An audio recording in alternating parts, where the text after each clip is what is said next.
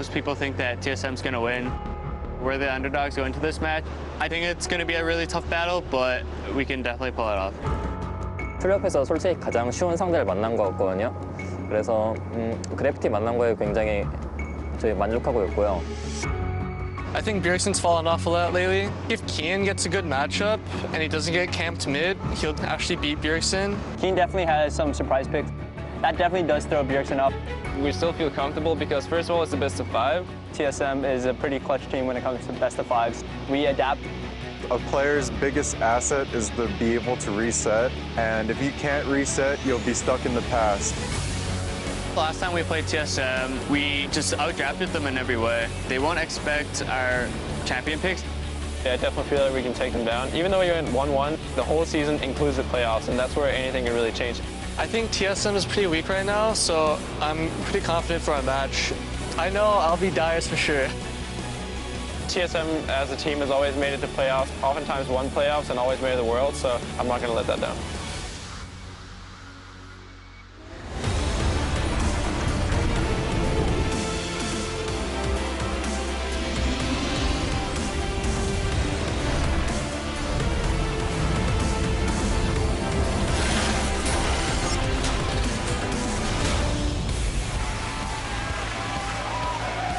Welcome to day 2 of the 2015 Summer Playoffs, coming to you live from our studios here in Los Angeles, California. The fans are packed in and ready for another important matchup that will shape the playoff race. As you see in the crowd, plenty of cheers. TSM heading into the studio just a short time ago and out to defend their North American crown. They're going to be facing off against Gravity, and here's their shot caller, Bunny Fufu, and Alltech getting ready in the locker room. Hello, everyone. I'm James Patterson. It's great to have you back with us as the teams continue their march towards Madison Square Garden. Anchoring the analyst desk with me are Sam Kobe Hartman-Kensler and David Freak Turley. Yeah!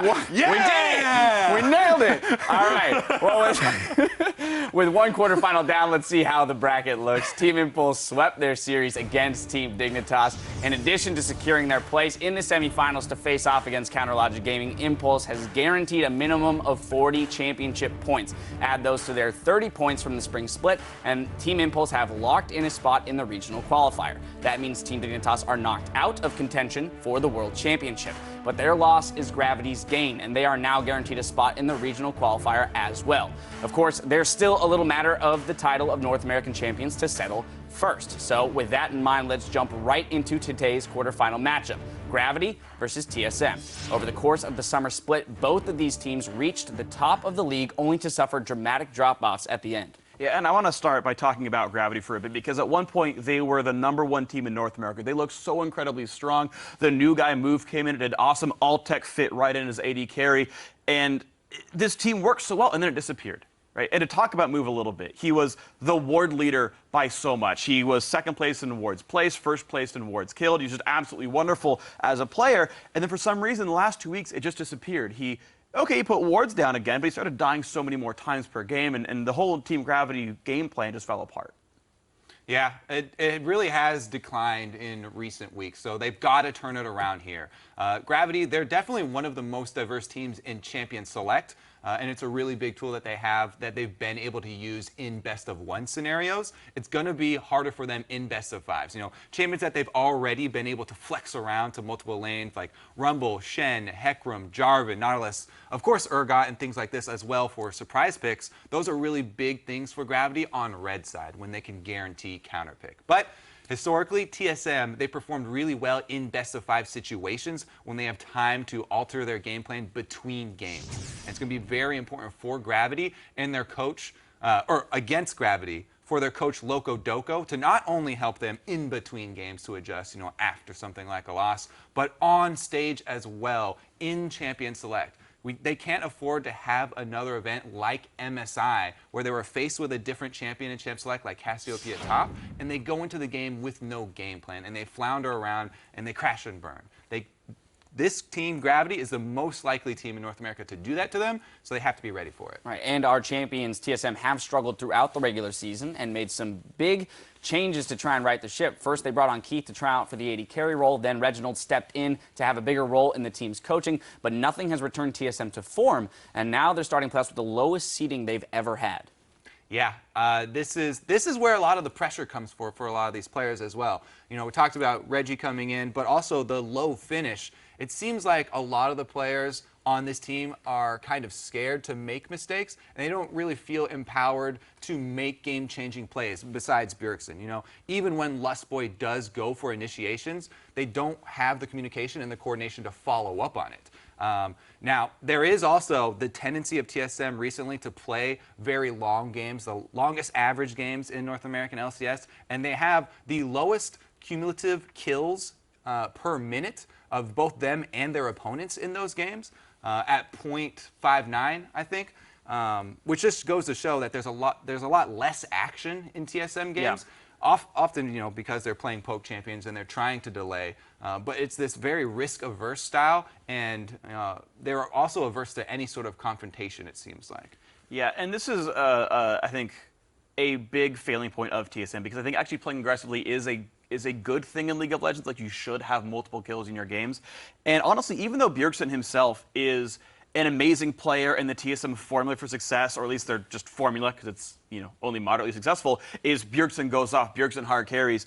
Okay, Bjergsen's great, right? He is the damage leader in North America. He is second place behind Doublelift in kills. Like, he is phenomenal. The pressure's on his shoulders, and he's still holding up the world like he's Atlas. But the problem is TSM needs someone else to do well on this team. Way back when, Chaos was actually a good cleanup AD carry. When Wild Turtle first joined TSM, he was a great cleanup AD carry. He'd actually play aggressively sometimes and get resets. Like, if you go and, like, watch old TSM playoffs, Turtle gets like a quadra kill in a team fight on Tristana because he's there as supplemental damage. But right now, that's not happening. Turtle is, I think, the lowest damage-dealing AD carry in North America right now. And some of that, again, is, as you talk about, poke teams and whatnot. But the fact that no one's really there and set up to be a secondary threat there is a huge problem. And even to spin that into champion select, when you've got champions like mid-Jarvan and mid-Urgot being almost commonplace, those are really good against single-threat teams, because you died the single threat and the TSM has nothing left in their comp. So those are things that I think we need to see Dyrus or Turtle show up as damage threats. Yeah, the game where Gravity beat TSM in the regular season, they designed their entire composition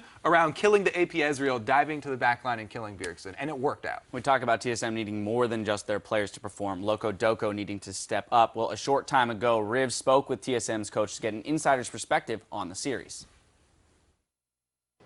Hey everyone, Rivington here in the Esports Lounge, joined by Loco Doko. Loco, a huge match versus Gravity today. You guys have had weeks to prepare for it, but I want to step back a little bit and look at the split in general.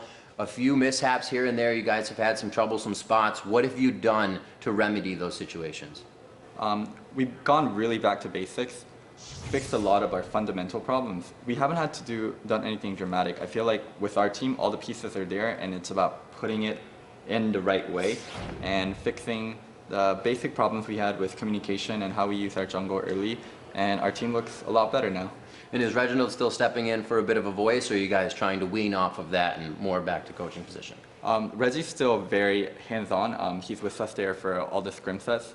I mean, he's doing less than he first started, but he's definitely there and leading the charge. And Loco, you guys have had some time off now to prepare for this game coming, and a lot of people feel that that will benefit Team Solo Mid. What have you done in these weeks to prepare, and what do you think of that? Well, to prep for Gravity, I mean, it's the same thing as I said earlier. They are a pretty inexperienced team in terms of playoff, and we're really experienced. We handle pressure just fine, so make sure our basics are solid. Nothing too flashy, nothing too new, and just beat them the good old TSM way. The good old TSM way. What is that way? Because Gravity has come out with great pick and ban phase. They understand now what to do in the early game with Bunny Fufu shot calling. How do you feel like that matchup is going to go today? Final question, Loco. In terms of shot calling? Oh, just in terms of the match in general. With Gravity having all those strong points coming through the season, how do you feel TSM is going to do today? I think we might drop one game to something we didn't expect, or if they have something really, really well prepped. But after that, I think our basics will just carry us through. Our good laning, our good early game pressure, our good team fight will just carry us through. A lot of pros there, Loco. Best of luck in the matchup. I know it's going to be a tough one. Hopefully TSM is prepared well. We're going to now throw it back to the guys after desk. Well, we heard it there. He identified a lot of the same issues that we pointed out. Now the question is whether or not they've made the proper adjustments, and we'll find out soon enough. Now, as we throw it over to our caster desk to kick off the games, Lustboy tells us he's feeling confident in their matchup against Gravity. 플레이오프에서 솔직히 가장 쉬운 상대를 만난 것 같거든요. 그래서 그래비티 만난 거에 굉장히 저희 만족하고 있고요. 아마 그래비티전은 아마 3대 0이나 3대 1로 정도로 이기고 다음 플레이오프를 별로 걱정 없이 준비할 수 있을 것 같아요. Interesting stuff from Lustboy. Hello, everyone. I'm Riving to Business the Third, and these dapper gentlemen are Joshua Jet Leeson and Aiden Cyrene Moon. It's going to be a pleasure casting with you two today. You got up here real fast, Riv. I was ready. I was so ready for this game. Right after interviewing Loco, I sprinted. I knew I had to be here for you guys. It's going to be good. You ready to carry me? Yeah. Let's get into it. Let's check out the starting lineups. On the blue side, it's Gravity. Lustboy saying it was the easiest one to get. We'll have to find out. Haunter in the top lane, Move in the jungle, Keen in mid. All-Tech at AD carry, and Bunny Fufu at support with Coach Cop as always. And on the red side, Lustboy sitting in the side, see this TSM, Dyrus in the top lane, Santorin in the jungle, Bjergsen in mid lane, Wild Turtle on AD carry with Lustboy on support, and Loco Doco calling the picks and bans. Lustboy could be right. I mean, he's been dealing with Gravity all of his life, so maybe they do have the upper hand here. Everyone is. Everybody's been dealing with Gravity for their entire life. Zyrene looked at me like, what are you talking about? These guys have been playing since birth? But in that, hearing Loco saying they have more playoff potential, they've been here before, is actually going to be very big. That experience is huge. Yeah, the experience gap is absolutely huge because Gravity, for when you look at them, all intents and purposes, is actually a fairly new squad. New jungler this split, Altec coming in as well. This is actually Altec's first playoff appearance. True. Yeah, and when we look at how much they kind of fumbled the pressure on later in the season for Gravity as well, dealing with pressure, dealing with the inexperience, it could be a big changer in this game here. TSM with the experience, although they have also been struggling lately. So it's going to be a super interesting series. One thing I'm kicking myself for is asking Loco how the scrims went, because that's always been a big leader for TSM, is they'll flip the other way on the way scrims have been going. It felt so good going into this tournament, and then everything is just wiped clean. It's like there was no good. And so much changes, too, when a patch comes out and you have extra weeks to practice it. You can even see a Diana ban coming out already targeted towards Bjergsen in the mid lane. And that's most likely not even just a Runeglaive, right? It got nerfed. Yeah. So I'm actually very curious as to why we're seeing this Diana. It must have had something to do with the scrims.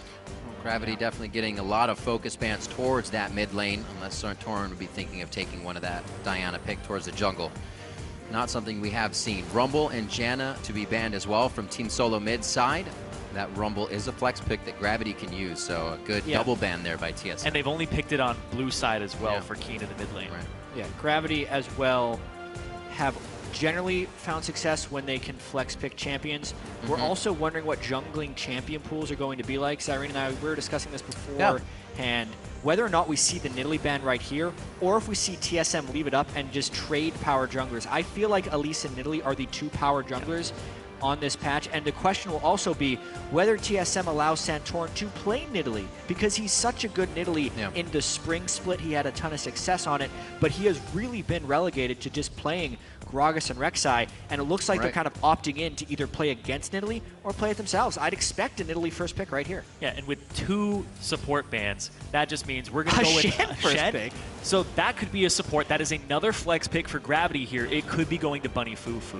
But do they play the flex game too much over actually getting a priority pick that goes by? Yes, that's going to be the question, because most of their success has come from playing flex picks. When they've gained most advantages out of pick and bans, a lot of it was the surprise factor they had over the opponent. Interesting. Whereas now I really wonder what type of surprise they will get, because everyone knows that Bunny Fufu could absolutely play Shen. They're preparing for both of the circumstances. At least in a perfect world, that's the way Loco Doco has been playing. I'm extremely surprised by the priority on Shen, because if it is a Bunny Fufu champion, you still have Thresh available for him. You could have taken a Braum later on as well, but they take the Braum away on TSM side, and it looks like they're just setting up for Siege on TSM. And Gravity, they might be going for global pressure here, having a composition that was working for them. You go back to when Gravity was winning a bunch of games, Tristana was a big pick for them, Shen was a big pick for them, and then we were saying you have to ban these out because that's a strategy they keep running to win. Does the Elise go all the way through here? Looks like the Eve may be the pick. A blind pick mid lane could be the Azir getting locked in, actually, in Team Solo mid. We'll answer with a Sivir pickup after Trist is also grabbed for All-Tech. one other thing we do need to mention in this series is the importance we feel on having the red side, especially when looking at how Keen will perform in lane. He has performed very poorly when he hasn't been able to counterpick the mid lane. He actually has the most variance in his performance in lane. One of the best laners when he gets the last counterpick, being able to get double-digit CS at 10 advantages almost every time he's on red side. But on blue side, he's a negative differential. And now, with the Azir being telegraphed, that's not a pick you flex in the current meta. So Bjergsen will know exactly what he's going up against. And I'm expecting a counterpick from Bjergsen on this Azir. Which makes it even more curious that Gravity selected blue side for game 1, and they put this much priority onto Shen. Because that's what this whole pick is for, is you get that first pick priority. So there's a strategy here that we may not know, or it may just be them going back to what was working for them in the first beginning of the second split. Because they won 4 games in a row with Shen support. Or 3 games. There you go. Very interesting. Would you say that this Lulu could even go top for Dyrus here? It could. I think it could. That's TSM playing a bit of their own flex game from the red side here, also with the counter to see what gets picked up. They already have what Bjergsen may want in that mid lane thought out, but depending on these 2 picks, that may change here. Remember, the supports and mid lane were pretty much focused here on the pick ban phase, and still, Gravity was happy with picking up one of those mid laners very early in this. Yeah, there is a lot of power within the Azir pick. Yeah, for sure. Definitely. The safety. It's what we heard before. If Keen has a good lane, if he does, Azir makes it a little bit easier. Yeah, so Evelynn jungle, what will this last pick be? This is when we know whether or not the Shen is a tank, top laner, or tank support. Bunny Fufu's, you gotta play Thresh. Keeping it Thresh. There it is. Took away 3 supports from the pool, and it is Bunny Fufu's specialty support, but it's going to be moved, prioritizing the Evelynn over Elise here. That just seems like his style, though. You want to be able to move around the map, not so much contest people in fights, but be able to get objective control and vision control. And counter ganking, too. Taking a step back, it is a little funny how TSM used 2 support bans on Bunny Fufu, and he's playing Thresh, his best champion. It's so true. They got rid of his disengaged supports. Thresh can disengage too, man. He does everything. Like, it's not the same level of protection, but I wonder about those 2 support bans. They're mainly trying to block specific things with those bans, and Thresh is kind of an all-rounder. Here, though, we'll get to see whether or not this is Bjergsen playing Lulu or something else. Will we see the Jarvan that he's been spamming in solo queue? That's the main question I have here. Jarvan, Victor Kog'Maw. And that's going to be Dyrus Olaf. The top Olaf. We were talking about this. I think this is a huge pick in the current meta for top laners. You get so much priority, and it actually works extremely well against Shen. Yeah, Shen does not have enough damage really to break through Olaf. Olaf can close the distance and completely destroy him. They also get the Lulu for the move speed plus the Sivir. This is actually a Dyrus comp, which isn't something TSM has ever done. But if in my memory. If you remember, Dyrus bringing out, I believe it was the Rise last playoffs, that he was absolutely able to kill Impact on over and over. Dyrus has shown up in playoffs numerous times, so to start doing it now, I don't know, might be a good thing. The crazy thing about this as well is Gravity's, one of their greatest strengths was flexing things and surprising the opponent in champion select. Yet this particular champion select, it is Gravity on the more common champions that they have played, almost no surprises. But TSM, with the red side, uses the flexibility and the last pick advantage to pull out something completely unexpected. Flex. Now the question will be on execution, guys. Going to be a very interesting matchup. TSM finally showing a bit of power in the top lane. We'll go over Haunter and Dyrus later. Definitely a different matchup or style of play that we've seen throughout the split. And now that's going to be kind of flipped on top of its head here. Haunter on the tank, Dyrus on the aggressor. All day we'll be checking in to see who you at home think will win this series and move on to the semifinals. Keep voting with the hashtag GVWin or the hashtag TSMWin. And we'll tally those up as we get into and throughout the game. We're just about to be on the Rift here for quarterfinal number 2. Gravity versus Team Solo Mid. Both teams fans out to represent here in Power. And they're going to need it. It's going to be a long series. We are now on the Rift. And you were talking about it, Dyrus composition here. Lulu, Sivir, so much speed to get Dyrus into the back line and put threat onto Altec. Altec is the majority damage dealer of Gravity and the highest damage per minute AD carry in the league. If you can shut down Altec and put pressure on him, which we saw other teams doing at the end of the split, which led to the demise of Gravity from first place, That looks like the strategy TSM is going for here. And we heard Gravity saying if they can protect Keen, things will be good. But Bjergsen knows when you face Keen, you have to be ready for a few surprises. The thing about playing against Keen is that you never really know what to expect. Even on blue side, he's willing to blind pick champions like Rumble mid, Jarvan mid. He has no fear of what to play or what he'll pull out. So playing against Keen is always fun. He's kind of like that waged out factor where he'll pull out anything at any time.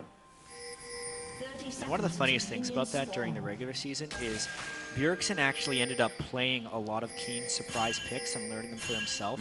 The biggest example of that would be when Bjergsen picked up the mid lane Urgot after getting a little bit destroyed by Keen's Urgot. Obviously, Urgot has kind of disappeared from the general champion pool. Don't need to talk about that now. That's a whole different topic. This game in particular, though, it was actually TSM throwing the curveball. It's not a mid lane curveball. It's actually a top lane curveball, a move speed composition for the top lane Olaf. And I really want to see how Santorin and Dyrus work around this, how TSM works around this, because for this composition to work best, it is top lane priority. Well, it's already a power move here from Team Solo Mid. They feel like they're kind of working off the ball, making sure they can find out where Gravity is. They move together, they move safely, and Gravity also squeaks out.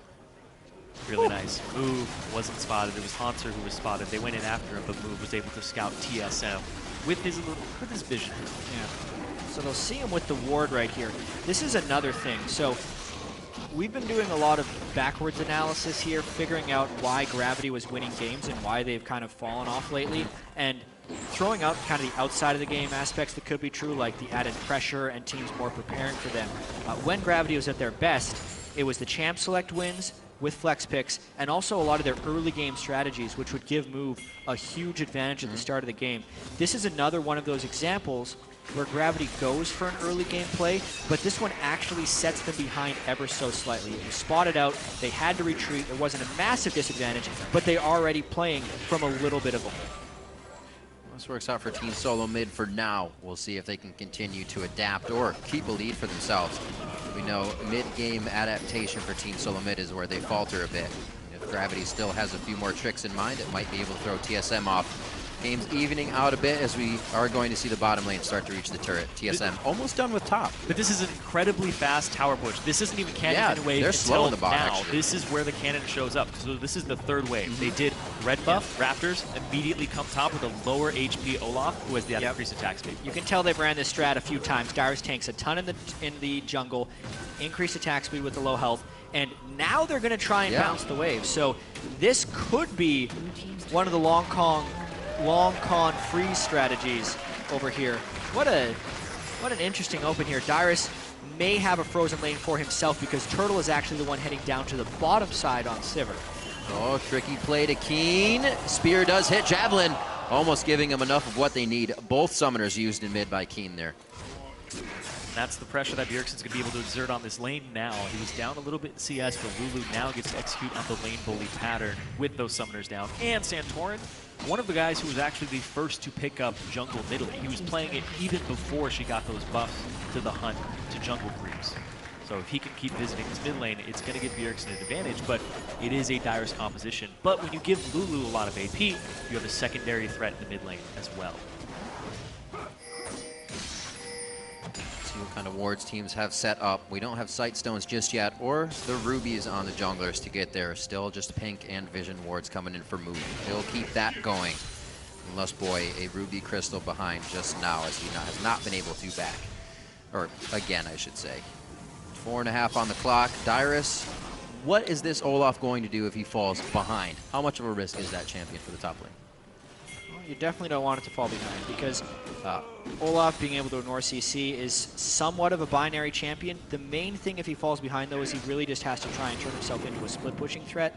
Olafs who are ahead can then steamroll into team fights, but especially just in a straight up Shen versus Olaf matchup, if he is to build a heavy damage build, he just has so much more in the raw statistics category that he can actually have a small item disadvantage and still be a split pushing threat.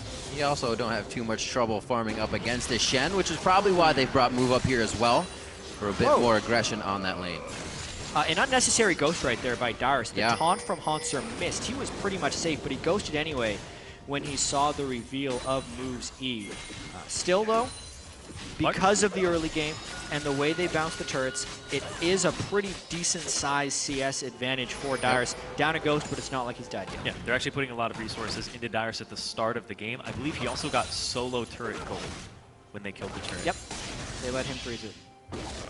Putting him at already about a 430 gold advantage over Hanser this early in the game.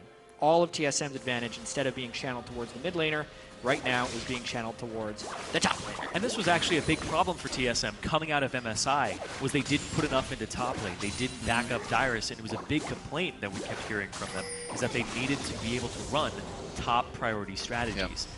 This is a great example, a great way to start the playoffs off for TSM, if they're trying to remedy that now. Besides a heavy damage dealer in the mid lane for Bjergsen, it's kind of the compositions they ran at Katowice versus WE. The Sivir comp, damage from his Santorin in the jungle from a Nidalee Jarvan Vi, and Dyrus is actually on a Rumble a lot those games, doing damage. It's something we haven't seen in a long time, too, from Santorin. A damage-dealing jungler. He's usually relegated to Gragas and Rek'Sai, a supportive teamfight jungler. Now he's able to create picks and deal some damage and actually be another AP threat, so you can't just build against this Olaf. We'll see where they decide to keep going from here. Everybody on the side of Gravity is playing this one very slow with Team Solo Mid's lead, as it should be. Let Move get his vision out and let the team grow. Yes. That CS is a bit of a difference there in favor of Dyrus, you could say. So he is going to be big. At what point now do we see, should TSM kind of transition? Use this power, or do they keep Dyrus in that split push factor? A lot of it's just going to depend on whether or not they can get advanced wards for Dyrus. He's got this giant minion wave up here, so Hanser should be able to pick up a good amount of his experience. As long as, like, in an ideal world, if TSM was prepping this a whole bunch in advance, they would actually be trying to dive Hanser and push him off this inner turret, because that's the experience and Goldie's been waiting for. No one is in position to that, so it's actually Gravity who's prepping to defend that a little bit by having Move on this side of the map. If anything, when this wave hits the turret, TSM would want to transition to Dragon. Or possibly bottom, look at that bottom lane. I'm actually very curious because you have the Tristana Altec on Gravity's side, and you didn't lane swap it to the opposite side of the map when you took down the bottom turret. You kept it in that lane. And he had a pickaxe advantage over double Thorns. So he could have pushed that turret down fairly quickly. Maybe feeling kind of dictated by what Team Solo Mid was doing at the time, not keeping everything in their ducks in a line for themselves. You also saw Bjergsen cheat towards the bottom lane here, threatening to dive. Because blue buff was up, they timed it, and you saw Keem leave that lane. So there was no way Keem could make it to that bottom fight if it was going to happen. Gravity honestly showing a lot of inaction in the early game. They're in a pink ward, though. Solo kill. Really? I think there might have been a trap there, or a heal from Santorin to actually get his assist in, but yeah, solo kill indeed. Yep. It's not a trap. Like, it's literally just Move clearing a ward and not respecting the damage of a mid lane Lulu with Ignite. By the way. I meant a bushwhack trap. An offensive, but yeah, of course, bushwhack trap. Helps a little bit. But, geez, this is a disastrous start for Gravity, for sure. Move has been in a slump as of late. Yeah. He hasn't really shown much success on champions outside of Nidalee, which makes it all the more perplexing why they didn't first pick Nidalee. They let it fall to TSM. They give them that. This is... So, there's a couple of reasons this could have happened. Gravity has known that TSM has been playing a very simplistic style, and all the communication coming out of the TSM camp is that they are completely going back to basics. Yep. So, you actually wouldn't necessarily, if you're reading too much into that, you wouldn't expect them to then allow Santorin to play Nidalee, to put Dyrus on something like Olaf that requires a lot of farm, to put Bjergsen on a more supportive mid laner when he has been the only person able to do damage on TSM and empowered to do damage. So, this is all the more surprising that TSM is kind of pulling out all the stops in game one of the playoffs, when normally they lose the first game of the playoffs. So a much riskier Team Solo Mid, and so far they're executing. Now the question will be whether they can transition that towards the mid game, since this is not a composition they are used to wielding. It's like you were saying before, and Gravity's playing a little slow. Usually they're the ones that make the first move. That Team Solo Mid slowly countered this game. They ran around as 4, made sure Gravity didn't get what they want. That also helped Bjergsen get double buffs as well in the mid lane, so Move loses that. Bjergsen's going to have quite a nice time. A little behind in CS, but they're just clearing waves on each other back and forth. Okay, now they put Altec into the top lane. They put the Tristana in the lane with the turret that's easy to knock down. So I like this. They're throwing more resources up there. Also, because they first picked this Shen. They first picked Hanser's Shen, and it was getting shut down by what TSM did to it early, and the fact they didn't put it into the long lane afterwards in the bot. So now, this pick needs to be even more effective with less gold on it to justify the priority that it had taken in Champion Select.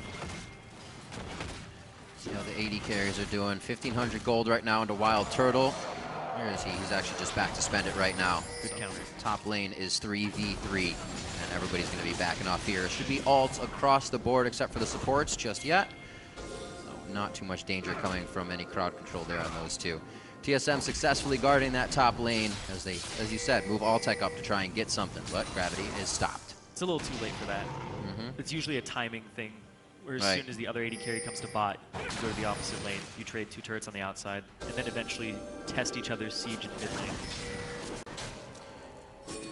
Hanser been able to get a bit more CS in his favor.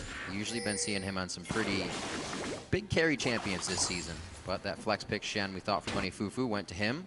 So we're going to have to see the plays come in the fighting phase. And Gravity has not been too keen on those. If they do not have the lead, it could start right now, though. A jump in by Santorin. He goes down immediately. Can't really figure out which target he wants in the beginning. He knocks back Lust Boy, and they get the kills they want. So it's TSM overextending a little bit there. Yeah, it looked like they were trying to get some deep wards in order to prep a push onto the interior turret, since they've already broken down the outers on both side lanes. But they were not respecting Hanser's Shen. As far as a first pick priority, I don't necessarily think that you pick a Shen to have a large amount of CS advantage early, but you're picking him for exact moments like that. The rest of the team was still on the same page as they make the collapse, and it did all start with Bunny Fufu, so nice call, nice trust by Gravity, and a nice turnaround to keep him in this game. That's why he's a good support. You don't need a lot of gold to use his play pattern at all. Making plays all day. So Bunny Fufu comes up big for the team. 2-1 for Gravity now. Team Solo Mid may be a bit tempered on their engages now. Let's see this one more time. Santorin actually gets, I think he gets buster shotted right into the play there. So pulled even further than he had thought he was going to go. TSM actually has no vision of what, or they would have vision of the members in lane, and they just did that blindly. That was a really, really poor leap forward by Santorin. They had no numbers. The Shen ult had actually started, and he was leaping into Altec towards the fray when, as soon as the Shen ultimate begins channeling, it's time to turn tail and run. If Santorin did not go aggressive on Altec, they could have diminished their losses right there, only had 1 death, but instead, it was 2. Yeah, these pink wards this game, baiting everybody out. First move, now Santorin. Baiting them with their own selves. Lustboy and Santorin still going after the wards. You know, Lustboy was a very big help in upping that ward game for the mid game, I should say, mid game vision for Team Solo Mid. Very helpful with that on the team. See if they can keep it going towards Altec in the top lane. Keeps himself safe with a pink, and there won't be a kill coming there from Lustboy and Santorin. But he's still pretty far up here. May lead to something. Dyrus in the bot lane, just keeping that split push going. And you were talking about how Shen doesn't need a whole lot of gold, but an Olaf with a lot of gold against the Shen, as soon as he gets that black cleaver, he really gets his split push on. And the fact that his Q will apply it in team fights across multiple people just really opens up Wild Turtle's Ricochet to do more damage, enables the team to actually have multiple threats on it aside from just the Olaf. So I think this is a very good pick with a Black Cleaver coming in already in 14 minutes with 100 CS. Jeez. 29 over the Shen. So his split push is definitely online. Let's head back towards the top side as well. We'll see if he actually gets into any trouble here. Move is going to be backing, so it looks like everybody's kind of taking a break. The gentleman's agreement. Turret's going to be cleared top. No one's there to clear it, so just keep farming the waves on either side. No, Altec still doesn't get it. The team leaves him there alone. This is going to take even more time for Gravity and give TSM time to now move on this bot side of the map. Yeah, it looked like TSM was a little bit slow in that rotation because Dyrus could have been up there sooner. Right. But now Gravity was also a little bit late coming back, or they should have stayed longer to finish it. Kind of caught between 2 choices here, giving TSM a slight edge on the turret damage bottom. It really looks right now like neither team is playing to fight. I think TSM could have the potential to pull off some fights. They need to use the mobility of the Sivir ult to find fights. Lantern out, hook misses. You might want to disengage on this one. Gravity is still going to look to to stop this dragon. It just spawned. TSM has already prepped the wards on it, so Gravity needs to get the vision down if they want to do anything. Lulu ult down right there. A very perplexing move to cast it that early, making this dragon all the more risky because they can get 5v5'd and collapsed on in this pit. They will not have a Lulu ult. Yeah, they already pulled Altec down from the top lane, so Dyrus is going to be able to free farm in the top lane and shove that turret out if he wants to, but he's also just prepping TP just in case. Nice positioning He by can actually Gravity. push this more, yeah. He stops his back to continue. Well, he was on a ward as well, so they can see what he's doing. Looks like he's going to try to take Gromp here, and he's going to keep it. He's going to let the wave build up. He'll have more at the turret. That's not already getting crushed, but his back is coming in. See if this actually becomes a home guard for him. Yeah, if he shows the top, team is deciding. If he It's shows still a top, decision. it gives you priority on Dragon. Right. Because you have your TP up there. Shen would have to get up there to match him, or you just send all 5 people into the Dragon Pit even then. This is that not want to fight you were talking about, Chad. Yeah, They're just dancing around each other. They're setting up for a bushwhack here on the bot side. Not going to find anybody wandering through the jungle. Gravity knows better than that. Yeah, nice defensive ward there that Gravity has on the side. Evelyn's coming for a flank. I don't know if they want this. Keen looks like he's also trying to come around. Oh, that's a pink Right ward, to pink bud. ward. Oh, move. This is not going to feel very good. He gets taken down. Another initiation. We saw the same thing in mid. Move gets himself into trouble alone. Altec gets hit up now. Winter's bite, but he's able to jump out. And Dyrus, on the wrong side. Dyrus not on the right side. Lulu ultimate is up. They're going to go ahead and use that onto Dyrus, and they should be good. Wild Growth keeping him safe. Lust Boy hook. Nobody can really go in under that. Winter's bite almost hits to finish with Santorin's javelin, but they dodge it out. Bjergsen flashes forward, getting a little hyphy on the side of TSM, but they know they have the turret. They're going to start backing out. Only 2-2 after all that scuffle. Yeah, big win though. That's now 4 turrets Right. to 1. And the big thing is the TSM beat Gravity to the punch there. They expected a flank move from Eve, so yes, they did spot Eve in the pink ward, but they were also there to meet Eve pretty much as soon as Move walked into the area.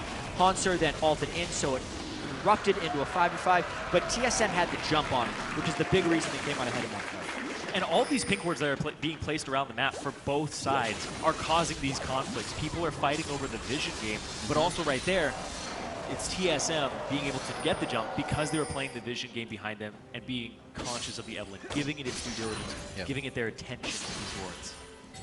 So it's good placement on their flanks. Great placement. Gravity as well. Seems like they're itching to get back into this one if they're going to run back into a completely TSM-covered jungle of their own. Every conflict this game has so far started with a pink ward or involved a pink ward in some way. Yeah. Cleared them all. Well, the pink is finally cleared by Altec in the bottom. You see him run away from the Tribe Rush. Hanser trying to clean up his side of the jungle, and Move doing the same. A little bit of repairing here to do. They're 4K down. Those turrets and the control of the map just all going to Team Solo mid. Back to fundamentals for them, really. We haven't seen them kind of push themselves beyond their means. They're just doing it all step by step.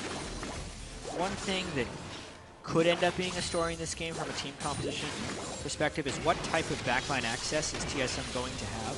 Because if Keen and Altec get into late game and begin to free hit, specifically Keen on Azir, the question will be whether or not Dyrus has enough dive to finish him off. He's going to be a really fast Olaf. He'll be immune to all the crowd control, but he still won't be able to run through the Azir wall. So if Keen can put himself in the right position, that is still impassable terrain. But he's going to be so fast that I don't know, and he's so powerful that it's probably going to be enough for them to go through. But if there is a fight, Gravity, even with the gold deficit, because of the backline damage they have, could turn some team fights in their favor. Well, technically, Gravity's where they want to be because they do have the if Keen scenario. If Keen gets through laning phase, okay. If Keen, he is. 1 kill, yeah, he may be down 10 CS, but that's still fine for... Yeah, if Keen gets caught, though, there's the barrier. Huge shield coming in as well with the Stand United. Not going to be able to burst through that with any amount of damage. And that was a lot used to save Keen. So that was an interesting interaction right there. When I'm talking about the Azir wall, the knockback that it provides counts as crowd control, but the actual end position is what Dyrus can't run through. The wall can go through him if he's Olaf ulted, but he can't technically go through the wall. It's very confusing to think of that way, but that's what happened. The Keen looked a little confused. But it actually makes Keen incentivize using it earlier. Because if Dyrus makes it into base contact with you, you're stuck there. And he's going to get Lulu ultied, and you're basically permanently slowed while he's next to you. This makes it very hard to peel the Olaf. Yes. I actually wasn't 100% sure in the interaction until seeing that exact play. So Dyrus is going to make Keen's life very hard. Still going Hex Drinker as well, so he wants a little bit of damage with that magic resist mitigation. Good to go there. 30 CS still up onto Haunter, but Haunter's being Shen still. He saw the shield he could provide for Keen, but we did not see what they could do because the fight could not continue, really. Infinity Edge and Zeal all ready for Wild Turtle. See how much cash Alltech had in his pocket. 1,300, so he's on a Zeal as well, sitting on maybe a little bit more right to a Shiv to get these lanes pushed, possibly. Abyssal Scepter for Santorin. He's feeling pretty good about his build as well. Move is just trying to get tanky right now in his recipe. Yeah, you typically trying to judge the damage that Gravity has in their team composition right now. It is very magic damage heavy. Runeblade, Eve, Shen doing a lot of his damage with Sunfire and Vorpal Blade. Again, magic damage. Azir, all magic damage. And Tristana, while it is a physical damage 80 carry, very bursty with damage in teamfights, not that high of a sustained rate.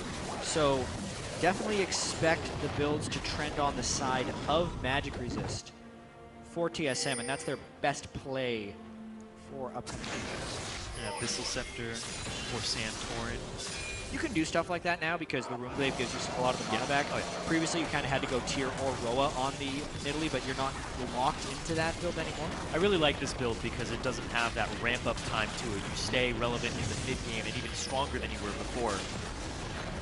You don't have to wait on a tier or a Roa. Yep. But speaking of damage threats, though, this gold advantage has kind of crept up over time. TSM items just got explosive. It's from these turrets. So if you actually look at the gold, Santorin's up 1,000 despite being only 10 CS up and even kills. And a lot of that is from the map controls, Irene, because Gravity's the team with the turret killing ability. They have Trist and Azir, probably the best AD carry and best mid laner for killing turrets. But TSM has always just been the first one there. They've had more time on the turrets. They've kept their lanes shoved because they have a tremendous wave clear within their team, and they're just not giving Gravity the windows in which to kill turrets. And they have all this vision control on the left side. So many pink wards. They have scuttle control. This Baron is probably this Baron's gone. You can't really face check this area. Yeah, Gravity would watch it. They have a Scrying Orb off cooldown, so they should be using it, and they should be charging that zone right now. They just popped the Scrying Orb. They'll get there a little late. Vision, Santorin's actually quite low after this. That's going to be the smite down. Keen comes in very big, but Dyrus is around the wall. He's actually going to use Ragnarok to get himself right out. Everybody dodges the hook. Move! That's a big hit by Move as he comes in with the ultimate. TSM's going to have to scatter on this one. Bjergsen and Dyrus both go down after that, but they have Baron. The lanes can be in their favor now. See if Gravity can work anything off of this. The waves aren't there to take down the turrets, unfortunately, but they might be able to set up some wards that could really pay off. How TSM was allowed to get that much vision control of Gravity's jungle was because of the fact they had the top turrets down, the mid turret down, and they just spent all their time there, and Gravity allowed them to do that. Yeah. The pink wards being around the entrance points too, they would have been able to spot Move out if he was trying to counter ward that area. Yeah. The cost of that Baron actually is pretty high though. TSM loses 2, they give up the Dragon, their 5 Dragon counter is gone. Because of the kills as well, and if you're counting the effective gold at the 6% attack damage and ability power that Gravity gets, unless TSM knocks down another outer turret with this Baron buff, I actually say that's a loss for TSM in the long run.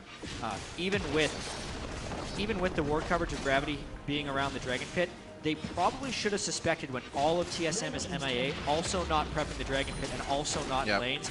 Gravity about 5 seconds slower than they should have been reacting to that. And if they would have reacted in turn, maybe it could have been even more disastrous for TSM. Look at how low they actually did get from this Baron.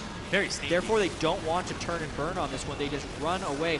But they come back a little bit for Dyrus, which groups them up, gives Move a great opportunity for a 5-man Eve ultimate. Percentage health and the slow allows him to pick up 2 kills. The Haunter with the just edge taunt there. Turn him around and pick up the kill on Bjergsen. Definitely can't count Gravity out. They know how to find the fights at the right time, and 24 minutes in, they were waiting quite a while for that. It's only 2-2 before that, and only 2 kills came of the Baron attempt. Aegis quickly being built up, now finished down to Lustboy. As we were saying, that item spike was in TSM's favor, and Gravity was actually able to pull out a possible win. During that time, there was a ping on the blue buff that TSM saw Gravity take it down, so they may be able to work off that again. The double sight stone of Santorin and Lustboy has been coming up big for vision in that area. And they have to abuse that vision. They have to put it throughout multiple lanes right now and get this middle turret down. Be with the Baron buff. There they go. That's how they're going to equalize the turrets with it. And now they have to crack the base somehow. And this is going to be testing every lane pretty much simultaneously. Split push, put wards on both sides of the jungle, into Gravity's jungle, and keep going between them. You have a Sivir, you can out-rotate, you can go for a fight if they mess up much faster. Let's see if TSM's experience here in these playoffs come into play here. Already, the fundamentals are working. We haven't seen them go outside the box just yet. But the fundamentals and adapting from game to game are kind of where they are strong. If Gravity does something big in-game, that's what we're looking for. If TSM can adapt on the spot. Right now for that Baron fight, it's the only real edge that Gravity has had in this game. Still now down 5,000 gold. TSM, they're going to start hitting these inhibitor turrets up. And once they can spread Gravity across the front of their base, it's going to be hard to split this team up. Yeah, it's going to be very difficult to actually crack this base without some type of fight or incredibly long run around within the base. Right. Sivir, very low range AD carry. They have a lot of move speed, but they really don't have very good range to assault on turrets.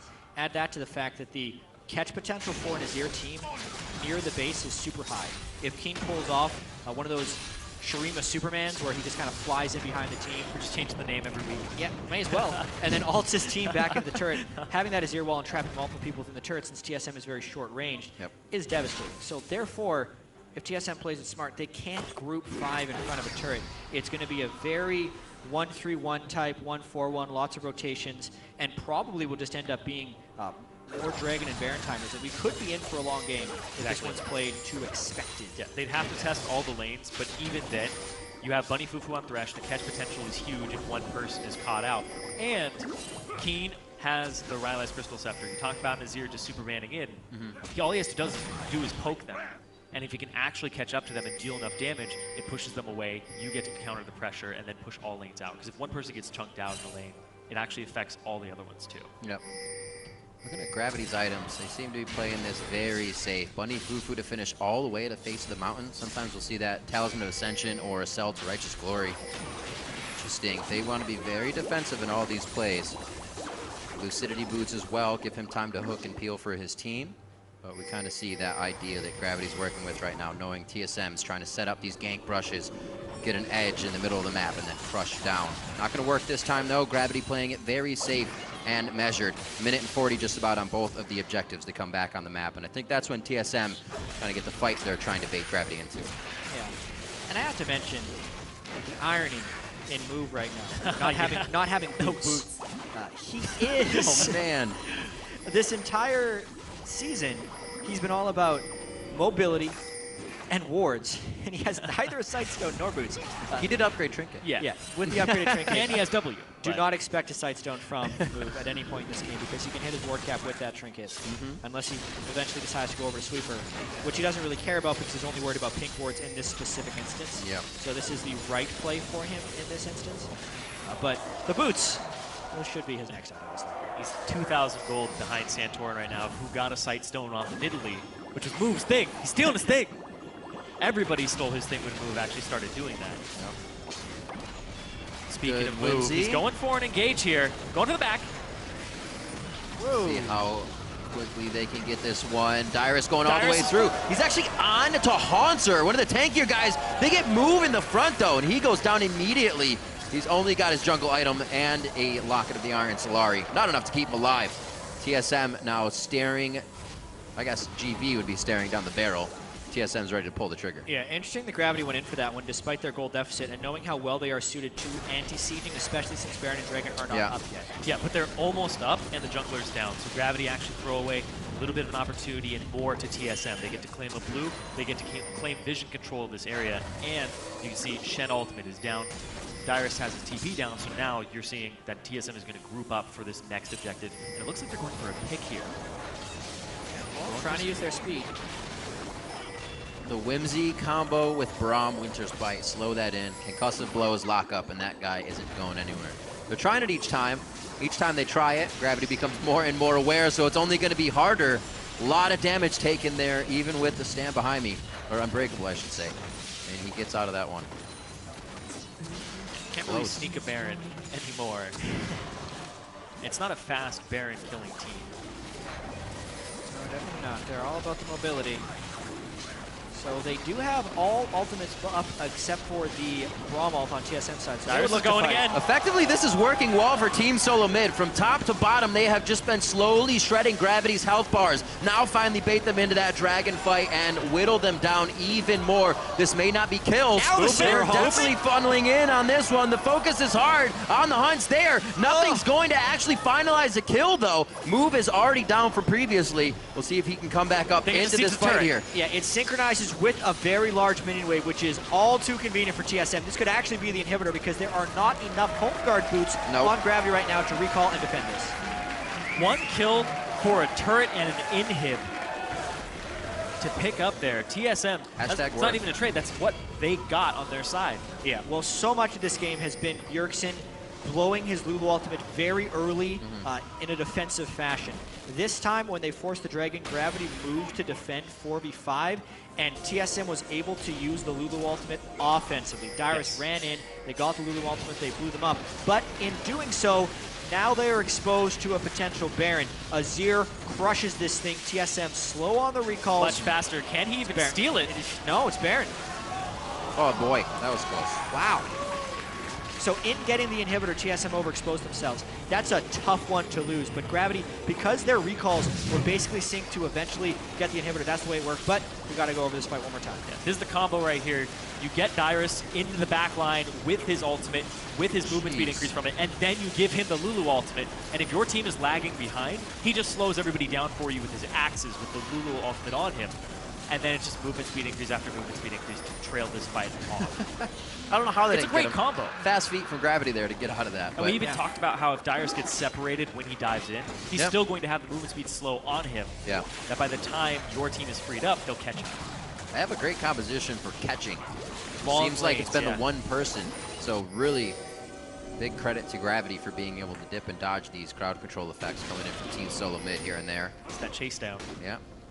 So Baron now for Gravity, they can do a little repair work on these lanes, get it pushed out, maybe to the river, and find a fight in the jungle that they can actually control here. Team Solo Mid does not have as many wards as they did previously towards that top side. It's all on the bottom now, and that inhibitor's already gone, so they're going to have to get those wards moving.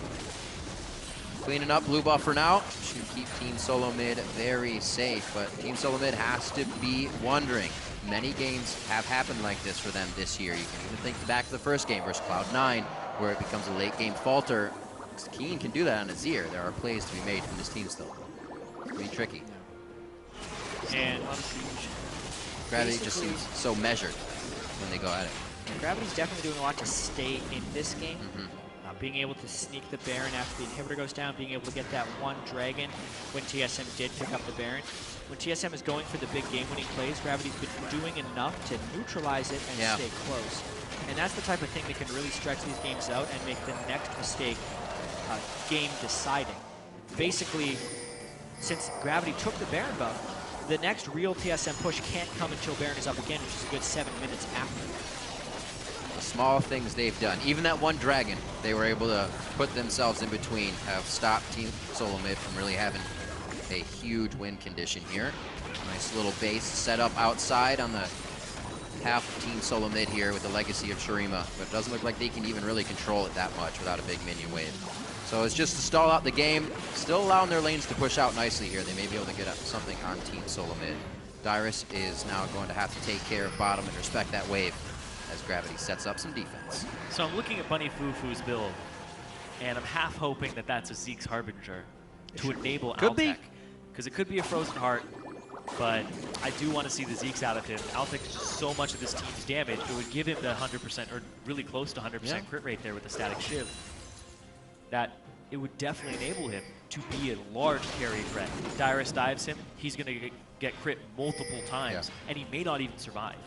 It's exactly the item that Gravity actually needs to face this specific TSM iteration. TSM's putting everything on a Dyrus, and the only way you stop a speeding Olaf is killing him. So whatever type of burst damage they can do is the greater. Way back in Season 2, back when top lane Olaf was very, very popular, there is always this swing moment in the games. Whenever the AD carry becomes powerful enough to kill the Olaf, the game ends. Olaf can no longer win the game at that point because prior to that, he's always just being able to steamroll and crush that person. Yeah.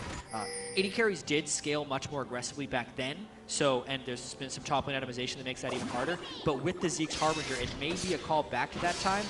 It won't be until Altec is near max items, and when you're adding in the fact that there's a Lulu ult and Lulu shields, maybe we never reach that point. Exactly. But that's what Gravity should be going for. And you're also talking about top lane itemization. It looks like it might be a Thorn Mail. It is just a cloth armor, but he is clearly itemizing against Altec. The Ninja Tabi on top of the Randuins, and then another armor item in the works for Dyrus.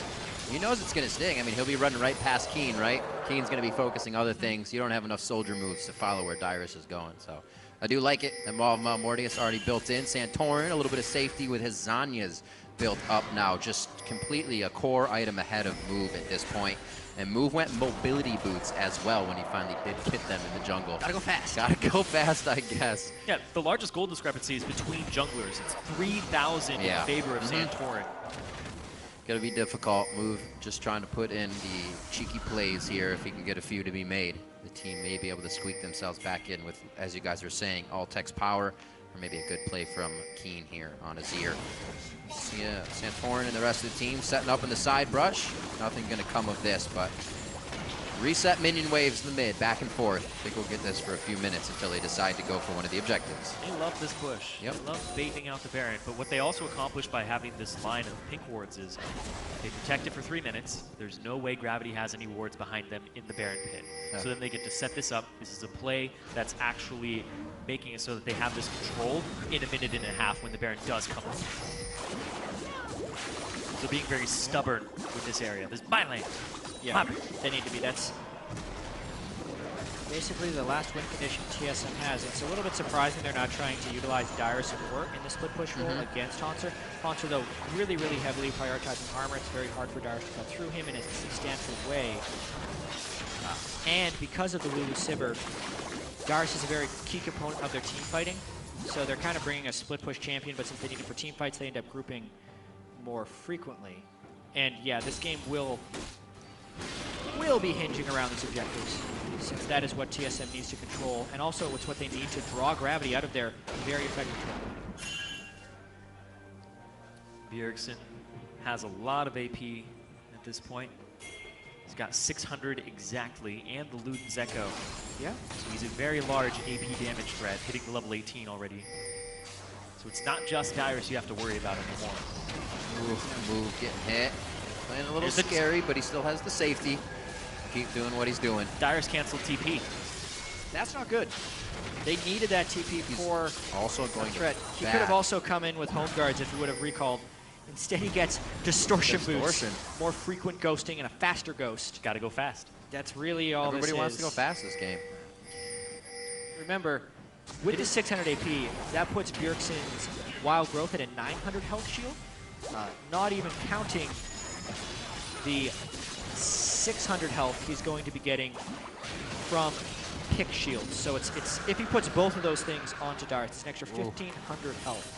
It's basically a whole person on top. Gravity is literally doing everything they need to not fail in one of these fights. Right now to Dyrus, the team's gonna go huge. Haunter doesn't get a taunt there, but it's still enough pressure to push Dyrus out with both summoners down now after that teleport was used. That's disaster. TSM gives up Dragon for no contest and then loses their Ghost and Ultimate on their main engage, and then they fight! What? Altec takes the Lantern back. He's safe. Enough peel for him to dish out the damage on the back line, and Lustboy and the rest of the team, they can't close that. Haunter gives a quick shield, but he's also able to get that one out. His teammate goes down, and now Team Solo Mid back and forth with Gravity in the mid lane, and it looks like Bjergsen rather, on the Lulu, able to pick up Bunny Fufu here after the hook goes through. A triple kill for him as he comes out very big, and Santorin's able to clean up the turret from that Azir as they push down mid lane. Inhibitor coming in for Team Solo Mid.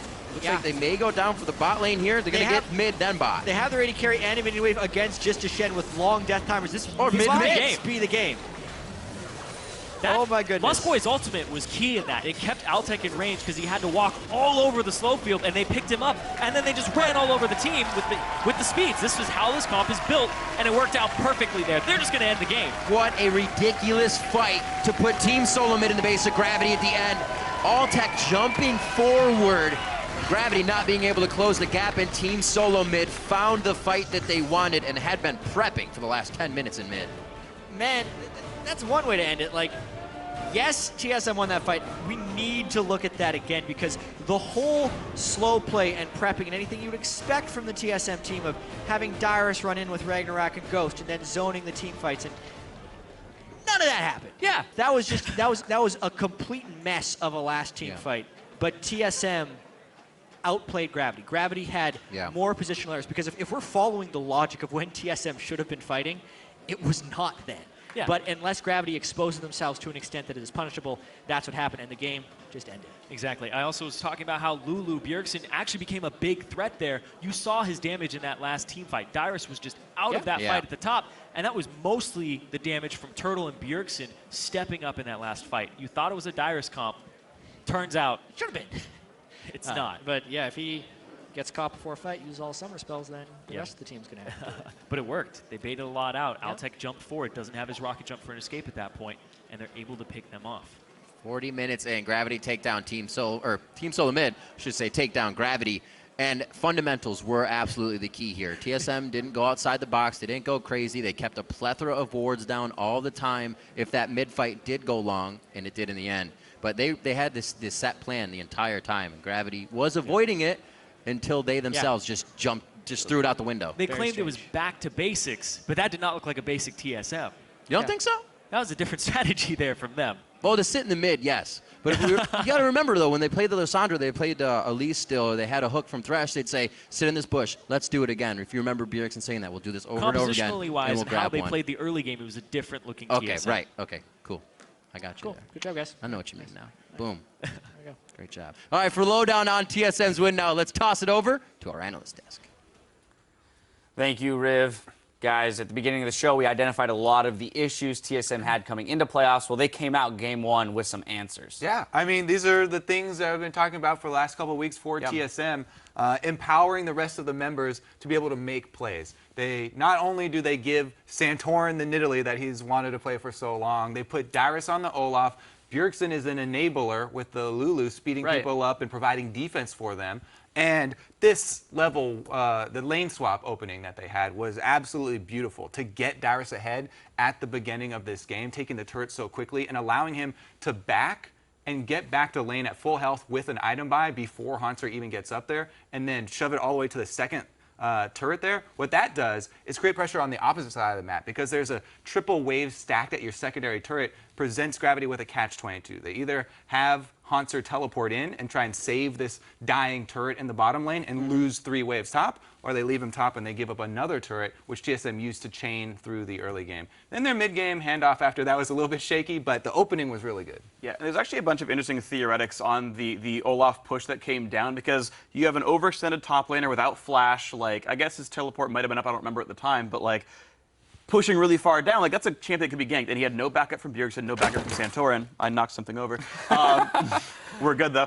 Yeah, he had no backup from his team, but like Gravity didn't even punish that at all though, which is interesting. You know, mid laner's already getting pushed in. There's not a lot Azir could have done to back him up, but it was interesting that like no one even did anything about the solo push Olaf. Move had a rough game. Yes, he did. I've been in that situation before. You get a little too close to that mid lane when the mid laner out levels you. Gravity here going over those mistakes at this moment. But one of the scariest things as a jungler, especially in that stage of the game, right around where mid laners are hitting level 6, you do not want to go there unless you're absolutely sure you have vision everywhere, and you definitely don't want to solo the mid laner. I do want to dissect this TSM strategy a little bit from Gravity's point of view. As we mentioned, you know, changing to a more top carry oriented team comp here with the Olaf, enabling him with the Sivir as well as the Lulu plus his Ghost.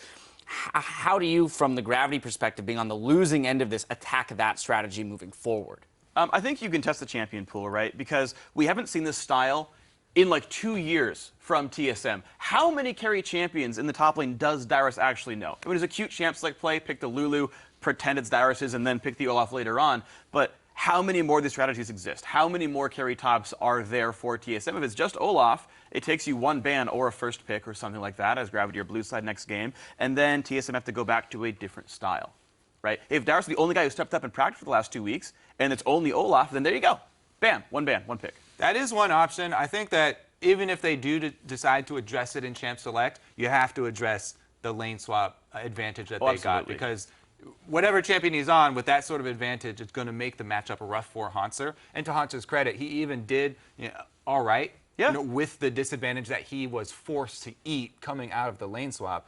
He still was able to do Shen things. Yeah, we've hammered home the idea that both of these teams are looking to return to form, right? At one point, they were at the top of the table, no longer. For Gravity, what that was really innovative champion picks or out-of-the-box champion picks and innovative early game strategy. Well, here they got beat in the early game. So the question is, where does that come from COP? Is that something that they're not doing pre-game, or are they not adjusting well to the circumstances when presented with them? I really think it's Gravity not adjusting to what their team is like right now. For example, TSM returned to form by being good, but what they did was they gave priority to Dyrus. They gave him a champion that deserves priority, gave him priority. He does well. TSM reinvented, honestly, in some way, and became good again. Gravity, I don't think have realized that they're not doing very well anymore. Like, I don't like Tristana as a primary damage dealer. Out of context, that's a pretty oblivious to the fact that they're not doing well. I know, I understand your meaning. So just in champ select-wise, for example, right? Like, Hauntzzer says, oh, I know I can beat Dyrus. And he gets a really supportive AD carry, right? They're playing Tristana, who doesn't do all that much damage. Keen's not going to be winning lane against Bjergsen. Move's still doing really poorly. Like, Altec and Hauntzzer are the only consistent players right now on this team who could deal damage, and neither of them are in a position to carry. Now, before we move out of this segment, I do want to call up a replay. It's the final fight of the game. Jat asked to look at it again. So for his sake, we're going to pull that up on your screen right now, and we'll go through it. We'll go ahead and roll this one out right away. Yeah, so Difficulty comes in, the hardcore dive, and Keen separating against Bjergsen just doesn't do very well in the duel, and he gets circled around on here.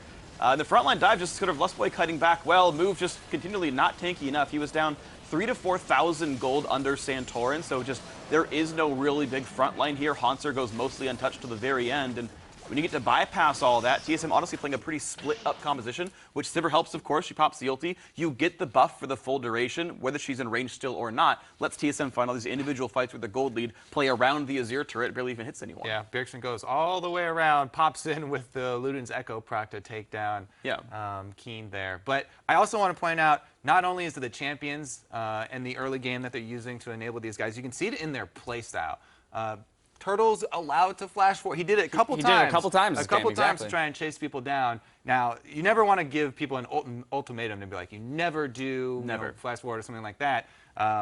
In the right scenarios, you can. Of course. Of course, they don't want him to go back to the 1 versus 5 flashes. But it was him flashing forward at times when it was appropriate. And Santorin as well. He went for an early gank mid. He flashed forward as well on the Nidalee. I want to keep highlighting this because Santorin on one of these champions where he can be aggressive early. Yeah, what's also interesting too, though, Zyrene mentioned it a little bit. There's this deceptive amount of damage that was coming out of the Lulu there because Dyrus was chunked out at the beginning of that fight. He had pulled so much attention from Gravity that, ultimately Bjergsen was able to come around the backside and eliminate a couple people. And so, funnily enough, 20k damage coming out of Bjergsen, the most in the game. But he's only a third of the team's total. Everyone else shared really well. True. Very true. I think people overestimate the lack of damage on Lulu. Through the first 30, she's great. All right, well, there you have it. Switching gears for just a minute, we want to throw out a question to all of you on Twitter, rather. Today, we're sharing the caster question love, and this time it's our Pun Master General. Freak's turn in the hot seat. Send us your questions by tweeting at LOL Esports with the hashtag #WhatTheFreak. There you have it. As you get to tweeting, we're going to reset for Game 2 between Gravity and TSM. Don't go anywhere. The action continues after this. Don't ask him about a desert island either. That one.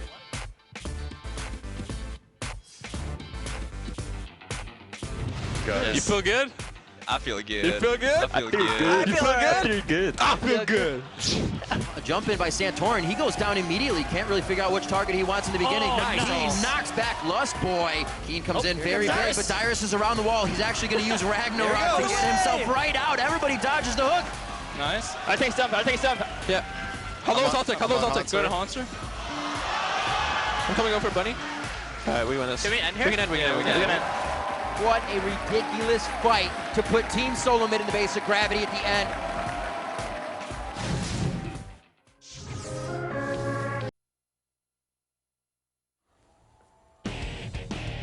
If you're going to be in the Los Angeles area August 29th through the 31st, come out and cheer on our North American teams as they battle for a spot at this year's World Championship. Head to lolesports.com and click the tickets link to reserve your spot to attend the North American Regional Qualifier.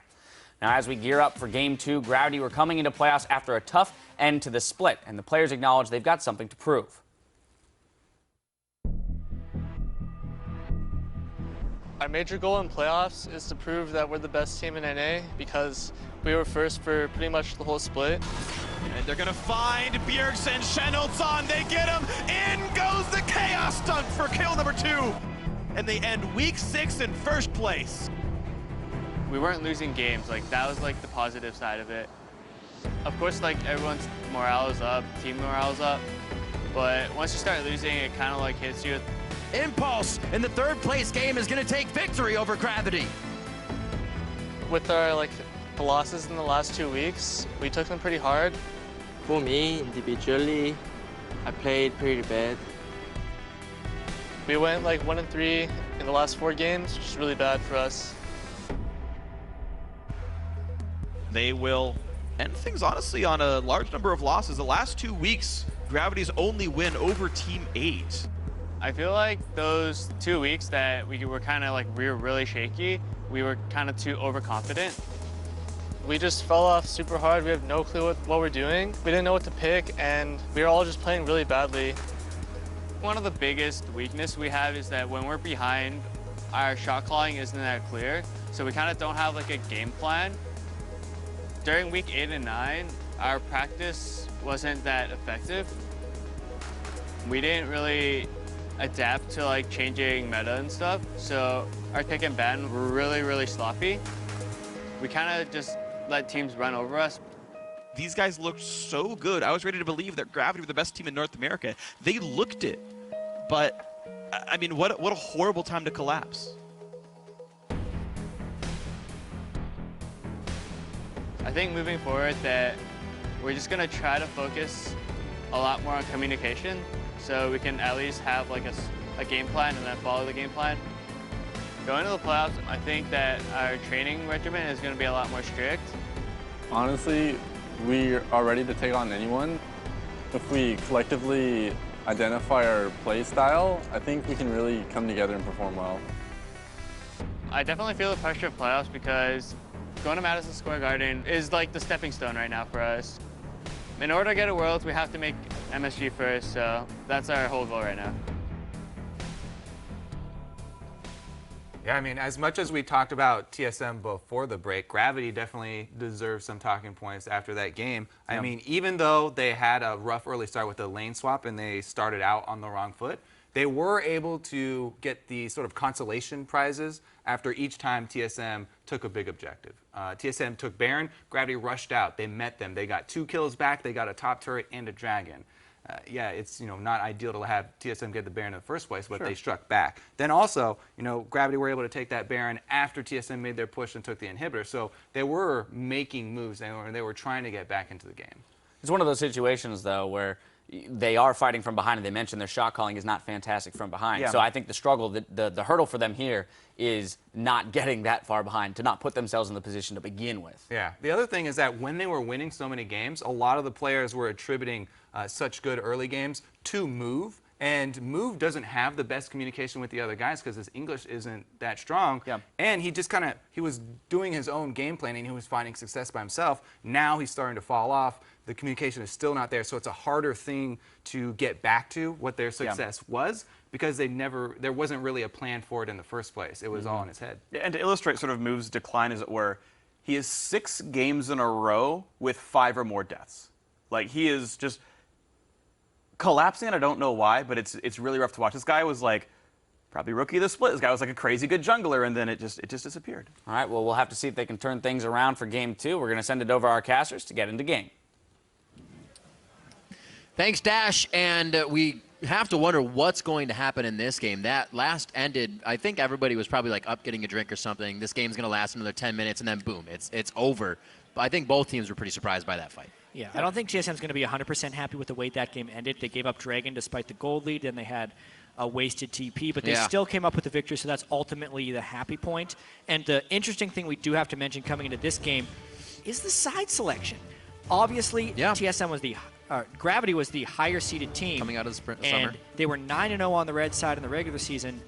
Picked blue side game 1 probably because they wanted to throw a curveball, but now they're in the situation where they're playing the first 2 games of the series on the blue side where they have a bad record in the regular season, and they risk going into an 0-2 hole. They were the team to counterflex pick, if you will. Make it a word. There it is. But that's what they used the entire season to keep themselves on top, to an edge on that red side, and not anymore. TSM is going to be able to work that very hard. Same bands coming in on the side of Gravity.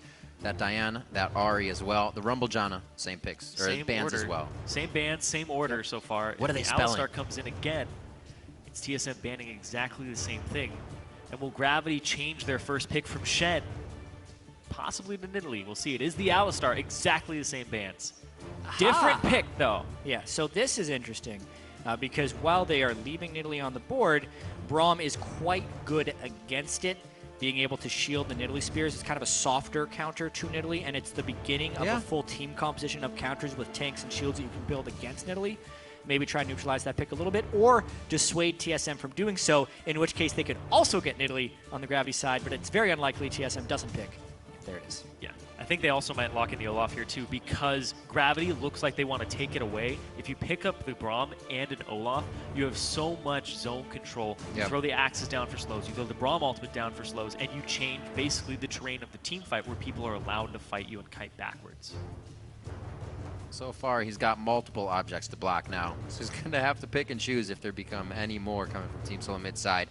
Gravity wondering, Team Solo mid gets the same 2 picks. Probably going to work much like they did in the first game with those, bringing Dyrus down, low health from the jungle to get that turret down in the swap. What can Gravity do to stop this early game? Yeah, have move on a higher impact jungle.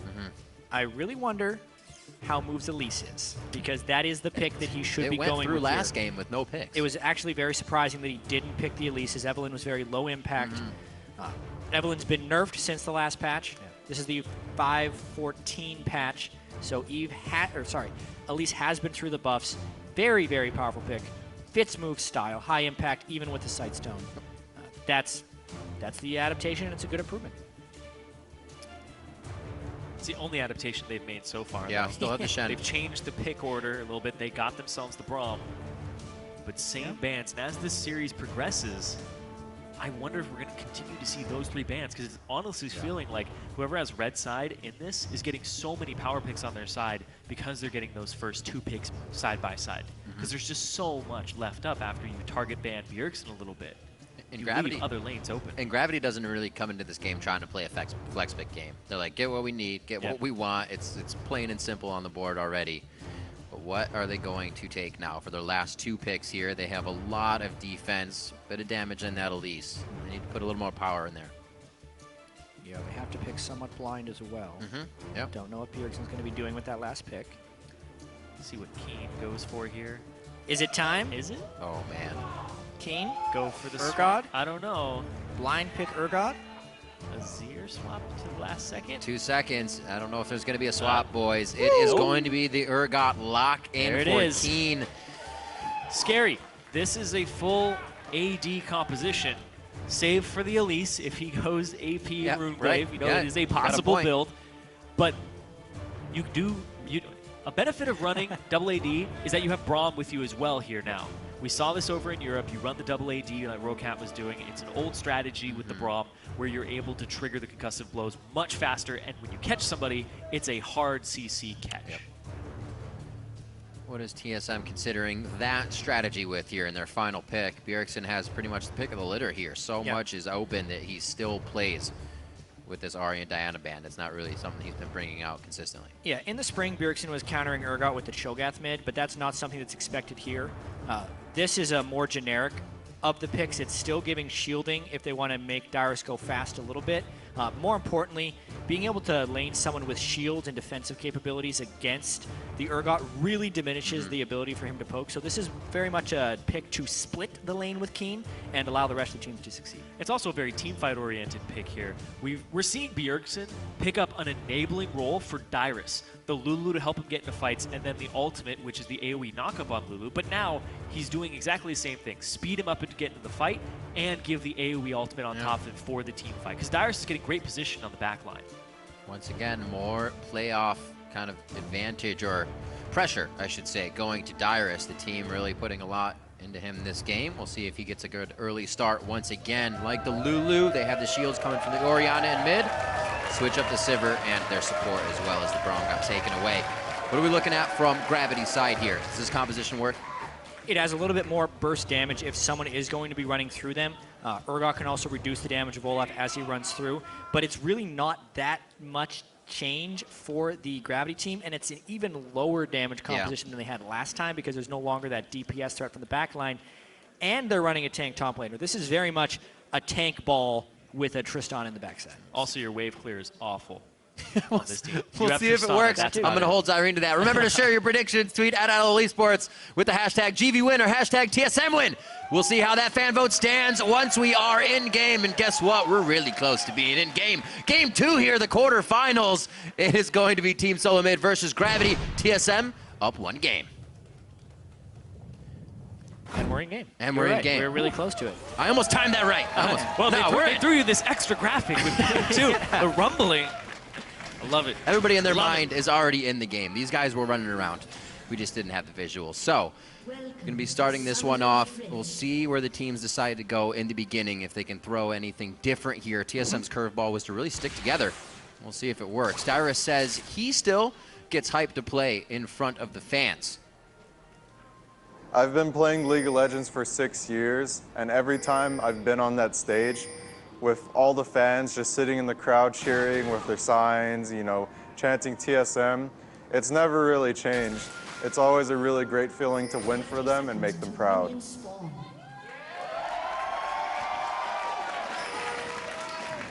Dyrus has been here since the beginning of the LCS, one of very few players who have played in every possible LCS game in the regular season. And he's pretty much played in every possible LCS game because he made it to the finals as well. So I think he would be the only player to do that, which is incredible. They got to push it that extra step this year. Past Worlds and then one further to get themselves on that final stage maybe. But really, again, as we mentioned just earlier, casting your mind back to the previous playoffs, Dyrus was also given that chance on Rise, as I said, taking down Impact very well in their games versus Impulse. Now on the Olaf, TSM still putting a bit more pressure on his shoulders, and he's carrying it very well.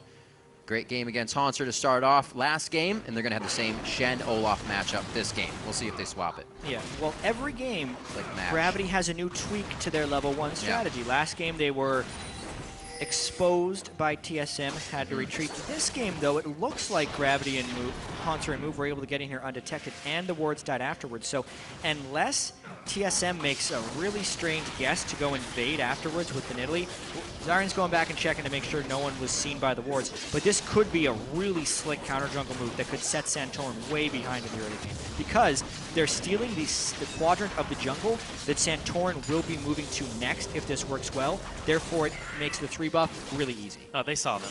They saw them? Yeah, they saw them walk through. There was a ward in the pixel. Then why is Santorin going this way? I don't know. Because it's full counter jungle at this point. They may have thought that they actually backed inside the jungle after entering. Right. That's the only reason I can think of, because he saw him enter here. Well, that sucks. We'll see Santorin's move after this. We did see that Gravity played their strength, the AD and support, towards that bottom side of the lane. So if there was trouble in there for Move and Hanser, they had a lot of protection. Interesting play by Gravity. We were looking for that last game. They're able to pull out something here to get their foot in the door and possibly kind of set TSM off. Still happy to try and go aggressive in these lanes. Bunny Fufu walks forward. He'll be all right, though, with the Unbreakable up. Taking a bit of damage he did not want to. Hate to contradict you, Zyrene, but I was just told by the observers that they did not see them go into the jungle. Well, they're absolutely wrong. No. We will never agree on this point. But we'll have to move on. They saw 3 people go in. They saw 4 people go in. They saw 2 leave afterwards. The important part is that Santorin was counter-jungled early on in the game, and Move did pull off a strategy where he can get 3 buffs and get an early lead on Santorin. Now the question will be whether or not he can transition that with early game pressure. Right now, Move over on his blue, doing what he can. Santorin back towards the top side, has a bit of a spread between his camps now that he has to work with, but he should be all right, only down a camp. See where Move's pressure is. Keen on the Urgot in mid lane, usually gets a bit of focus from the jungler, and Move now with a better kind of clip at where he's farming, may be able to make himself present there a little bit earlier. Bjergsen wards. He'll also, looks like he's back in the middle. He'll back. Yeah. Looks like he was just joking around, but he's got it. Very early tier probably coming for Bjergsen. Mainly, you don't want to go the Athenes against an Urgot. This tier build can lead to one of the highest AP builds for Orianna if he gets the Seraph's upgrade as well as a death cap later in the game. But against an AD, he's probably going for an early Zonius as well, so it's potentially actually a very late blooming Orianna. It takes a long time to turn on, but it is the build you do to split lane against an aggressive laner like this. Yeah, there actually used to be a build for Orianna where if you're against AP, you go Chalice. If you're against an AD, you go tier plus arm guard. Yeah. Used to be. That's still the build. Well, you don't see it that much because there aren't that many AD mid laners people are playing nowadays. It's true. Used to be the counter Zed build. So a bit of back and forth up top. It looks like Move is waiting for a bit more of a commitment from Dyrus, or possibly a bit of a appearance from Santorin. But it doesn't look like he will find either. Push up to the lane, and Move's going to be wasting just a little bit of time here. He'll get some damage on the turret with Haunter. No big deal. Actually, wait a minute. Wait a minute! Yep. Oh! It's that old song and dance. They take down Dyrus right away. Early pressure of the Elise, no backup by Santorin. Move was a little bit slow. Sorry, Santorin was a little bit slow from the counter jungle. Move is a little bit ahead of the game. He hasn't even got back to base yet, so he's been doing a full cycle. Dyrus has also got himself poked down a little bit low. The early gank and damage potential of the Elise is so much greater than that of an Evelynn, and the long con of whatever Gravity pulls off early game is working there. I'm just surprised that Haunter was able to zone Dyrus from the lane for so long that actually ended up with the turret. It's a Shen pushing in an Olaf. That's a good point. Doesn't have really any way to get that wave pushed up too much harder than just auto attacking with some key strike passives. So a good play there, and Dyrus did not have teleport, so that was also a long walk back to lane. He'll find no resistance once he gets there, but he wants to start cleaning up this CS. Get himself back in. So it's not going to be the same game for Dyrus' Olaf to start off here. TSM may have a bit harder trouble dictating the first objectives.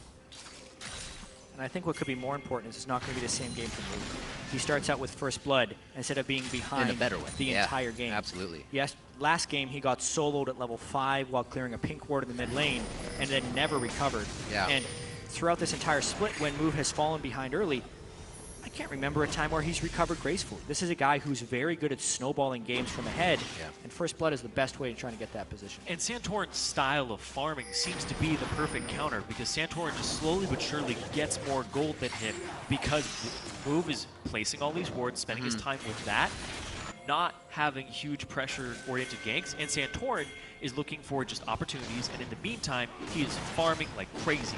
Yep. Keeping himself in that jungle, swiping away at minions, giving the team a chance now to head top side with him. He has cleared that top side, so he is now present, taking down this turret. Almost down. Bunny Fufu should be able to hold this with the rest of the team. Mid lane, Bjergsen has a bit of a lead, but there's going to be no walk up from either of them here to try for this top lane tussle. Everybody's back. No kills coming from that one yet. Just still Gravity's one on Dyrus from the top lane. Good pink wards, however, from Team Solo Mid as they're kind of setting these things up. That pressure in the top lane could have been a fight. Good to have vision. Close. TSM, they feared if they stayed even one more auto attack that the fight would have erupted. I still think they're going to end up getting this turret. Yeah, they brought the AD carry Tristana up here to see if they can actually shove this wave back out. But it looks like they're just going to back off because they don't have adequate ward control. Move, if they do walk up to this turret, it looks like Move is actually placing himself to walk all the way around. And TSM doesn't have the ward coverage to cover this. They want Turtle to get this last hit on the turret and Lustboy possibly lantern him out, but Move is going to walk up and see what happens. Nice timing for the gank because they're expecting TSM to go for the turret, as you say. Let's see if they can land a cocoon. Pretty cheeky. Very nicely done. sometimes the best play is not to play. Just stand still. Don't do anything. And I like this from Gravity, taking the Tristana, moving her up that top lane, because even if the turret just has 1 HP, it's still not the gold going into TSM's pocket. So keeping it alive is actually very critical for them maintaining a lead in the early game. So Move heads back, finishes up his jungle item. He's good to go. Cinderhulk for him this time. Still going shoeless. He's liking the barefoot run for the early part of the game. Be a little bit easier on Elise to get Repel into range. Just see a back and forth. Alltech 2v1ing here in the top lane pretty easily. Turtle and Lustboy not even putting any free damage onto him. Well, the reason is TSM just doesn't have good ward control on the river over right. the turret. They don't so know they that have no area, idea if Move is coming in from the area either. Plus, they're actually respecting the Shen ultimate. It's a total That's outnumbered a good lane. point. Meaning Gravity could actually leave Alltech up there relatively safely until these two hooligans start running around. Dangerous blue invade. Nice cocoon. Kind of predicted the walk from that pink ward just above, but they don't have the area to fight in. They don't own this space just yet. Santorin giving some damage back to Move, but a nice follow through. Bunny Fufu gets there. They get the concussive blows to lock down. Unfortunately, it goes to Bunny Fufu, but a kill is a kill, and that's the second one here for Gravity. And it's the second game in a row TSM fails an invade in the same spot at the same time in the game and suffers 2 deaths because of it. With the same members. With the same 2 people. Come on, guys, learn from what happens. In this one, they didn't have the adequate lane pressure in order to make that invade happen. They didn't have a numbers advantage, and while I thought that they were respecting the Shen ultimate, something they failed to do in the first game, they failed to respect the Shen ultimate yet again. Back to the basics, man. Yeah, so they're working for it, though. They've been running barrier. those drills. Same people, same place. Obviously, they look for some type of play around this blue area. Jumps in, nice repel there. Dodges the hook and the Orion ultimate, and then it just gets turned around on Santorin. Great timing. I mean, it's going to be a 5v4. Yeah. Unless they're instantly killing someone that's not a good invade. They thought they were going to be able to instantly kill Move, but they have to respect the repel. Nothing was stopping him from reacting to that play, and he reacted to the play. So Gravity now, even with all that, because the turret fell. Yep. On a goal. I don't think anybody was around to actually soak up the turret as well in terms of getting that gold. So they didn't get the bonus gold for proximity. So that turret was pretty much worth as little as it possibly could be. The Winions feel good about it. Yeah, they feel good about it. The minions if the base could buy items, they would feel good about it. The guy in the fountain is rallying right now. We'll see what Gravity can do to stave off a bit of the damage here coming in from Team Solo mid. It's been a few kills in their favor, but they're not able to push back yet, as we said. Their turrets are still falling as they're losing members. TSM is getting that global gold, and Bjergsen's just an item, or I should say, finishing that rapid up. Yeah, playing the pressure game for the most part. TSM has the superior wave clear. Gravity has Alltech as pretty much the only person in which they can clear waves. Now, we have seen teams do just fine without wave clear, but it hinges on one very important thing, and it's the ability to fight and win fights. As soon as, if Gravity falls behind at all, they lose the majority of their win conditions for this game. But as it is now, if they can meet TSM at the turrets, even though they can't keep them from reaching the turrets because of the minion waves, they can still win. A lot of it will key off of Gravity being aggressive and willing to take fights. Exactly, because if, like you said, they get behind at all, it's not only the fact they have no wave clear, and a Baron will make it so that that's shut down. They're double AD. You're going to have to rely on later Keen landing his Noxian Corrosive Charge and having a Black Cleaver to shred people's armor to even do effective damage against TSM. It's not exactly all your eggs in one basket, but they don't have a gigantic AP dealer coming into this competition. And it's always a little strange when you have a Tristana who wants to get to these turrets to knock them down, and then you don't have wave clear to back it up from the mid lane. Right. Because then it just becomes the Altec show and everybody's just trying to peel for him. Now, this when team fights happen, it's pretty much going to be Keen as supporting actor until he gets 2 or 3 items. The Altec show somewhat works. Looking at the statistics, he's the guy to get the kills, clean up the late game, have decent positioning in this. Wild Turtle was the one kind of flashing forward, getting into trouble. They might be able to play off that again. Coincidentally, it was Alltech that jumped in on Dyrus last game we saw in the mid lane that kind of threw everything out the window. So I'm sure he might be measuring that a little bit, making sure he doesn't get himself into too scary of a position. See where they go. Santorin in the back pocket of Bjergsen to see if they have any plays. Well, looks like they are completely fine with Gravity taking this dragon. Yeah, they do not have the vision control yet again to pull this off. Very big difference based on the early game from this matchup from game 1. Gravity is again in a very familiar situation. They they love having a pressure advantage on Move in particular. Move is able to duel out pretty much anyone he would meet right now. Cinderhulk and the Sightstone, but mainly because he's Elise, he has that power. Yep. They have good vision control and objective control at the moment. But Move was always the guy to give away those kills, and now he has 2 of them on himself. He's always the guy that just stands there. He's like, take this, it is on a platter for you. But now there's more on Move's shoulders as well. Yeah, he's finally got his Sightstone back. There wasn't 2 ruby crystals being built into the Aegis of the Legion last time. A lot more coverage here from Gravity on the map to keep them safe in the early game. 3-0, just about 15 minutes in right now. TSM keeping that gold even from kills with the turrets they've been able to drop. Or I should say turret in that top lane. And we're still waiting for mid to become explosive. Neither Keen nor Bjergsen has gotten going yet. That was kind of Gravity's idea. Get Keen going, we can carry the games here. Maybe Move will be able to put that into place now. It looks like Bjergsen isn't even going for the Seeker's Arm Guard early on. Or the Rabadons, he finished that up. Wow. Yeah, he's been able to he's been able to stick with Urgot without the need of the armor item, so he's just going for a all-out AP build right there. He completes the Archangel Staff, wanting a very early transform into Seraphs. Maybe he even goes... I'm not even sure what he would go second item. That could very easily build in a number of different items. Oh, yeah. Death Cap second or a lot of Voice Cap speculation. second could both work. No need to speculate. Yeah. The important thing is that he didn't have to go Seeker's Arm Guard, so he will be doing more damage, but theoretically be more vulnerable if he gets caught. Right. But another part on top of that, another reason why, is it wasn't an early Brutalizer, it was an early completion on Manamune, and it looks like a Hex Drinker coming in for King next. So he wasn't forced to build the Seeker's Arm Guard by the pressure. As these tiers are charged up, Wild Turtle hits his Triforce Spike. A good time to have that on him if TSM can make use of it. This is where he becomes a big part of the game for the team. Looks like Gravity isn't actually allowing any of that to happen either. Good forward wards by them with a few good defensive pinks are really thwarting what TSM's trying to put into place here. They're going to try and move in here, though. Yeah, and we just saw in the top lane the difference a game can make and an item threshold can make. Last game, Dyrus had Black Cleaver at 14 minutes. This game, it was 15.5 minutes in. He didn't have Black Cleaver. He lost that duel to Hanser and lost his lane pressure. Right.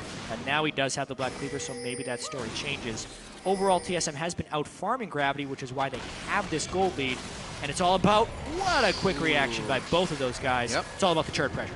21-10 for Altec's Flash to come back up. He'll be fine with Rocket Jump, so no worries there.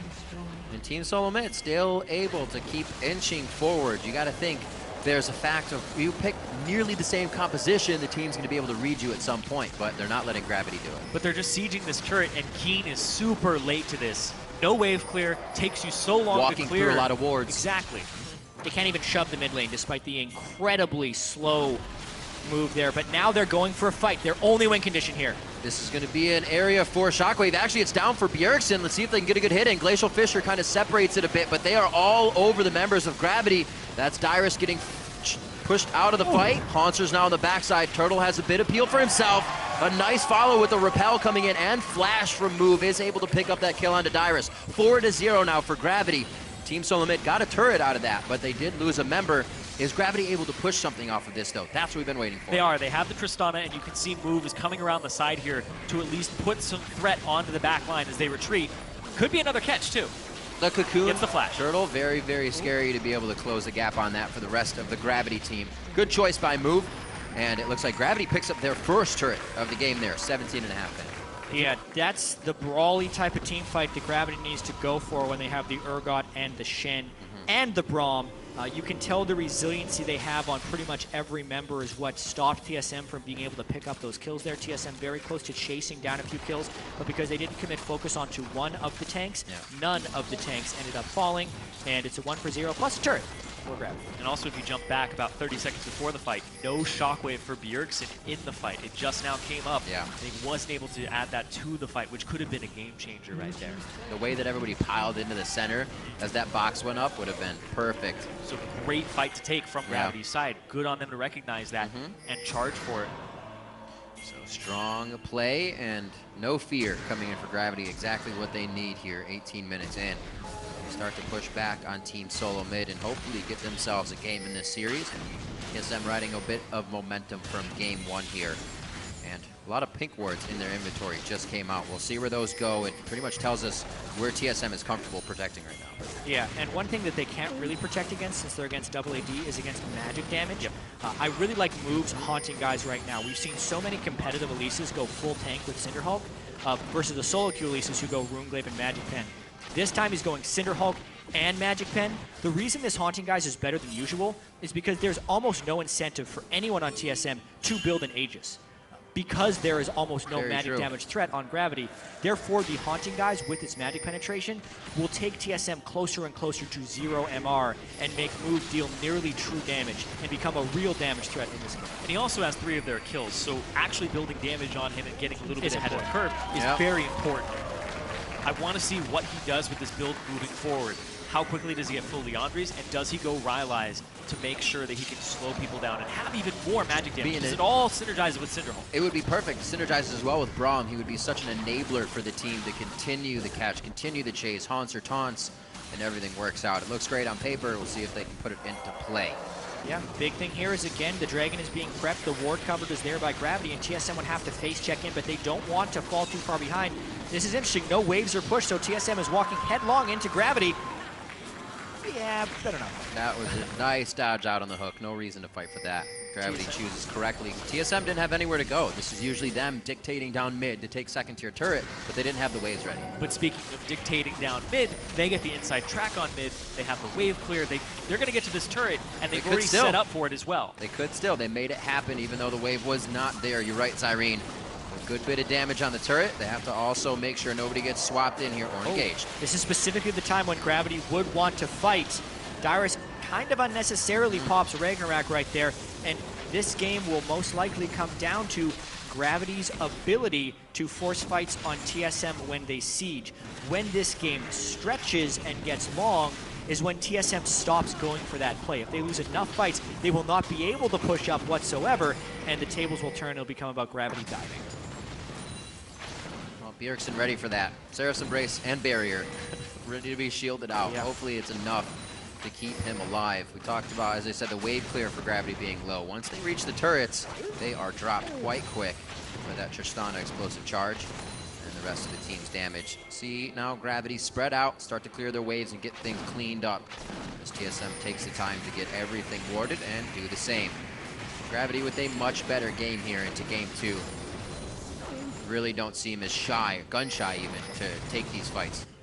And as we see second items coming out, things like the Haunting Guys come up, which give you an idea of what the players' thoughts are around. Yeah. Exactly. You look at Keen, he's going for Black Cleaver second. Forgoes the Brutalizer. He knows that by the time he completes the Brutalizer, he should just have a phase working on the Black Cleaver, because by that point, second item for Dyrus will be in. Looks like a Randuin's coming through. You can look at the item for Santorin, Zhonya's second item, prioritizing armor. So Keen is putting it on his shoulders to make sure that he has the shred in time so that when they have that mid-game team fight, they can win it.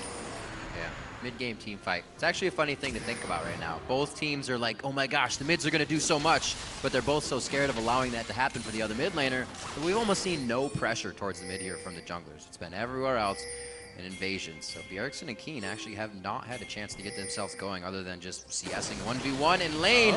Another time they walk into this area, and another time they're going to lose a member. TSM, no, Lustboy flashes out. I spoke too soon, and he saves himself. Nobody actually was able to help him at all, but he gets out alive somehow. Got a little bit of a heal there from Santorin at the end. Oh, you're right, he did, yeah. And the shield Good call. from the Good call. big old Bjergsen on Orianna right there. Just that spot of the map has been well controlled by Gravity. You can tell TSM is really fighting over that as the window into the outer turret that TSM probably wants to take next, as well as the window towards Baron control. But with the ward coverage that we see, it becomes a little bit more obvious that Gravity is winning that battle by a large margin. So even when Lustboy tried to take that territory back, he was already walking through territory that Gravity controlled, which made the catch possible. Unbelievable he got out of there alive. Yeah, Altec had that kill. He was in range for an auto attack, could have used his ultimate instead for more damage. Nice big Might have boost. been banking on the crit. That Muramana finished up as well for Keen. You bank on a lot of damage once that's activated. 1,000, actually 1,100 for Bjergsen. Very close to being able to finish up that Rabadon to get another item for himself. And the cooldown boots as well for Orianna. Yeah, I wanted to talk about that actually. We have been seeing a lot of variation in the mid lane build since the AP item changes with different gold costs. Like, for instance, the Azir is always going Nashor's Tooth and Arylise as their build path. But this one is a little bit interesting. As we said, the old build used to be tier into Seeker's Armguard. But because he was able to forego that, you'd want to go into Death Cap. But the interesting thing about that is most Orianna builds have an innate amount of CDR with either the Chalice or the Morellonomicon right off the bat. He is making up for that cooldown reduction with the boots, but ends up losing his magic pen as a consequence. And I like this for this reason. Orianna, because she has shield ratios, in my opinion, is less reliant on magic pen and more reliant on straight ability power. Since the shield can become so much more potent, he's probably going to go Death Cap and then Void Staff, and that will be an incredibly, incredibly high AP, yet still magic penetration heavy build. And he actually skips ahead. I am wrong. Other Void way Staff around. now. Death Cap's next, Doesn't guys. matter. I call the Hex Drinker on Keen. We all get one. That's great. So Bjergsen actually going for a little bit of that pen threaded in there, so he got it a little bit earlier. Corky, Wild Turtle, I'm sure Freak's happy. He's going for the Blade of the Rune King and not a Bloodthirster. Getting some good damage out of that, as well as peel for himself if this Gravity team does get within range. 50 seconds on that Dragon. TSM's already placed 3 forward wards here to keep themselves on top of the game. Hopefully they'll be able to start picking that up and find a fight that allows them to open up Gravity's team, take a few members down. They are killless so far. They've just been looking for ward control over objectives. And as you can see, they haven't gotten any dragons. They haven't gotten any kills. But the lead the Gravity has is very minor. Yeah. Good CSing, generally speaking. Mainly Santorin just power farming despite not fighting. 40 CS up, but only 400 gold up. He's 400 gold up on a guy with 3 kills. Yeah. So looking at Gravity's comp, other than mistakes, they're not going to be pushing waves up to turrets and diving. How are they finding themselves, or how are they going to find their way into the fights now? How are they going to engage this? This is TSM looking for Gravity looking to get on TSM. Yeah, potentially a flank attack with Hanser. Move can repel in with the Chenault, very similar to what we saw Team Impulse do yesterday. Almost every initiation was rushed with Impact coming in on a Chenault. This time, though, TSM's kind of daring him to come in. This will be a steal attempt or a quick initiation. That's a TP back first from Dyrus, and the teleport in Dyrus already from Hanser. Dyrus will come in now. He was actually getting home guard boots for the team, throws on the Ragnarok, doesn't really have a target just yet, wanted the undertow, and it kind of took him out of the position to keep doing damage. TSM's not able to finalize anything on this. Another Dragon goes to Gravity, and now they are on the run. Can TSM even pick up a single kill off of this? Doesn't look like it. Just Summoner spells on the backside, moves out, and he's going to keep himself far enough for just some cocoons. And Gravity feels like they actually have positioning to walk teams TSM around here. Yeah, they know the Ragnarok is down from the Olaf, but they haven't accounted for the rest of the ultimates. Where's the Shockwave coming in? Oh! Beautifully timed rocket jump there by Altec. They were looking for a Shockwave opportunity originally, but Dyrus wasn't able to get in a good position after he entered. Yeah, that first Now undertow Lustboy, though. took him out. Lustboy gets hit. One more Seeker coming in from Keen. He takes down Lustboy. Gravity may not want any more of this. They're still moving forward. Altec gets a little bit of the reset. Now onto Bjergsen. He may be able to finalize that kill. One over onto Dyrus. Here comes the hit from Altec onto Bjergsen. Takes him down even with the command protect. I can talk today. 7-0 now for Gravity. They are working these fights perfectly. Yeah, they're playing incredibly well. Even though they have a lower overall damage team composition from the last game, they are not making the mistakes, and they are taking the right type of initiative right there. They knew that TSM was trying to flank them right there. Move positions himself. He actually gets out once Dyrus jumps in, and the advantages are chaining onto themselves right now. Gravity probably getting this Baron uncontested. We'll see, though. Santorin has flash. Just around the corner. He uses the... Nope. He gets it! He's able to steal the Baron! Santorin also gets out! Pretty much unscathed! Absolutely ridiculous. There's not much you can do about that. Hopped over the wall. Where's the crowd control? Keen could have suppressed, but Keen's ult is down. Yeah. That's about it. No buster shot. No buster. No ultimate from Keen. Both are down. You can maybe hit him with a cocoon, but that's it.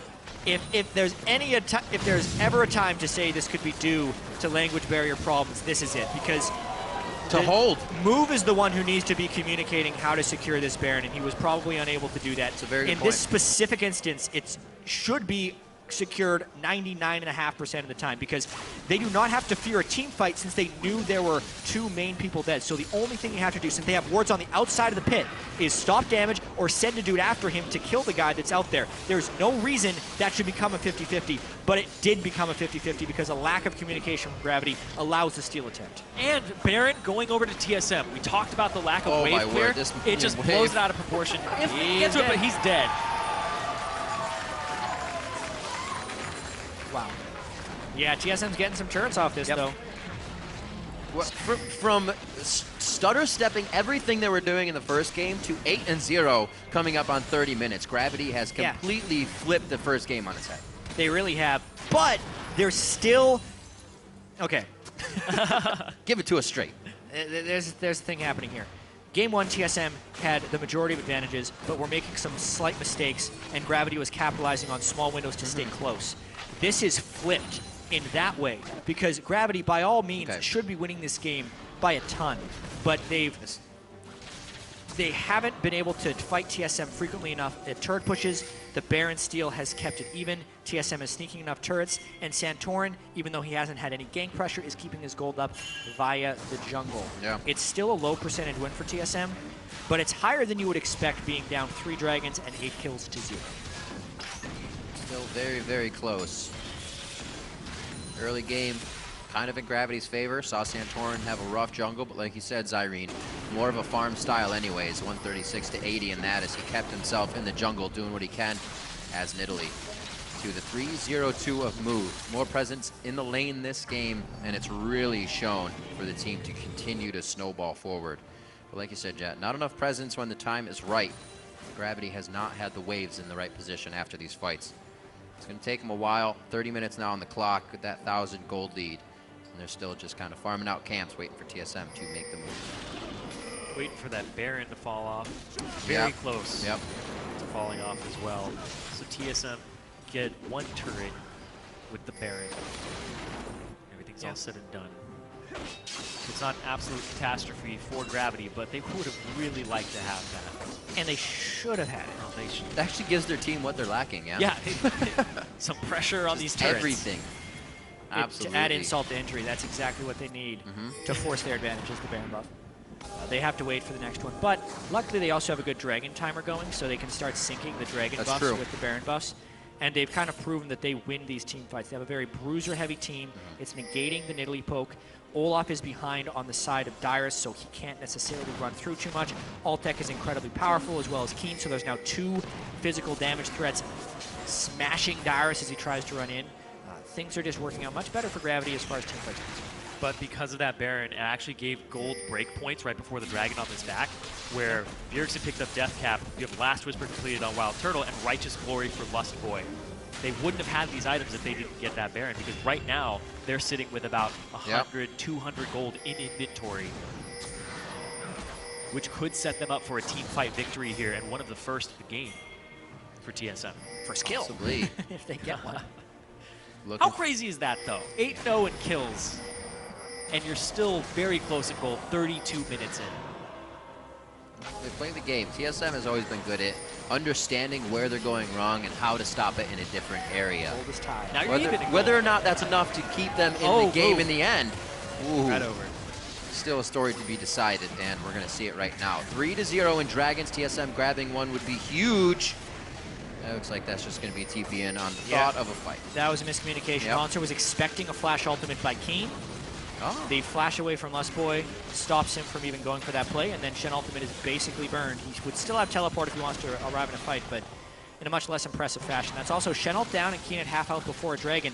Maybe that makes it contestable. Gravity, though, going to force. They can burst this down real fast. Dyrus. They're kind of trapped in here. They're going to have to bail at the backside. Flying in, actually use the true damage over. Santorin stealing everything away for Team Solo Mid, and this may be the fight they want. Bunny Fufu is down. That's a bit of that shield that they need to stop these attacks of Dyrus from Santorin. Wild Turtle Rockets coming in. TSM still chose a team against that Braum because they can take the Braum down. That hook coming in from Lustboy, dropping in one, but he also goes down in the same. Wow, great plays coming in right now by Team Solo Mid, and Keen and the rest of the team down on the floor. Turtle gets lost there as he gets himself too aggressive. Alltech goes in, gets himself the distance he needs, but Dyrus still on the fight. Everybody's got miscommunication on in or out right now, and Dyrus still wants to dance. One undertow. He's not going to follow with the second one as he does connect, and Team Solo Mid scrape through some kills there to keep that even. First kills of the game for TSM, but they also delay 5th Dragon. If they are able to stay on par with Gravity and able to pick up defensive items against this comp, they'll start winning these team fights. Oh boy, that was a mess of a fight. Santorin with the steal, though. First off, yeah, Gravity is... We knew they had no Shen ult and the Urgot was low, not to mention on the side, so this is an incredibly dangerous Dragon to even go for. They end up helping TSM begin it. Then TSM... Good fight for them to take because they're trapped and because Keen is off on the flank. Great juking by Move to stay alive in this fight, and then it's all about TSM chasing. At this point, you land the hook, you don't need to take it because they probably could have secured the kill with a manual Orianna ball move, and they don't need to continue to chase on for these kills, but Gravity hides where they think they have vision advantage. They are able to close that out, and it's actually just a trade back and forth for the most part. The most important thing about that, though, is the fact that TSM stopped the total Dragon denial. They get the stats for that 6%, and they prove that they can win a team fight if they can get rid of the tank ball of Gravity. Lustboy, though, caught out. Oh, that explosive charge is going to take him down. Like you said, Jess, sometimes you don't need to take the hook, but I think that was to save the rest of the team. There was a pretty good engage coming in from Gravity. You can see TSM still backpedaling all the way almost to the base, but they stop halfway. Gravity actually pulls up because they want to start pressuring on that Baron. Also watching Dyrus so they don't take any damage from those undertows on the top side. Pink ward for Dyrus lets him know that he's kind of in a safe area right now if he wants to start running back and forth and kind of play this vision game. Next to Bunny Fufu though, so they know all about that. And Dyrus being towards the top side. Lustboy in 6 seconds, no home guards for him, so it'll take him a bit to get back. But after he finishes up this Talisman of Ascension, TSM is going to have 2 ways to really enter these fights as fast as they want. Yeah, they're potentially going to need it because they need to zero out people very quickly. Our questions have been answered about Move's build, by the way. Yeah, there's the Rylai's. I like it. And Honey Guys, it's the build he needs to move. So is it Sork boots now? It could be. Honestly, Crushing though, boots? If we're playing the Find the Magic Resist item game, you would be losing because there is no magic resistance item at all on TSM, meaning the Sorcerer's Shoes would actually make him do true damage against a bunch of targets. So I would say he'd go there. There's a chance he opts for more defensive boots, though. That has its own merits as well, since TSM is putting up so much damage right now.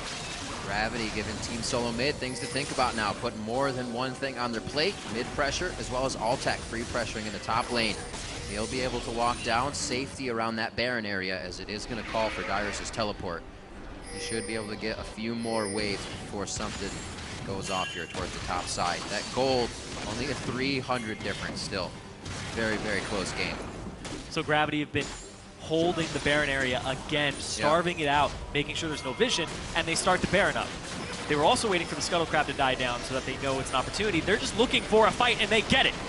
Teen switches around Santorin. They could still be going in. Dyrus going to teleport on the backside. Home guards. He's on to Bunny Fufu. Focusing the support. He goes on to Haunter. Dyrus really doesn't have a target right now. And it looks like he's going to be the one getting hit up. A bit of miscommunication there. Dyrus' teleport home guard was too late. Bjergsen gets taken out. That's the catch control that once Gravity assesses the fight can start picking out priority targets. And some split focus by TSM right there. There was a big ball of pain moving towards TSM, and Bjergsen put his shockwave on Alltech and missed. So big loss of a team fight right there by TSM. This time, Keen was able to combo with Haunter for a very nice initiation. That's the play they were going for beforehand.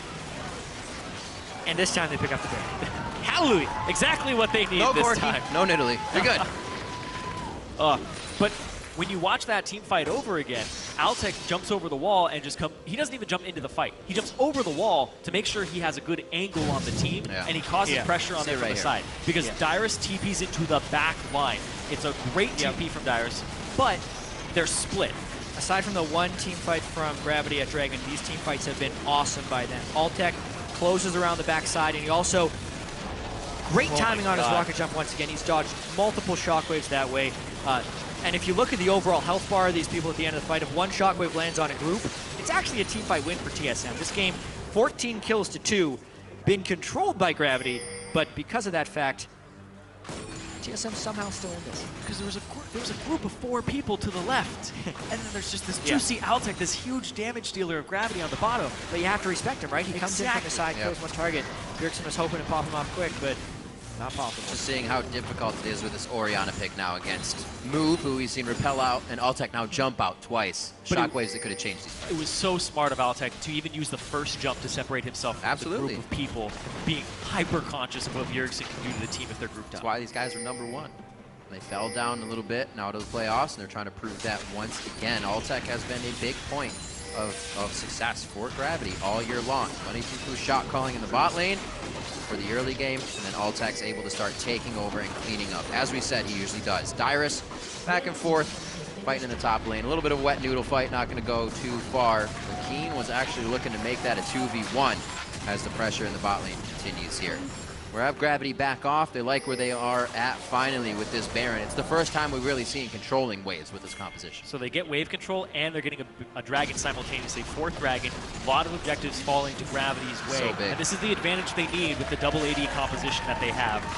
But even when you look at the double AD comp, you have full AP on Move. He does have the Sork boots, and Hauntzer with so much HP that transitions into AP, or at least magic damage, and a Banner of Command.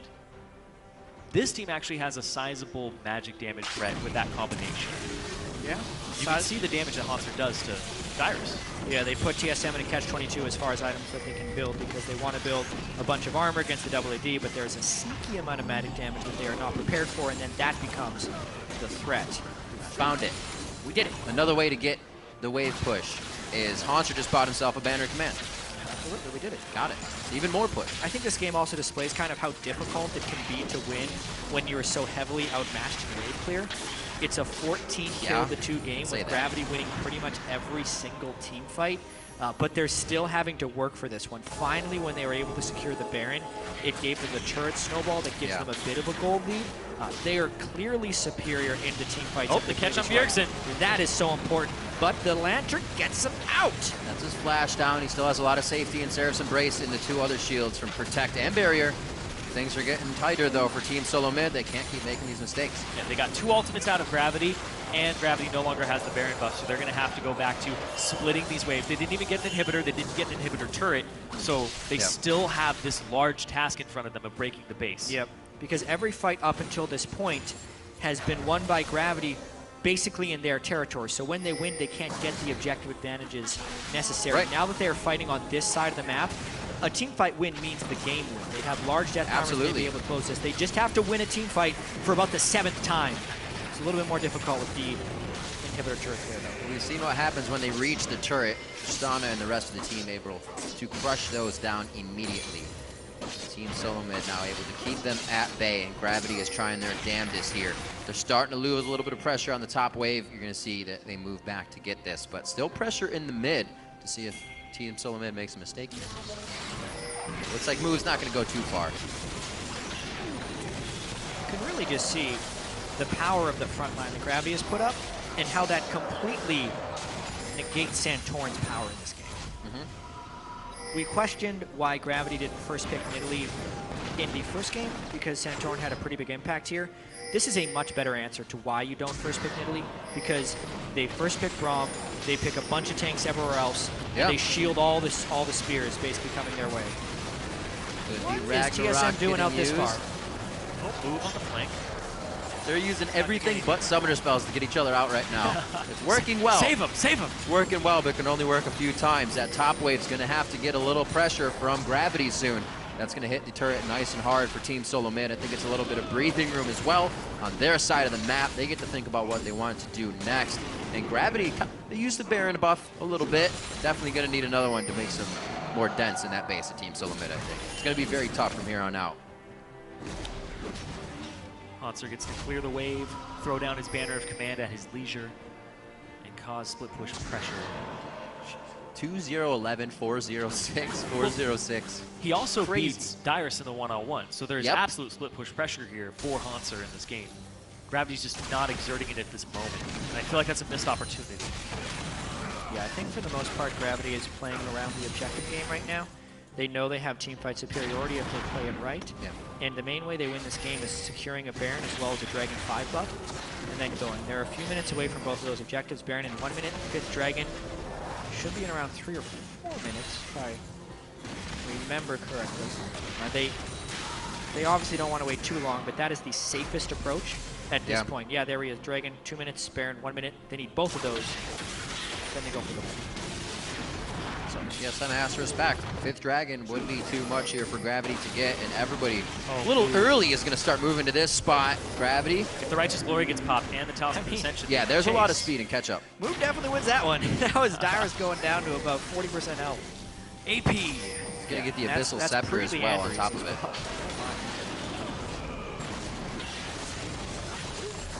I think he would. Would you think he'd get the Abyssal Scepter before finishing? Seems like he might. Sure, why not? Go either way. Both are good. Thornmail being completed now on to Haunter as well. He gets a little bit bigger up in that top lane. These guys have quite a bit of money in their pocket. They've had the Aegis for some time and are now just putting a surplus of items down. Dyrus looking to get more damage as well with a Cutlass, but turned into a Blade of the Rune King. Everybody's pretty much nearing max here. Summoner spells are going to be up for this next fight, and it could mean a huge push for Gravity if they're able to get it. 50 seconds for Dragon. Mistakes here would be gigantic for either team. They're going to go for Baron first, really. Try to whittle him down at Baron. May not even need Dragon. Are they actually going to start it, though, or are they just going to bait it out? Yeah, they can try and get a fight. Keen needs his flash to create their perfect initiation with the swap, so maybe they're just kind of dancing this one out for a little bit. Yeah, they just want to go for a Haunter fight. finds a nice move. Oh, catch on Bjergsen. All those shields on Bjergsen actually not even being used there. His summoner's up. Should be good for the rest of the fight. A taunt through Dyrus. He should stay safe. The team's not following him, though. Once again, a split. He's trying to make his way out the right now, and the Command Protect goes on. It's going to be a double shockwave. Moving Haunter low, but they get out safely, and Keen's going to be going on a one-man mission around the wolf side. He's met by Bunny Fufu. We're going to see what can still happen. Turtle flashes out, keeps himself safe, and it looks like Gravity is able to just push TSM around. We talked about those summer spells. Everybody use your summer spells. Nobody dies. No deaths. And it's still going to go. Bjergsen's in flank position, as is Santorin. This type of chaotic fight could favor either team. Oh, Nice double flash taunt coming in. Bjergsen low on mana. Can't get enough protection out this time. All the shields were used, and TSM still stayed to fight without the defenses required. This is going to start being inhibitors. Gravity finally broke the base. That's their wave clear, and they also have waves pushing the top lane. They can just go up here and take another inhibitor. Couldn't have been a better time. How do you have that whole fight and still have Taunt Flash available, but it's used at just the right time? He finally catches Bjergsen. They could 2 inhibitors down. Not everybody. They're going to go all the way around here. A huge wave in the bottom as well after having a game where no wave was in place. Even past the river, everything is coming in. The Banner of Command now put on this minion as well to give him a little bit more help. There's the swap, the suppression on Lust Boy. He can't even put a box down to put anybody in. And that's the 3rd inhibitor. Did it just happen again? Did this game just get flopped on its head? Gravity this time is going to be the victor on it. The first Nexus turret goes down. Game 2 is going to come through in a 1-to-1 now as we head over to game 3. And 46.5 minutes in, Gravity take down Team Solo Mid. And fight after fight after fight after fight after fight went to Gravity. Lord. And all they needed was Look at the tears for Lust Boy. He's crying. Oh, Lust Boy, he builds 4 tears at the end of the game. You'll see that in the post-game stats if you check all these sports afterwards. But really, as soon as Gravity won a fight inside the territory of TSM, which they had done so many times during that game, they were able to close the game. This was a somewhat procedural game by Gravity. They had a few slip-ups that made it last longer. The one Dragon Steal and the one Baron Steal really extended the length of this game. If those 2 things don't happen, you know, Gravity gets a few kills, but a much faster victory. Move knows all about stealing objectives, though, having his own Baron steals and Dragon steals in the past. But this was Gravity knowing their win conditions through and through. This looked like a composition that they've run over and over again. Altex Tristana, Keen's Urgot, how to play around it with Bunny's Braum. Really beautifully done there by Gravity. Got a question, is this who adapts better now? Team Solo Mid ran practically the same compositions, that Olaf in the top lane, Nidalee in the jungle, a shielder protector, Lulu or Orianna in mid, with a bit more damage. You also swap sides next game. Yeah, that's right. We're getting our first side on the swap. red side. They did lose on the red side when they played Team Impulse in the tiebreaker game, but outside of that, they are 9-0 on that side. That's right. It'll be fascinating because I thought so much of this was kind of going to center around a Nidalee pick early on in the game, but Gravity has now shown they can defeat that. Maybe the first pick priority doesn't matter. Red side is, it's going to be very interesting. I can't wait for the next pick and ban phase. It's going to be real good. The series already 1-1. It's only going to get better. Let's now check in with Freak, Dash, and Kobe for more on Gravity's first win of the series. Thank you, gentlemen. Guys, there's a lot to talk about here. We identified a lot of things we wanted to see changed.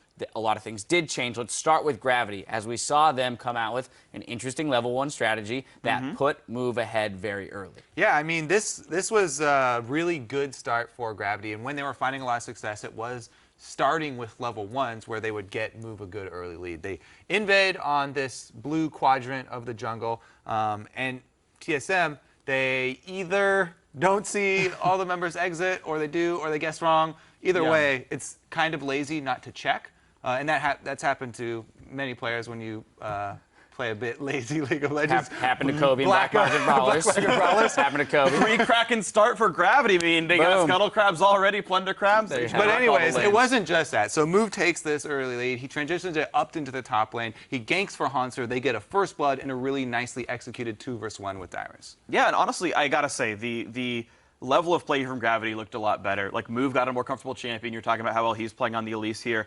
Hanser is still unkilled in both the games here and has only missed 1 kill as far as 100% KP goes in this, like, 19-kill game here. So, huge props to Hanser. He said in the pregame, I'm going to beat Dyrus. He's playing a, like, sort of safe split pusher in Shen and is having more impact than Dyrus. So, freaking nice job to him. It is easy to have a high kill participation when Shen. you can teleport, but That's yes, true, it's still a good point. But I mean, still super solid, not dying being frontline take. Also, Altec. Like, I ragged on him last game because I don't think Tristan is that great of an AD carry as far as carrying goes. I think on the spectrum, she's a bit lower. But I really like he chose for Phantom Dancer, not Static Shiv. Much higher DPS there. Last Whisper third. Huge deal, actually. Much higher DPS per gold. Riskier, but in a 4-tank team that works out. So, kind of compensates for Tristana's slightly lower damage with a very optimized damage build, which helped significantly in this game. Well, you talk about Altec. We have a replay where it shows him outplaying in multiple scenarios. So 26 minutes into the game, we're going to start in the Dragon. This is an extended team fight, finds its way all the way to the mid lane and beyond.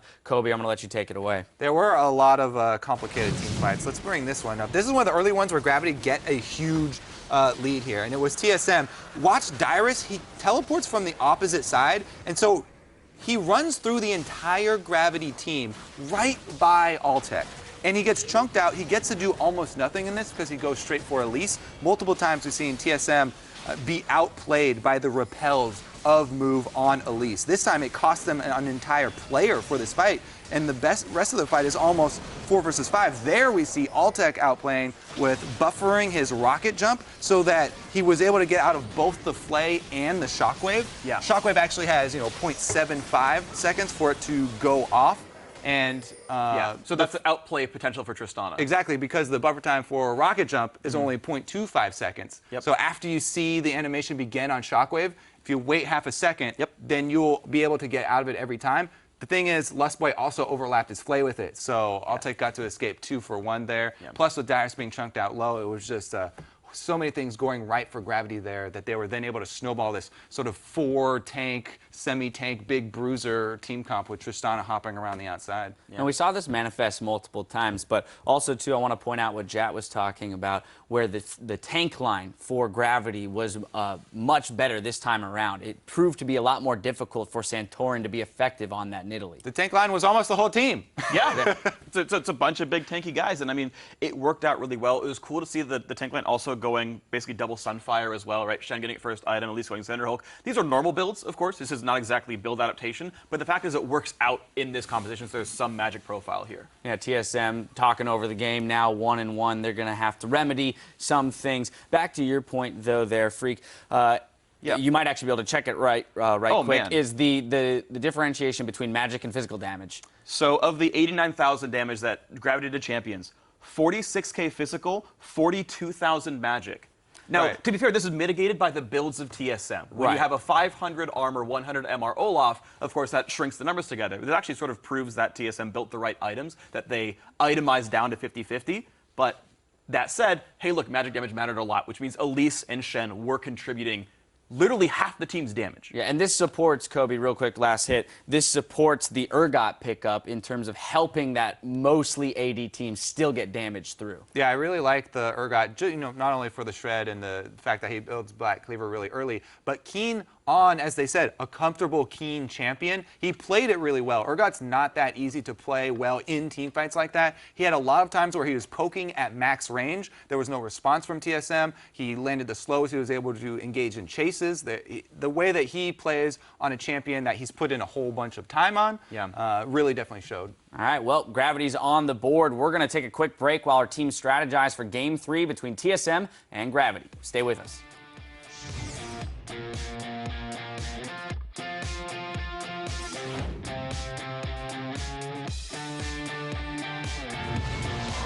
Game 2 here, the quarterfinals. TSM up 1 game.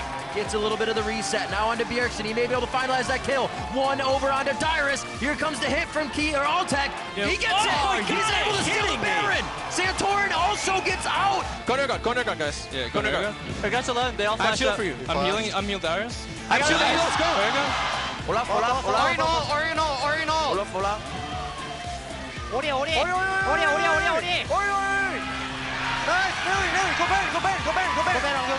Could favor either team. Nice double flash talk coming in. Bjergsen low on mana. Can't get enough protection out this time. Gravity take down Team Solo Mid.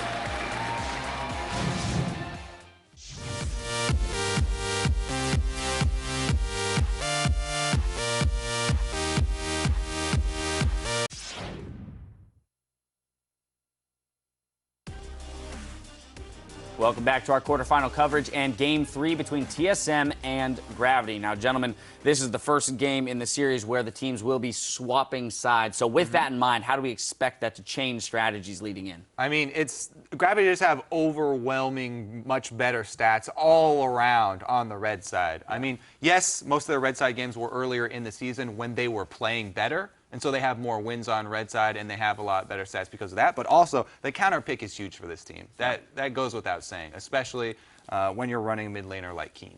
Yeah, and he's going to be a pretty big deal here. Keen definitely stepped up so much better in that Urgot game, and him getting to counterpick that into a good matchup is a big deal. But I do want to talk about TSM here, and there's 2 points. So one is, of course, right now it seems like they're living and dying by Dyrus, and the fact that he got ganked early on. Of course, great play by Gravity. Well, that strategy starts to peter off when Olaf's a big damage dealer. But the other question I ask is, why didn't they just pick the same comp? Lulu and Sivir were both still open. They could have just played the same champions and probably had the same assumed dominating performance. Why did TSM choose to go away from a strategy that already works so well? It definitely seemed like an odd deviation. Definitely the Lulu, or the Sivir, avoiding Sivir and going for Corki. Aside from it bringing in more poke. But again, Bjergsen has been, even though he went Orianna, still another shield-oriented mid-lane champion. So pretty much the same strategy for TSM. They won the first game. They want to go similar, but exactly moving away from the extra speed boost of Sivir, it does so much for the squad. It kind of brings up the old adage of, like, don't change anything if you've won, make them beat you. TSM went ahead and decided to alter their strategy. It's not like they altered it that much. Right. But yeah. The Braum takeaway can change what AD carries you want, and not getting Braum yourself can change what supports you want to run. Like Sivir with a Braum or an Alistar, and Alistar's gone. Those are 2 of your big synergies there. So, like, there are reasons. I'm just not sure the reasons are good enough to actually break away that formula. Right. All that said, TSM did lose that last game, so they are the ones who are going to have to enact change, as well as the fact that we're swapping sides. And the biggest difference, I guess, the openings to the game, the first 4 minutes of the games, that was the biggest discrepancy here. TSM crushed the lane swap in game number 1, and Gravity had the great invade in game number 2. So it is mostly about We'll play. see who has more in their early game arsenal this time around. Now, as we send it over to our casters for the call, Santorin says a best-of-5 situation actually plays to TSM's strengths. So going into the games against Gravity, we kind of feel comfortable. Like, even regardless of Gravity like being probably the best team at counterpicking because they can play anything in any role, we still feel comfortable because first of all, it's the best of 5. So even if they choose us 1 game, we can always ban that, and that's something that will really help us in the best of 5. It's going to be difficult to ban out anything Gravity's doing. They're already first picking things that you don't know where they're flexing, but they're also getting in their own head a little bit, so I think it could go against them now. Yeah, this is really anyone's series at this point. We know that there's been actually some surprises on both sides of the champ select. If anyone threw a curveball properly, it was actually TSM, the champ select in the first game, which was somewhat unexpected since Gravity's supposed to be the one throwing curveballs. And if we remember your Loco Doco interview from earlier, Riv, they're kind of expecting to lose a game to something that Gravity throws out. That's true. Well, that would be 2 losses on the series. So really, TSM can't have many mistakes from here on out. And TSM were talking about going back to the basics and actually making it so that they were working on their laning, and they thought that they were superior laners across the board against Gravity, and that they'd just be able to beat them in straight out play, making sure that Gravity has to rely on alternative strategies. Wasn't really the case there. TSM was the ones getting run around the map with less wave clear, and they stayed even despite all that. So Gravity actually came out against a lot of odds in that game. The Diana ban keeps coming out. I'm so curious. Definitely from scrims. I'm so curious. That's scrim knowledge. So curious about the Diana ban? Yeah. Like, I want to see how scarring that Diana has to have been to make first ban every round for Gravity. That means they even if it's picked on TSM's side, it means that Keen doesn't have a counter pick for it. Every playoffs we have something like this. Last playoffs it was Xiao Xiao's Twist of Fate, where it was just banned in every game even though he'd never played it in LCS. And they eventually played it in the semifinals and ended up losing with it. A lot of these times, the bark is greater than the bite with these picks. But for now, the bark was very powerful, and Gravity doesn't want to lose the series because of it. It's that knowledge of one person getting the champion they just completely want to play. It's too strong. Looks like it would either be Bjergsen or Santorin, honestly, for that Diana pickup. Still, last ban goes out. It is the Braum that will not be seen after being on both teams the first game. So Alistar, Janna, both left up now, as well as Ahri, which has been banned both From games Bjergsen. against Bjergsen. All right, Diana, Ahri, usually what we were seeing. First pick here, there's a lot of priority open, and it feels like that, or it looks like, I should say, TSM feels Santorin's Nidalee is just too big to let go. Yeah, or even moves Nidalee is too scary to let go without having Braum on That's their own a great side. point. Braum is very good against the Nidalee, but without that on the table, interesting proposition that Gravity left TSM in, almost forcing them into banning Nidalee, saying Gravity is totally fine playing the Elise and something else. But what will that something else be? I'm very curious. I don't think they should pick Elise now. You should get your support, possibly get your AD carry, because Sivir's still on the table with Callista gone and Tristana. Well, to me it depends on whether you think it's a power pick or not. Whether they think Sivir is more powerful or whether they think you can just trade that for a Sivir or Graves Grab or Olaf. Kog'Maw, right? Since Gravity's so dependent on counterpicking, I actually don't really care what order they pick on the red side unless they think something is super high priority like Olaf could be. But it's not. Alistar is there. That's high priority. Weird pick and ban from Gravity, man. Good switch at the end. Some mind games with the Olaf hover. That's been Dyrus 2 games so far in the quarterfinals here in the playoffs. See what they go for this time. The Olaf is still open. TSM can still organize the same type of composition they've been trying to go for.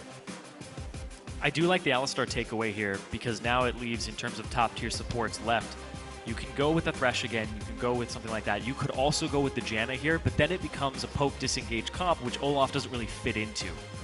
So if you want to go with that high tier support that allows you to win lane, they are going to maybe go back to the Thresh. We've seen it both games so far, and Lustboy was playing it. He was caught out a lot on that champion, though.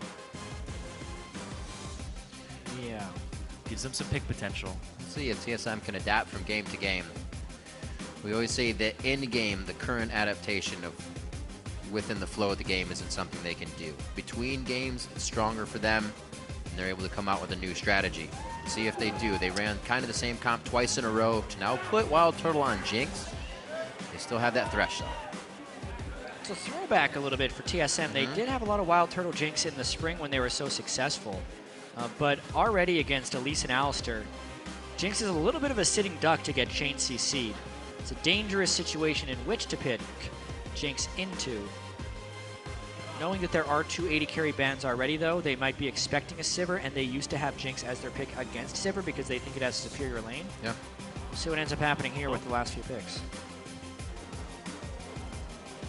Cycled through a lot of champions there, but I feel like Sivir, Corki, most likely on the table here for Altec. Ash would have been very interesting with the way Ash? they can play the cocoon game Yeah. here. And yeah, Ooh. they do lock it. A very Ash big amount Alistar of crowd, bot lane. crowd control from every player so far. Hard Yeah. CC that's coming in from Gravity. It's a lot of catch and a lot of team fight potential, but that's the thing is when you stack so many CCs, you have to have better coordination That's on true. your team. Absolutely true. You might even have the Olaf mid, running Jarvan. through that. Do the mid Jarvan, Bjergsen. Please. He's been spamming it in solo queue. I love mid Jarvan. But it would kind of prop them into a bit of a full AD with only Nidalee as the AP threat, which we kind of see can work as long as you have a lot of damage out of the jungle. The fact that it's hovered makes me less convinced that he's going to play it. The pick of Olaf would just feel good here, being able to run through all that crowd control. If you're the one to eat it, gives Gravity kind of a different aspect of who they need to focus in the fight, or a different target, I should say. Lust Boy is going to lock in that Lulu for Bjergsen. Yeah, I think this is almost necessary for TSM, knowing how strong Gravity's CC wall will be. If TSM wants to have anyone that can dive, it almost has to be Olaf. And if you're doing that, you also kind of have to give him Lulu for the speeding and the shielding so he can do his job. This is, even though Bjergsen has played shieldy type in both of his games, the Lulu is much more defined as an Olaf in power and enabler. And I ultimately like that choice. Yeah, that's what Bjergsen's been doing this entire series. It's just enabling the rest of his team. Now Wild Turtle on a hyper carry, he's going to be a big threat in the late game. This is basically their game 1 composition over again, but Thresh instead of Braum, and then instead of the Sivir, you now have a Jinx, which is a higher threat in the late game for team fights. I do like the Olaf, though, because you talked about how much CC they have. He can just soak an Ashe arrow on the front line, no problem. Yep. Be very careful with who you want to engage on. 10 seconds left here for Gravity to round out their composition. Looking for a mid laner. What does Keen have to bring to the game? He's going to switch back over to the Orianna. A lot more play this season for her coming in towards the end of the split. In other regions, and we were wondering if it would be an NA. Looks like they're starting to pick her up.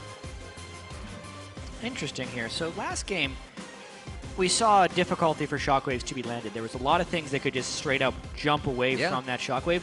This game, this is a situation in which Orianna can succeed. There are 4 champions with hard lockdown in which to make sure the shockwave hits, and also there is only 1 champion on TSM that can innately jump outside of the shockwave. Obviously, Olaf can put on Ragnarok and also get out of it, but it's a way better situation in which to pick Ori, and he should be able to split lane with Bjergsen. And it's not just that they have the CC, they have delivery systems too. 3 of these champions can actually get the ball into the thick of the fight very quickly. A lot of aggression from both compositions. We're ready to fight phase, if you will. We're seeing Team Solo Mid, though, switch up what they were doing all season long. These Bjergsen-focused comps. Get it to this guy, feed this guy. Now it's a bit spread out. It's going to be Wild Turtle's Jinx. Olaf for Dyrus again.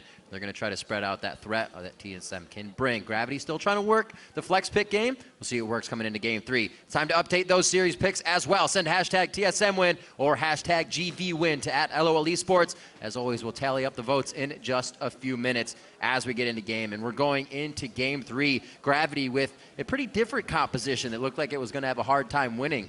Really took it to Team Solo Mid and only found a few deaths along the way. Impressive stuff. We're going to see what they have for game 3. Both teams making some decent size adaptations. Obviously, TSM going with the Jinx, going to be heavily targeted by the crowd control. But as you said, Gravity making the most changes in the champion select, kind of trying to get the surprise factor back. Yeah. If anything is a surprise pick, it would be Altec's Ashe. We'll have to see how he can lane that against Turtle, and if he can be a carry threat on a less mobile AD carry. So TSM going with the, if it's not broke, don't fix it. It broke a little bit last game, but still stick with the same composition that they've been kind of trying to push forward here for the advantage. Maybe some extra aggression from Bunny Fufu in the bot lane. He brings himself another mana pot on top of some biscuits. Maybe to expect to be healing up more. Get himself crazy when they're in the jungle to be able to use that and keep somebody healed up. Early wards coming in from both teams. We'll see if this changes up. We saw TSM stick his for the first game and try to throw Gravity off. Well, these are lane swap wards. The TSM is going into place. They're going for the invade wards, get the deep spots. However, they didn't leave any retreat wards, so they don't know exactly what Gravity could do, but they can assume they then placed them. This splits the map, so the jungle that is on the top lane side is basically TSM's territory, and Gravity gets the bottom lane side. That's most likely the way this one's going to play out based on how the teams are still not going back into the jungle that they've given up. And we'll also prep a lane swap.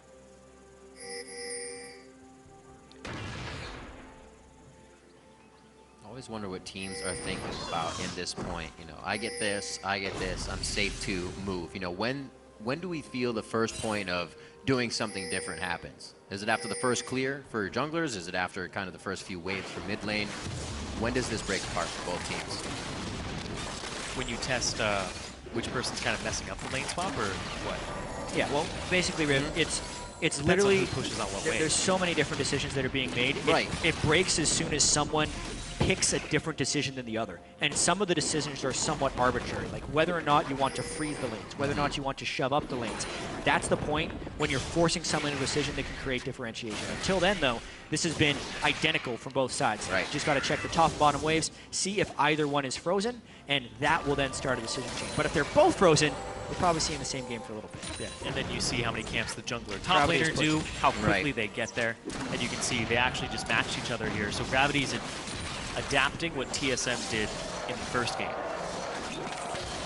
Strong, we'll see who gets to that turret first. It's obviously going to be Gravity on the bottom. However, the Jinx in the top, definitely going to put TSM probably at that same damage. See who has the better move after this one. Usually we'll see teams with not really enough gold or wards to keep pushing themselves up, so it's just an easy swap back.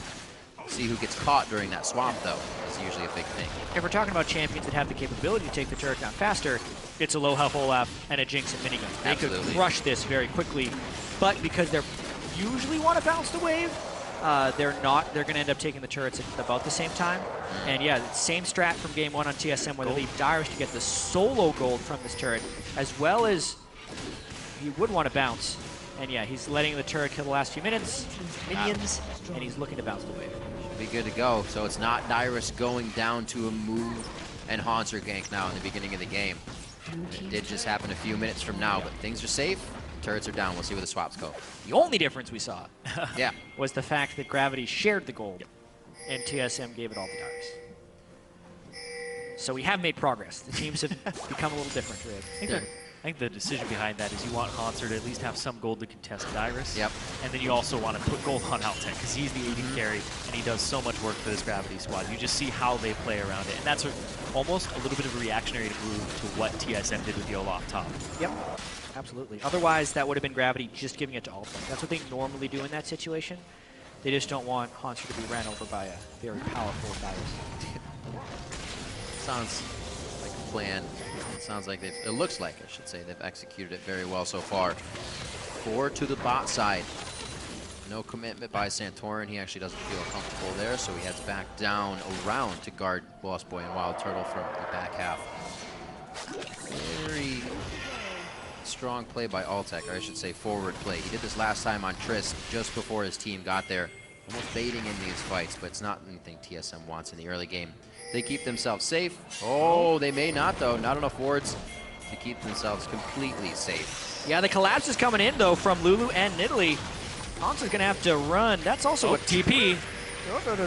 Got a little too ahead of themselves without really getting an advantage of being in the jungle here. Now being completely pushed out by Team Solo Mid. 1 undertow hits. That's the ghost on coming in from Dyrus. Will he be able to connect some more? The reckless swing comes down. They are able to get first blood. The turret gold and first blood to Dyrus with 3 assists to the rest of the team. Things are looking good here as TSM swap it back down to the bot side. And Keen just continues pushing out the mid lane. He didn't have priority in that lane, and Bjergsen's able to show up bottom. Yep. Doesn't even get an assist for it, though. That's true. First blood onto Dyrus, though, is pretty huge as far as the Dyrus, just group and have Dyrus run at him. Just a Dyrus comp. That's all TSM has wanted to do in this one. It's very nice. Go. They gave him full turret gold. They gave him first blood. His teleport also pays off in that situation. And as you said, the Bjergsen roam is something we do not see frequently. But it is a different TSM in this playoffs, making hopefully improved decisions from their late seasons. It always seems to be a different TSM in playoffs. When the pressure's on, they always seem to just flip a switch. And this is a very, very different TSM than what we were seeing. Bjergsen taking a supportive role for the team. And it's always one of those things where people are saying when TSM is in a slump, Bjergsen, let him carry. Give him these assassins, give him these champions that he can actually destroy the game with. And now they're empowering Dyrus and Wild Turtle to carry the game. And Bjergsen just being such a solid laner and player, is now boosting them up. The ability to kind of sit back and call some shots as well once these fights begin. Give them a little more safety there to do so without being pressured to make some big plays. Bringing Cleanse into that mid lane to make sure he can get out of all the crowd control that they're looking at on the side of Gravity. We talked about that a bit, and safety is just the key word here for Team Solomid. The Lulu pick, the Cleanse, keeping Dyrus and Turtle alive. 7 minutes, still looking at Alltech here on the bot side, and he's still playing up quite far, looking if they can get a bait with Bunny Fufu just on the wing. Mid lane looks pretty clean on both sides, just about 50 CS to both mid laners at 7 minutes in, tied there, and a much better game for Hanser versus Dyrus' Olaf for the past few games. They're much more closer in CS. Dyrus now has a long lane ahead of him. He's going to constantly shove up, so that leaves him susceptible to Move's ganks. See what Move does with these opportunities. Keep an eye on him this game. Dyrus is about to hit 6 too, so he's going to become much harder to gank for this Elise and Maokai. Yep. Just talking about Move. Already had a few plays between the last game. Set back a little bit, even in farm, as Santorin, I should say, continues to take his camps down and steal some of Moves, making it that much harder. Push towards the top lane. It's going to have Dyrus moving in nice. Might have to get some pressure up there to calm him down a little bit. TSM keep doing this too. They keep getting a monster wave in the top lane that's going to hit a tier 2, and then it looks like they position around bottom lane instead of looking for a dive top to deny the top laner even more CS. Yeah, it's an optimization that you would like to see TSM make. But this early into the game, it's very hard to get that many people down behind the turret. So TSM instead, when they make that giant wave hit the turret, have been doing this exact move. This is so similar to game 1. They then rotate as many people as they can towards the bottom side of the map and you look for a turret or kills in the jungle. They just flipped sides, so. Yep. Bjergsen's making the call here. They know that Keen just used his ultimate and he's very low on mana after using that full spell chain. Move getting hit. There's the arrow coming through. It hits Santorin in the face, but does not stop Move from going down. A little late reaction on the bot half of the map, and they can't get there in time. The 9-minute blue buff invade worked. 3 times the charm for TSM. This one, though, was mainly because they were comboing it with the giant wave landing up top and knowing there's no teleport to collapse. They banned the Shen, so the collapse could not stop that play from working. And it's a nice pressure advantage for TSM, as well as a good boost in. Yeah, and they had already previously gotten TP out of Hanser. Dyrus came down, cleared Raptor camp, moved over to where the fight was, so he had prepped it, knew that staying in that wave up top is going to accomplish nothing, so he just lets Hanser push it out. Hanser's now even in CS with Dyrus, and now Dyrus has a long wave to push out again. TPs will be up most likely by the next time a conflict rolls around. Getting some changes now. Thanks for changing, guys. But he does have the advantage. Very slightly. So TSM now a 2K gold lead. 1 turret dropped across the map. You can see in the rotations of going side to side here, TSM's been able to pick up those few kills. We'll see where they can go with it. Dragon really hasn't been an object just yet, or an option, I should say. No wards being placed there either for either team to think about it. So mostly clearing right now until the junglers are ready to make that happen. Lustboy getting his wards down and getting the clears out as well. His Sightstone finished over as well, I should say. That's Bunny Fufu's Sightstone. Them being on red side 2 times has caught me. I know. They swapped finally. They finally swapped. Bjergsen with double buffs after his engages towards the last fights. Very nice for him in the mid lane. He was able to get something just like that in the previous game. Looks like he's going to keep himself nice and safe. 83 to 86, still very, very close in that mid lane as they're just matching each other in buys pretty much along the way. Bjergsen, even though he was roaming early on in the game, picks up some pretty nice items to go with that kill. I do also want to point out the inconsistency of laning with Keen versus the consistency of the laning from Bjergsen. Yeah. It looks like they're overpowering Gravity right now, again, thanks to a Lulu roam to take down another turret. But as far as double-digit CS leads or deficits, this split, Bjergsen, he has had a double-digit lead in 8 games. Keen has had a double-digit lead in 9 games, so you'd think that makes Keen a very strong laner. But because of Keen's inconsistency, he's had a negative CSD in 4 games, whereas that has never happened to Bjergsen as far as being double-digit down. Even with all of the roaming Bjergsen did this game on Lulu, he was still only down 3 CS a tick. So really his laning is now being capitalized in a more proactive way. Because previously in the regular season, TSM would have a 10 CS lead on Bjergsen and no advantages. This time, they have a 2 CS discrepancy on Bjergsen, but turrets, dragons, kills, first blood for their top laner, all the good things. It's the transfer of power that needs to happen for TSM to exceed. And not to mention, while all this is going on, Santorin is still farming the jungle like crazy. He's creating a large advantage for himself because of the safe lane for Bjergsen. There's no kill pressure. You don't need to camp mid lane. That's the thing that works out. It seems as if since Bjergsen does this, now we can actually expand to allowing and enabling, empower Dyrus to do something, empower Wild Turtle to do it. It just works that Bjergsen kind of had that all along. Now they're trying to pressure into it. Yeah, largest gold lead is in the jungle by 1,000. By a little over 1,000. And then top lane is right behind at 900 because they gave turret gold over and the kill to Dyrus very early on the first blood. Very smart and very strong around the consistency of Bjergsen here. But this is good for TSM moving forward because when they were in their slump, it felt like everybody was scared on the team. Everybody wasn't empowered to make and only moves. Bjergsen could get. Exactly. Like only Bjergsen was the person who could make moves and blow a game up. Now we're seeing Dyrus run away with the game. We're seeing Wild Turtle be empowered to carry as well. Jinx. And they're moving as a unit. Despite being down in kills last game, they're still picking up turrets. This game, they're doing more of the same. They're out-rotating Gravity all 3 games so far. Their Gravity needs to pick up their game as far as being able to keep up with this lane swapping, that's for sure. Move is behind this game. First blood definitely hurt him. The mid lane pressure has been transferring elsewhere, and it's really just Gravity being behind in rotations again and again. That actually works very nicely in Santorin's favor. Keen just left turret aggro, so they can get a few more shots on. Is that a home guard? No, that's a bootless Maokai. Yep, that'll do it. Not really going to be too much fear there. Got him. It's a little too early for him to even think about having home guards. Early teleports. This is just true. The wards have to be closer or that teleport has to be hidden if they want to surprise TSM. Now they're down teleport, they're down health, and it's a 5-man siege for TSM in the mid. With the wave clear, though, I don't think they're going to make much of this push. Yeah, you'd think he'd had home guards by watching the camera and being like, oh, we're at tier 2s already. He's just flexing his tree muscle. People are running through the enemy jungle. Exactly. Getting it in there. Still only 13 minutes, almost 14 minutes in this game. So the teleport fear plays. Gravity coming in. Next level mind thinking. Still gives a big advantage in terms of TP to Dyrus.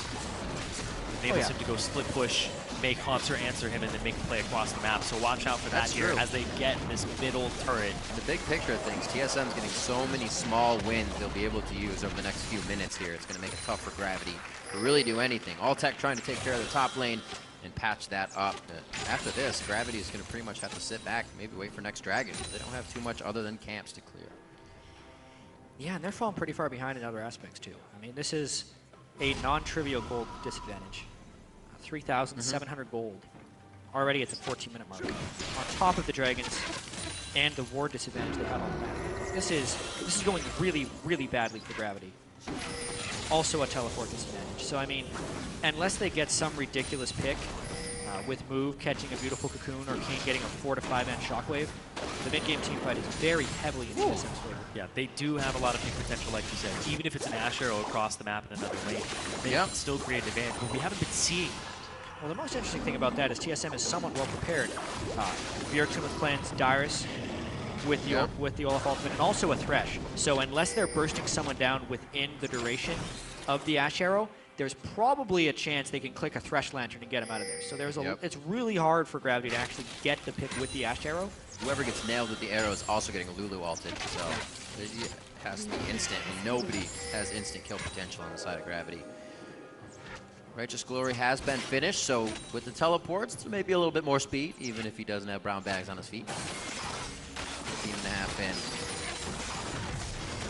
Looks like Gravity may finally try to get this top turret down. Yep. They're going to put quite a bit of pressure on it. And they stay for safety. They say, you guys can back. Not yet. Let's make sure we don't get completely dove on, since we don't have vision of Team Solo Mid right now. Who is trying to sneak into the bot side of the jungle. Testing this tier 2. They have a Nidalee, they have a Jinx. You could kill turrets very quickly if you get to them. They'll get some alone time with this turret because the backs are a little off here. Let's see if they can get it. TSM has been so far ahead as far as rotations go. Here comes the arrow. I don't think it's game. Oh, it went over a ward. Ooh, nice little team disengage there, taking down the turret. Turtle actually activates the rockets. Make sure he gets that distance in it as soon as possible. Get ASAP turret down. 2-0 now. Very reminiscent of the first game. Low kills, a lot of caution. Hello. Undertow onto Altec. Summoner heal negates the E-True damage. That may be the miss he required. And flashing that Undertow saved Altec's life, but he used a lot to get out alive. Altec, now they lose the pressure in the other 2 lanes. They just burned Summoners and had a rotation up top lane. These turrets are falling way too fast for Summoners, Gravity. and they don't have to worry about an Ash Arrow coming in, so they can go pretty headstrong into these fights. Bunny Fufu, Unbreakable Will goes on. The Repel's up for move. The last few hits of Glitter cannot go across, and the Javelin misses as well over the left shoulder of Move. Low members from Gravity do not spell good things, and TSM can reach these turrets with a full team, and that's what's going to happen here in the top. Just so much siege power here between the members of TSM. If they get to a turret, which they can very easily with their wave clear, they're going to knock it down very quickly, and you see that right here. Yeah, Move, their odds are twisted advancing in. Knew it was kind of ill-advised. Gets himself out right quick. TSM working very methodical right now. This is the cleanest they've played of the 3 games. Game 1, it looked like they knew. So when you're having these Lulu Olaf team compositions, it feels like the win conditions are somewhat simplistic. You group up generally, you put all the stuff on Olaf, and you go. But there were a lot of times in Game 1 where Bjergsen was caught a little bit out of position and very quickly used his summoner spells and his ultimate, so the TSM could not really confidently group and pull off these strategies. TSM's not getting caught whatsoever. Their wards are ahead of the game. They're rotating and killing turns very well, and they have the big cooldowns for when the team fights happen. Gravity wants to burst down this dragon, but it's a very strong TSM that can collapse upon them. Ball placement to the right. Bjergsen has to move it across. He's going to get 1 shockwave onto Haunter there. The rest of the Gravity team flashes through, but they're all slivers of health instantly in the beginning of the fight. Double lift, triple kill for Dyrus. Looking for the Penta. That's going to be a kill for Turtle. It could still be the Quadra. That's a dropping Spider. Never going up the spout again. Quadra coming in for Dyrus. It's just a Dyrus comp. Yeah, you kill everyone. Just Dyrus things. And that was just a perfect example of everything TSM has built up in the first 18 minutes into the game, coming to a head at the Dragon Pit. Gravity was completely cornered. They tunneled on that objective, but TSM was vastly superior. They did a TP flank as well, which is something they've hardly been able to do all split long. They get a massive win. 1 Jinx Rocket away from a Penta for Dyrus. 7 kills to 0, 8,000 golden. And let's just have a check right here. That's an inhibitor turret down, and it's 19 minutes in the game. Yeah. It is still extremely early, so Gravity are now going to have a funnel of farm into them, and TSM need to keep the pressure up to close this game out, or else Gravity is going to have a source of income that they can constantly go to. It is the best inhibitor to have down, though. You can see here, Shockwave comes through, not ideal from Keen, and then Dyrus just gets backline access, goes immediately for Altec. Yeah, and everyone in Gravity is trapped. Even if they go over the wall, it's to their own base. The axe just went through everyone. Dyrus is a monster in this fight. Oh, he juggled it! There was a Jinx Rocket and a Nidalee Spear trying to chaos away that Quadra kill. Everybody wanted the kill onto Move. And he put a dance in there. I liked it.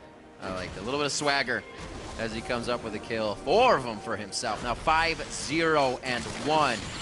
And what a way to be putting a game on Dyrus' back. And then you said, even on the flank teleport, if we remember, teleports were one of the things that plagued TSM the most. And Dyrus being a little late or too early and the communication wasn't there. On point in the playoffs here, the quarterfinals, is really helping to carry TSM in a surge of momentum in Game 3. Neither team showed this much pressure in Game 1 or 2. Yeah, definitely not. This is TSM turning on mid-series. It's something they've said as a strength coming into the series, and now Gravity is going to have to bounce back very, very hard in Game 4.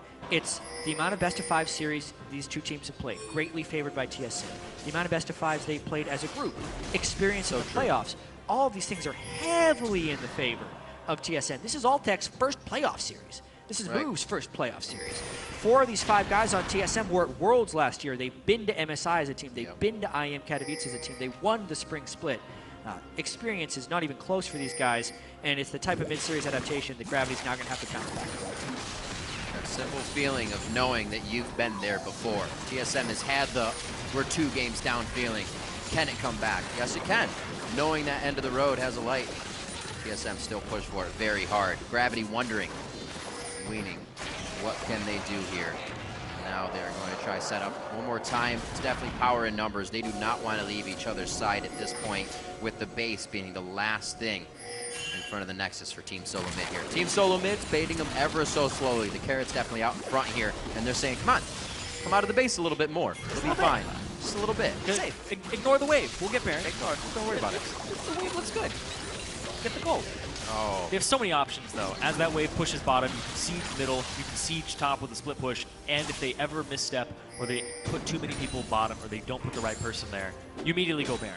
You have the vision control, and you can see it. They're actually going to go for Baron right now. This is a tricky force because Gravity needs someone back to hold the super minions off. But it is a very early Baron, and TSM has a lot of people stopping the collapse on a Baron. Oh, so the guys Dyrus doing it are going to get a little snuck low. around. Yeah, well, Here's the true damage.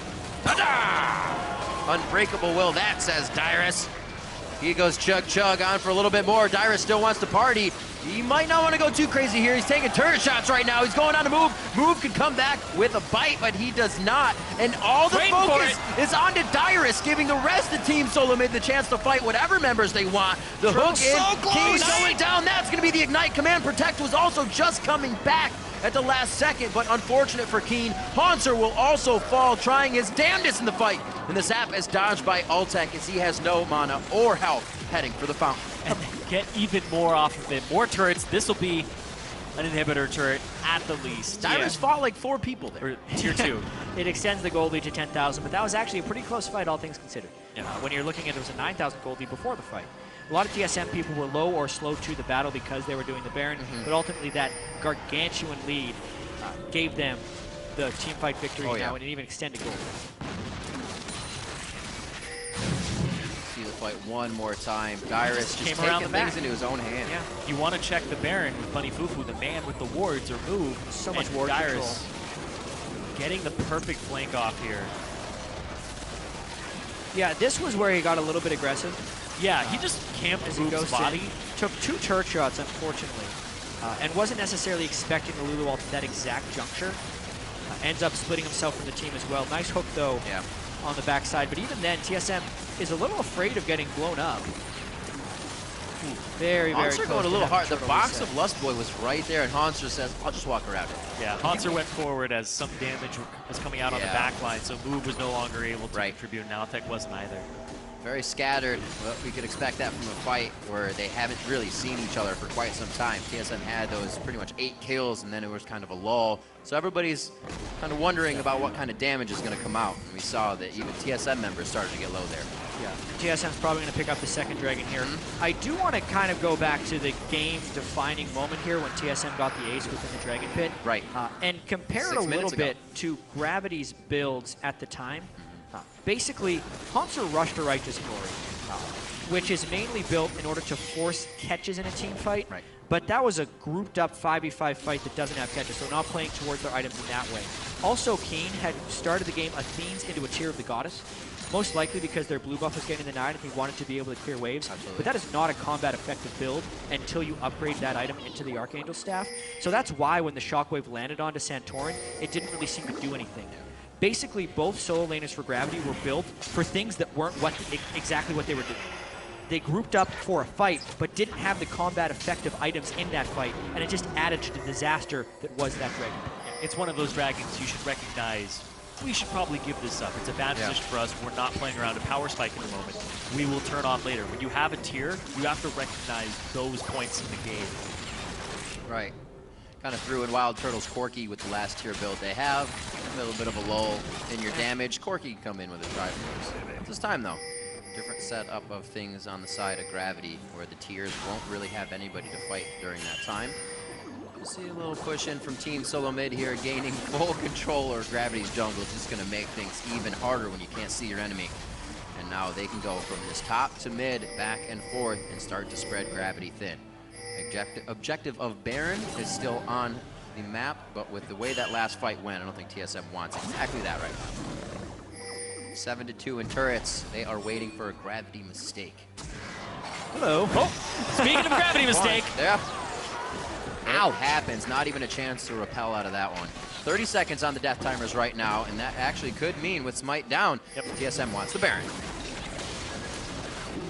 This will be a medium speed Baron here. Medium rare, please. Yeah, Dyrus teleporting in for safety, I assume. Oh. A bit of a waste to teleport, in all honesty. They could have used that teleport flank with the Baron buff to try and end this game. Well, everybody has to back now, so. Yeah, total waste.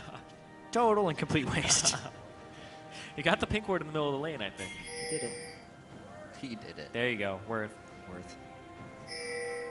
Yeah, exposed inhibitor as well for TSM. Expect them to group and go for that. Yeah, and now Dyrus doesn't really have the split option available because of the TP. He can go for it though, but that's a big risk. So how big he is waiting for his item. So Black Cleaver ran to him. He's actually pretty big for that top lane. He just Haunter is Righteous Glory right now, trying to finish up a Randuin, so we'll have double effect on slowing once he gets into the fight. If he can get into the fight, that is. Yeah. So here's something.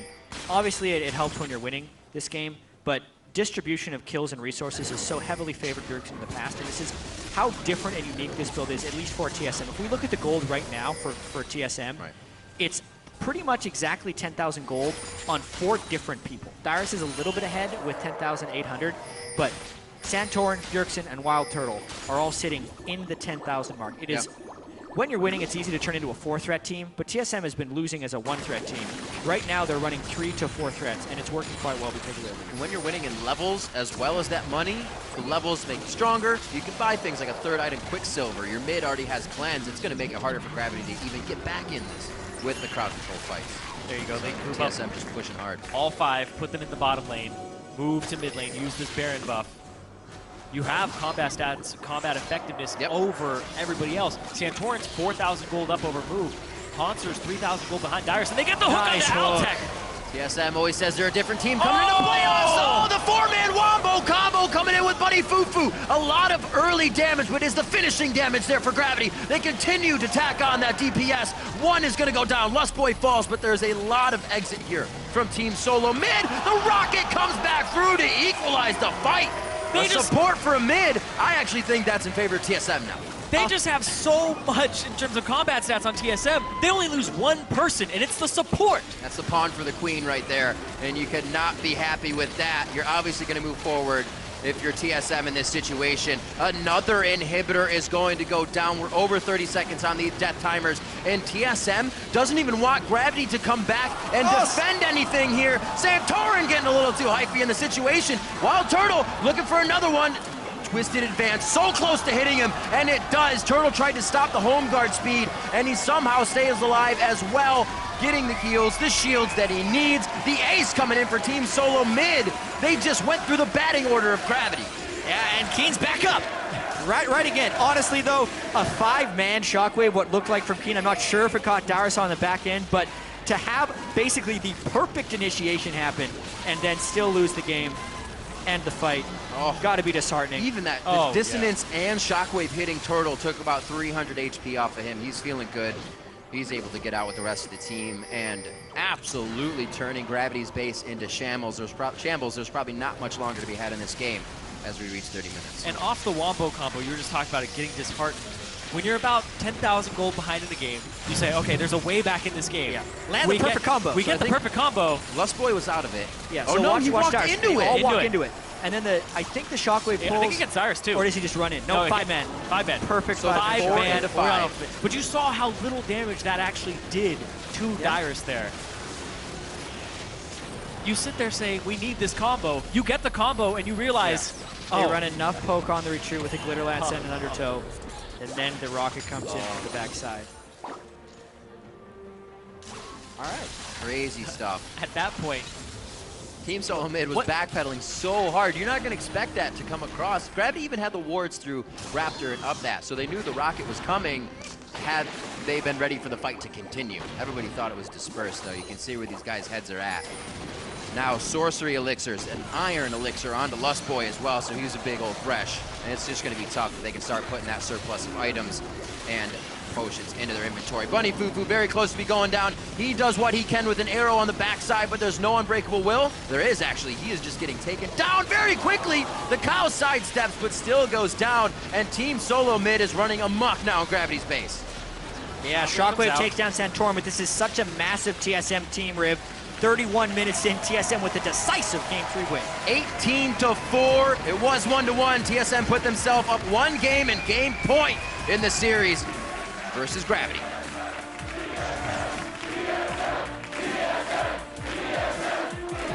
And it looks like TSM said they're going to win 3 games and lose 1, maybe. They're not liars. They're on path to doing that with this new playoff TSM. And they always show up. This new it's a new strategy. Dyrus carry thing. Nobody saw that. Yeah. They cut back to us so quickly.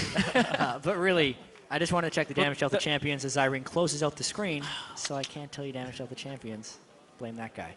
Anyway, it was an impressive game by TSM for a number of reasons. Gravity, they switched up their team comp so heavily, and based on the way TSM brought the cleanse, had the Olaf, it did very much feel like Gravity was outplayed as well as out-team composition. They brought so much CC, but not that much damage, and then TSM brought a counter to the CC as well as some great shielding. So really decisive game. They would just run around the map all game, objective after objective, falling to TSM, and then they'd get these pickoffs. The blue invade finally worked. They were able to actually, like, the thing I like about this is they're enabling Dyrus so much, even just off giving him turret Way gold. more than usual. Dyrus wanted to play League of Legends. He's playing League of Legends. Yeah. Absolutely. It's the long con. It's the long con, and it's finally coming out. Let's send it over to our analyst to break down that TSM victory.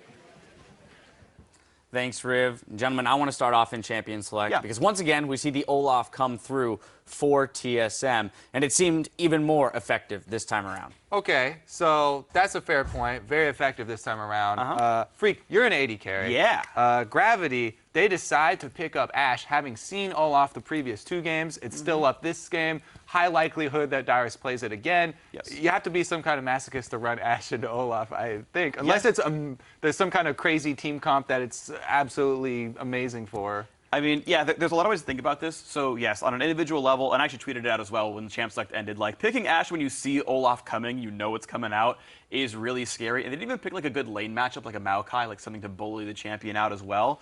So you know Olaf's going to get to do his job, which is a really weird way to go into Champ Select, where the star player of TSM, Dyrus somehow, is probably just going to run amok like he's a Pokemon gym trainer. But oh my God! But seriously, like, it was going fine. It was going great. Till then. You were making a really fantastic analytical point, and then you had to go and ruin it like that. Kobe, here's your pen back. Thank you. All right, continue. No, but so on that front, on the oh my God, it's Olaf front, yes, very, very bad for Gravity. What I will say though is in any like moderately okay like gold lead sort of game, Olaf will be split pushing, and he has to TP into stuff. And so if you arrow in or Maokai in and then Shockwave, you catch 2 or 3 people, and on equal gold, that comp is enough damage. Now, when you're down 15K, no, it's not enough damage anymore. No crap, no comp is. But if like in a game where you're down 10K, the comp sucks. In a game where you're not down 10K, it's probably okay. I do want to move ahead then into the gold lead that was created pretty early, because in the last 2 games, we've really hammered the idea of the early game between these 2 teams being so extremely important. We want to use our replay to get into this. So, Kobe, I'm throwing it to you. The first blood here in the early game that kind of set TSM off on the right foot. Right. So this one was kind of awkward to me because Gravity, the plan that they're going with here is they don't send Hanser immediately up back to the top lane and, you know, try and switch back here. So it kind of puts a timer on them because Dyrus is getting a lot of farm up there. Yes, he can teleport into this play, but Gravity are looking to try and punish this duo lane that has the Jinx in it really early on here with the 3-man move. So they're like, we're going to run in, try and get there before there's wards. Oh, wait, there's a ward here. So they stop to clear it, but then they split. At this point, all 3 members split. If you look at the mini-map, they can move down and still try and cut off Turtle and force the teleport from Dyrus. However, they continue on with this, only Haunts are engaged. So continue to roll a replay here, and we'll see Move goes up into the jungle. Bunny, Fufu, and Haunts are moved down to try and cut them off. But then Bunny Fufu has a different idea about what they're going to do with this, and Haunter turns around after he gets hooked in. He twisted advance and he gets cut off here by the Flame Chompers. Then the teleport comes in, and a few seconds this early in the game of free DPS, even on something like Maokai, is going to be the game changer. Plus, look at this roam from Bjergsen. Bjergsen is down bottom lane while Keen is still in mid lane. He made the entire trip there, and it was Gravity, the team that initiated this whole move down bottom. It's Gravity who sent 4 people down bottom to try and cut off the Jinx, and they're the ones, they don't even have the mid laner down there. They're completely outnumbered. Move was going up into the jungle while the Alistar and Maokai were going down to cut them off. It just seemed like the communication completely broke down for Gravity. Yeah, and if you think about just even like the game theory behind it, like you know Olaf can TP, you know mid lanes are right now equal. If Nidalee's in bottom jungle, it It is a 4v4 at worst, yeah, so like it's okay. Remember, there's a 3.5-second channel time on teleport. So even if Dyrus reacts, you've got that 3.5 seconds I said was so go right important away. of exactly of DPS time. Yeah. Again, so yeah, it would have worked. Misplayed, bad by move. Ouch. Works out in TSM's favor. Some early gold onto that Olaf. We've seen what Dyrus did in Game 1 when he was ahead. Not so effective in Game 2 when he was behind. Well, here you go. He's got an early first blood, and this only got worse as the game went on. We do have an LCS big play tweet that came from @LulInflicts, who tweeted, "Woo woo! Here comes the pain train." Oh man, and it's Broloff too, which makes it so fitting. This is absolutely wonderful here. So it starts out, Gravity doing normal stuff, trying to engage on, but you know what? There's a little guy called Dyrus on Olaf on the side, and he gets onto Altec. And exhaust doesn't matter. It lowers his damage output like 25%, which matters a little, but that's the problem, is he's so disruptive to the team composition. It's a front-loaded AoE burst team from Gravity, and when there's a backline threat that's disruptive that gets past all the CC, he just kills everyone. Oh, it's just a massacre. They all run into the dragon pit, and it's like those wrestling actors in WWE where they're trying to get out of the pit, and just getting beat down from the outside. But Lesboy lands a great hook onto Keen. It is worth saying that a Jinx Olaf team comp is really snowballing, and if they get ahead, then they're going to have plays like this where they just steamroll over their opponents. But getting trapped in the dragon pit right there was brutal. Much more decisive game from TSM this time around. Third time we've seen Olaf coupled with that Lulu. So TSM still very much showing their strategy. The question is, does Gravity have an answer to that? Because they've been beaten by that strategy twice. I think we'll find out soon enough. Ban Olaf, that's one. That's one way to do it. Or find Hanzo a matchup you can win. Hey, and maybe they'll drop that Diana ban that is kind of been sitting there nebulously, as we don't know exactly whether or not TSM would even play it if it were an option. I dropped Callista, personally. I think that's a ban you can also drop off. I know Altec hasn't played it the entire split long, but you got to drop something for the Olaf ban unless you have a counter pick, which we've seen they don't have. So if they do ban Olaf, then I think TSM go back to Bjergsen on a carry champion, because that's one thing they've been very happy to have Dyrus be the carry. And while Dyrus is on Olaf, then they're, oh yes, we're going to have Bjergsen on the shield champion. It's going to be Lulu or Orianna. It'll be fine. He's going to empower everyone else.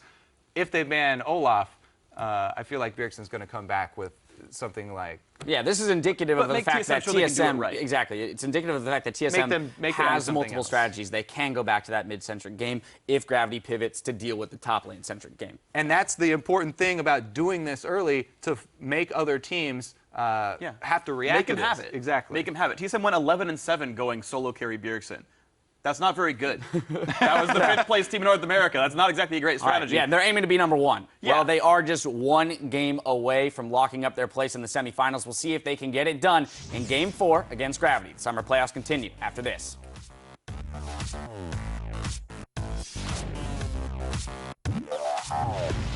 Be decisive about dragon fights, okay? You have a really strong team fight comp. Make use of it and call out Ash arrows, okay? Don't be as passive as last game. If we see them, don't let them run you over. If we see them, just poke them.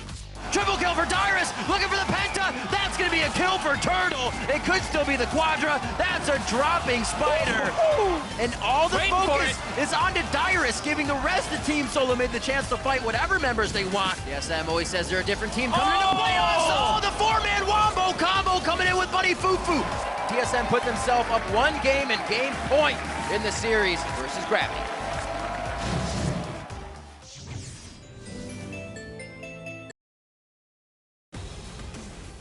Welcome back to day 2 of our North American Summer Playoffs. Right now, we're loading up for round 4 between Gravity and TSM.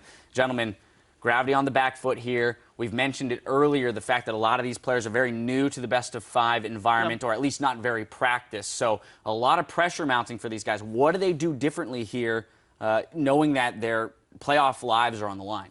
Yeah, I mean, we were looking coming into this as Gravity is going to be the one with this counter pick and all these different styles for Champion Select. They're going to try and throw TSM off, give them the old Cassiopeia top and watch them tilt.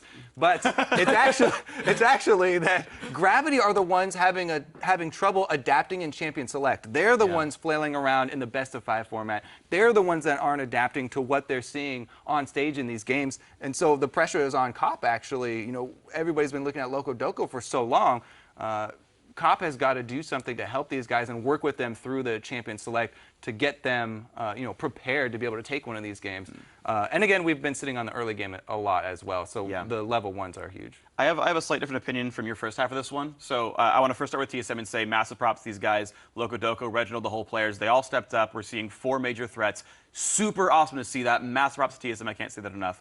On the Gravity side, though, I think they have made some adaptations that I think, if they worked, would have been really clever, right? In Game 2, they go Elise instead of Evelyn, and they get the gank pressure, and they hold down the Olaf, and it works. They let TSM play the comp and find a way to beat it. I thought that was cool. It worked, right? They won Game 2. Game 3, they pick an entirely different comp, saying engage the 4-on-4. Let Olaf split push and dive the team before Olaf shows. He's not a very good reactive threat, right? He's got to be at the beginning. So make him TP late, kill the team. If they didn't screw up the level 4 tower dive, that would have been beautiful. And Gravity probably wins Game 3 as well. But Move as an individual goes the wrong way, walks by a pink ward, sells out his team, and they get screwed up because Move goes the wrong way. I want to see the games where Move makes the early ganks happen, and the comps probably look fine from Gravity as a result when he doesn't make mistakes. So either way, though, the argument would be that if Gravity's going to be headstrong in picking the way they're picking, they need to execute better. Yes. Or, as Kobe mentioned, you need to find another way, perhaps an easier way. Maybe an easier way, and that's a valid point. Yeah, it just makes it very difficult to execute if you're going to go. That's totally fair. That's totally fair. All right, well, there's the man on your screen that might be responsible for the win if they're going to get it. Cop, we'll see what he's got strategy-wise. We're going to throw it over to our casters to get us into Game 4. Thanks, Dash. As always, we're ready to get into Game 4. Let's do it. I'm still here with Chat and Aiden. We're about to get this game going. Cop and Loco Doco, like they were saying, the last final touches for the teams, whatever they can say, and hopefully give them a bit more of their energy. Yeah, just like you did to us. Yeah, I feel transfer the infused. It's honestly Gravity's time to adapt again. They need to be able to adjust to what TSM is throwing their way.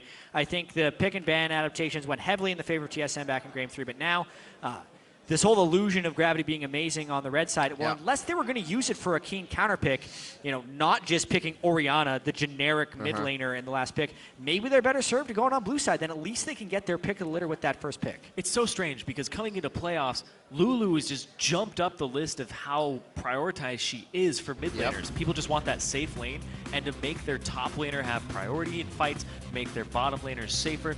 Basically, you're going for that safe lane that has some bully potential. Lulu can roam very quickly and get to places and shove out the lane. So all around, she seems like a very strong pick. The fact she just jumped back into the meta all of a sudden over things like Azir and Victor, is actually very cool. Ryu's just like, why is everybody jumping on my bandwagon now? Ryu plays that all the time, H2K. He's good to go. But no, definitely seeing the benefit of it here. Finally. That's the North American teams. The Olaf band does come in. We hear the crowd. A little bit of a cheer there. Dyrus, however, now this is where TSM might have to switch something up unless they somehow pull out another Olaf. But I find that highly difficult to do at this point. Rumble and Nidalee are going to get banned out. They don't want Santorin on that, or rather want Move on that. So we'll see how they kind of trickle down the jungle picks now after they ban it themselves. I want to see if the Diana ban comes out again. Okay, good. They substituted for the Lulu. What's this Diana all about? Because if you find out in Game 4 that you didn't have to ban Diana in Games 1, 2, and 3, you're really going to kick yourself for that one. Well, finally they are adapting to the series. Lulu and Olaf have been giving them a lot of problems getting rid of both of those things, obviously. Nidalee as well with the Braum ban. So really just trying to shake everything up. We should see a unique Game 4. Shen. They're going to pick Shen. No, sure? Yeah, that's what about Elise? Likely. No, there's Elise so much. Also there's likely. so much left up actually for here. The Alistar is also still left up. A few things they can get to make sure nothing too much is told about the entire composition.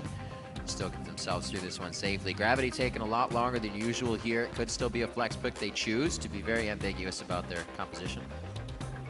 And they're just going to let the time run down here actually to kind of... No, they're not. Nice. It is going to be the Shen first pick. Makes Good no call, sense. Riff. It was Got something that was banned away by TSM in the last game. And it was pretty pivotal in Gravity's ability to collapse on the rotations that TSM was making. Yeah. Something that was sorely lacking in the last game.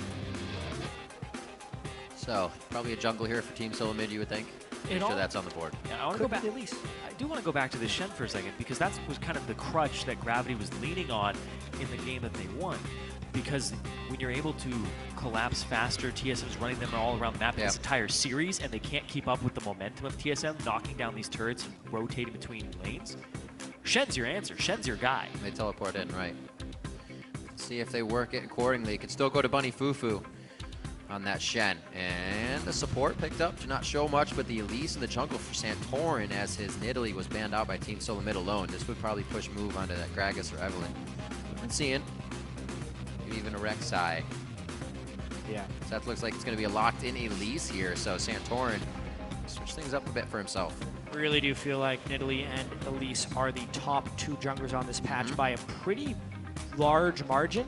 So being able to pull that off and not even having to first pick the Elise will be beneficial for TSM, assuming they have a good pick for Dyrus against Shen,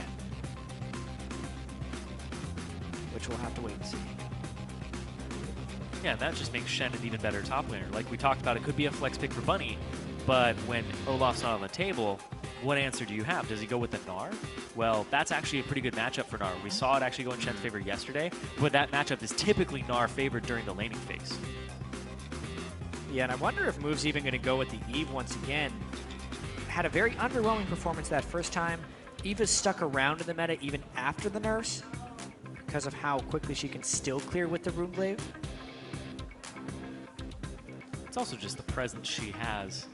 It really forces your team to buy pink wards, and if they're not on top of that game, then they get collapsed on. They get Eve from different angles they weren't expecting. But TSM were on top of their ward game over and over again. Tristana left up once again this game. It is going to be picked up by Gravity. They'll have a bit of an advantage taking down these turrets now. The TSM doesn't have their maybe Jinx and Olaf at low health to start taking down those turret swaps. So a little bit of a change there. Triss back in the game for them. Sivir still open for Team Solo Mid. As we were saying before, these guys love having that in the composition. It just makes things so easy for the engage. And if you have the Gnar as well, easy to throw him in there with that speed. Yeah, it's allowing Dyrus to be a split pusher. It's something he's done a lot of. He's actually played Gnar 6 times this split and is 5-1. It's one of his best top lane champions. But it's very much in a split pushing role that he plays that Gnar as well. He's only had 56.8% kill participation in his Gnar games, but won 5 out of 6 because he's really been a strong split pusher, and that's exactly what he needs against Shen. But when he's against Shen, though, and he has the split push pressure and low kill participation, does that mean the Shen is going to be able to go to other lanes much more often and just increase his own kill participation? So Gravity does have an opportunity to actually take these fights. The whole reason, in my opinion, the whole reason Gnar is a good pick against the Shen is because if he gets a slight lead, he can then out-push the Shen. So even if Shen does teleport in, you take the turret because you always have the lane pressure. And therefore, since you have the advantage on Shen, you can also match with your own teleport. Yeah. What will Gravity round out with? They already have the jungler by Fun Hover. Could be the Janna, actually. It is going to be shields and a bit of disengage as well coming in for Gravity here. Interesting way to round out the composition. I'm still wrapping my head around with Diana. If he picks Diana here... You're going to go to bed tonight thinking about Diana. Like, it's not even a good pick here. So, against Urgot. Yeah, against Urgot, against Shen. You don't have enough damage to blow up anybody when there's a Shen on the enemy team and you're playing Diana. That's the thing. Maybe they're baiting that out as well. Understanding that if she does dive in and have a Janna, it'd be hard to play Diana in this situation anyways for Bjergsen if he were to take that. 20 seconds to lock in a final member to round out a composition that looks like it wants to get on you pretty quick. What can Bjergsen throw into there? Victor's still available here for him to go to something easy. He couldn't really put a Kage. Not enough protection there. Ahri was... Ahri. that's right. He was left up last game and he didn't go for it. Yeah, in the first game. That one slipped right through, so they are going to go for the Ahri. Bit of AoE AP for them and safety for Bjergsen. I actually see him trying to kill out Keen in the mid lane here. Have to be careful, though. We gotta get more action in that matchup. It's an interesting choice, because, I mean, we mentioned how it's not a good time for Diana. Aside from Bjergsen being a very good Ahri, it's still somewhat of an assassin-based pick, and they're still up against double shield and an Urgot, so it's a very tanky lineup they're going to be going up against. Back to what we saw during the split more. Same problem. Yeah, it has somewhat of the same problem, so Bjergsen will really have to outperform the expected role to make this work in this team comp. Overall, though, TSM does have a lot of damage. Gravity should actually be feeling quite good about this one because of their tank ball type team with good shielding is what they've been able to win with in the past. There's a lot of big potential on TSM's comp, though. One person's out of position, the Sivir, the RE charm. You just have so much to get to them. So yeah. Gravity, they do always have Father Shen looking over them, though. If somebody does get caught, there'll be 2 there. So they have that advantage. So if they can keep track of Evelyn on TSM side, they will always know when to take these fights. We see Cop and Loco Doco taking their final steps to the backstage, possibly the very final if TSM are able to come out with a win here. And you know the deal now. Head over to Twitter, tell us who you think is going to take this, how you think the series is going to go. It could be a win for TSM. It could be Gravity keeping themselves in. Just tweet at LOL Esports with the hashtag GVWin or the hashtag TSMWin. And as always, those will be tallied up throughout the game. The crowd is ready. Went a lot of games into the Silver Scrapes for Europe. Can Gravity make that happen here in North America? Can we get a Game 5? Is Gravity ready for the long haul for their inexperience in best-of-5 playoff matches where TSM is a veteran? And TSM looking to keep that veteran status going into the playoffs. Yeah. They've made finals every single time. And Gravity, they're looking for their first semifinals ever. It's going to be tough. Chronologic Gaming after this, they will have to fight. We saw yesterday, Impulse will be going up against Liquid. That should be an interesting match for them as well. Yeah. What's Impulse against CLG? CLG, right. Liquid I was thinking, I switched the brackets this. in my head. Yeah, the from winner top of this to bottom plays of the way they were Liquid. played. You're But how correct. about that Madison Square Garden, though? Yeah. Don't want to mislead anyone. Madison Square Garden is for the finals. The and finals, third, right. fourth place. Because there's a third, fourth place match, the semifinals will be played here in LA, and the finals and third, fourth place match will be playing in Madison Square Garden. But a win here basically secures their spot at Madison Square Garden because it's guaranteed top 4. We've heard what that means to the players in the teasers, the trailers that have come out. That is a huge spot, a big stepping stone, as Alltech said, to continue moving themselves on. It definitely proves what they've been trying to put out to the fans all season long, and that it's that they can make it and they have the potential to keep going. See pretty much the same start, not as deep of wards being allowed to put in here with a kind of line of scrimmage wards being placed by TSM. It's actually very different because Gravity have only placed down 1 ward in this entire first As minute I said and a half that, I of the noticed game. how far they hadn't got in. Huh. Why would you save all your trinket wards? Until a minute and 50 seconds. Very frugal. It's very curious. I only do that when I think somebody's going to invade me, and then when I'm doing my buff, I slap it over the wall, make sure they aren't there. But what's hilarious is the one ward actually sees the person that's invading them. Worth 100% value ward. 100% ward participation so far. Very well done. Making everyone count. Yep.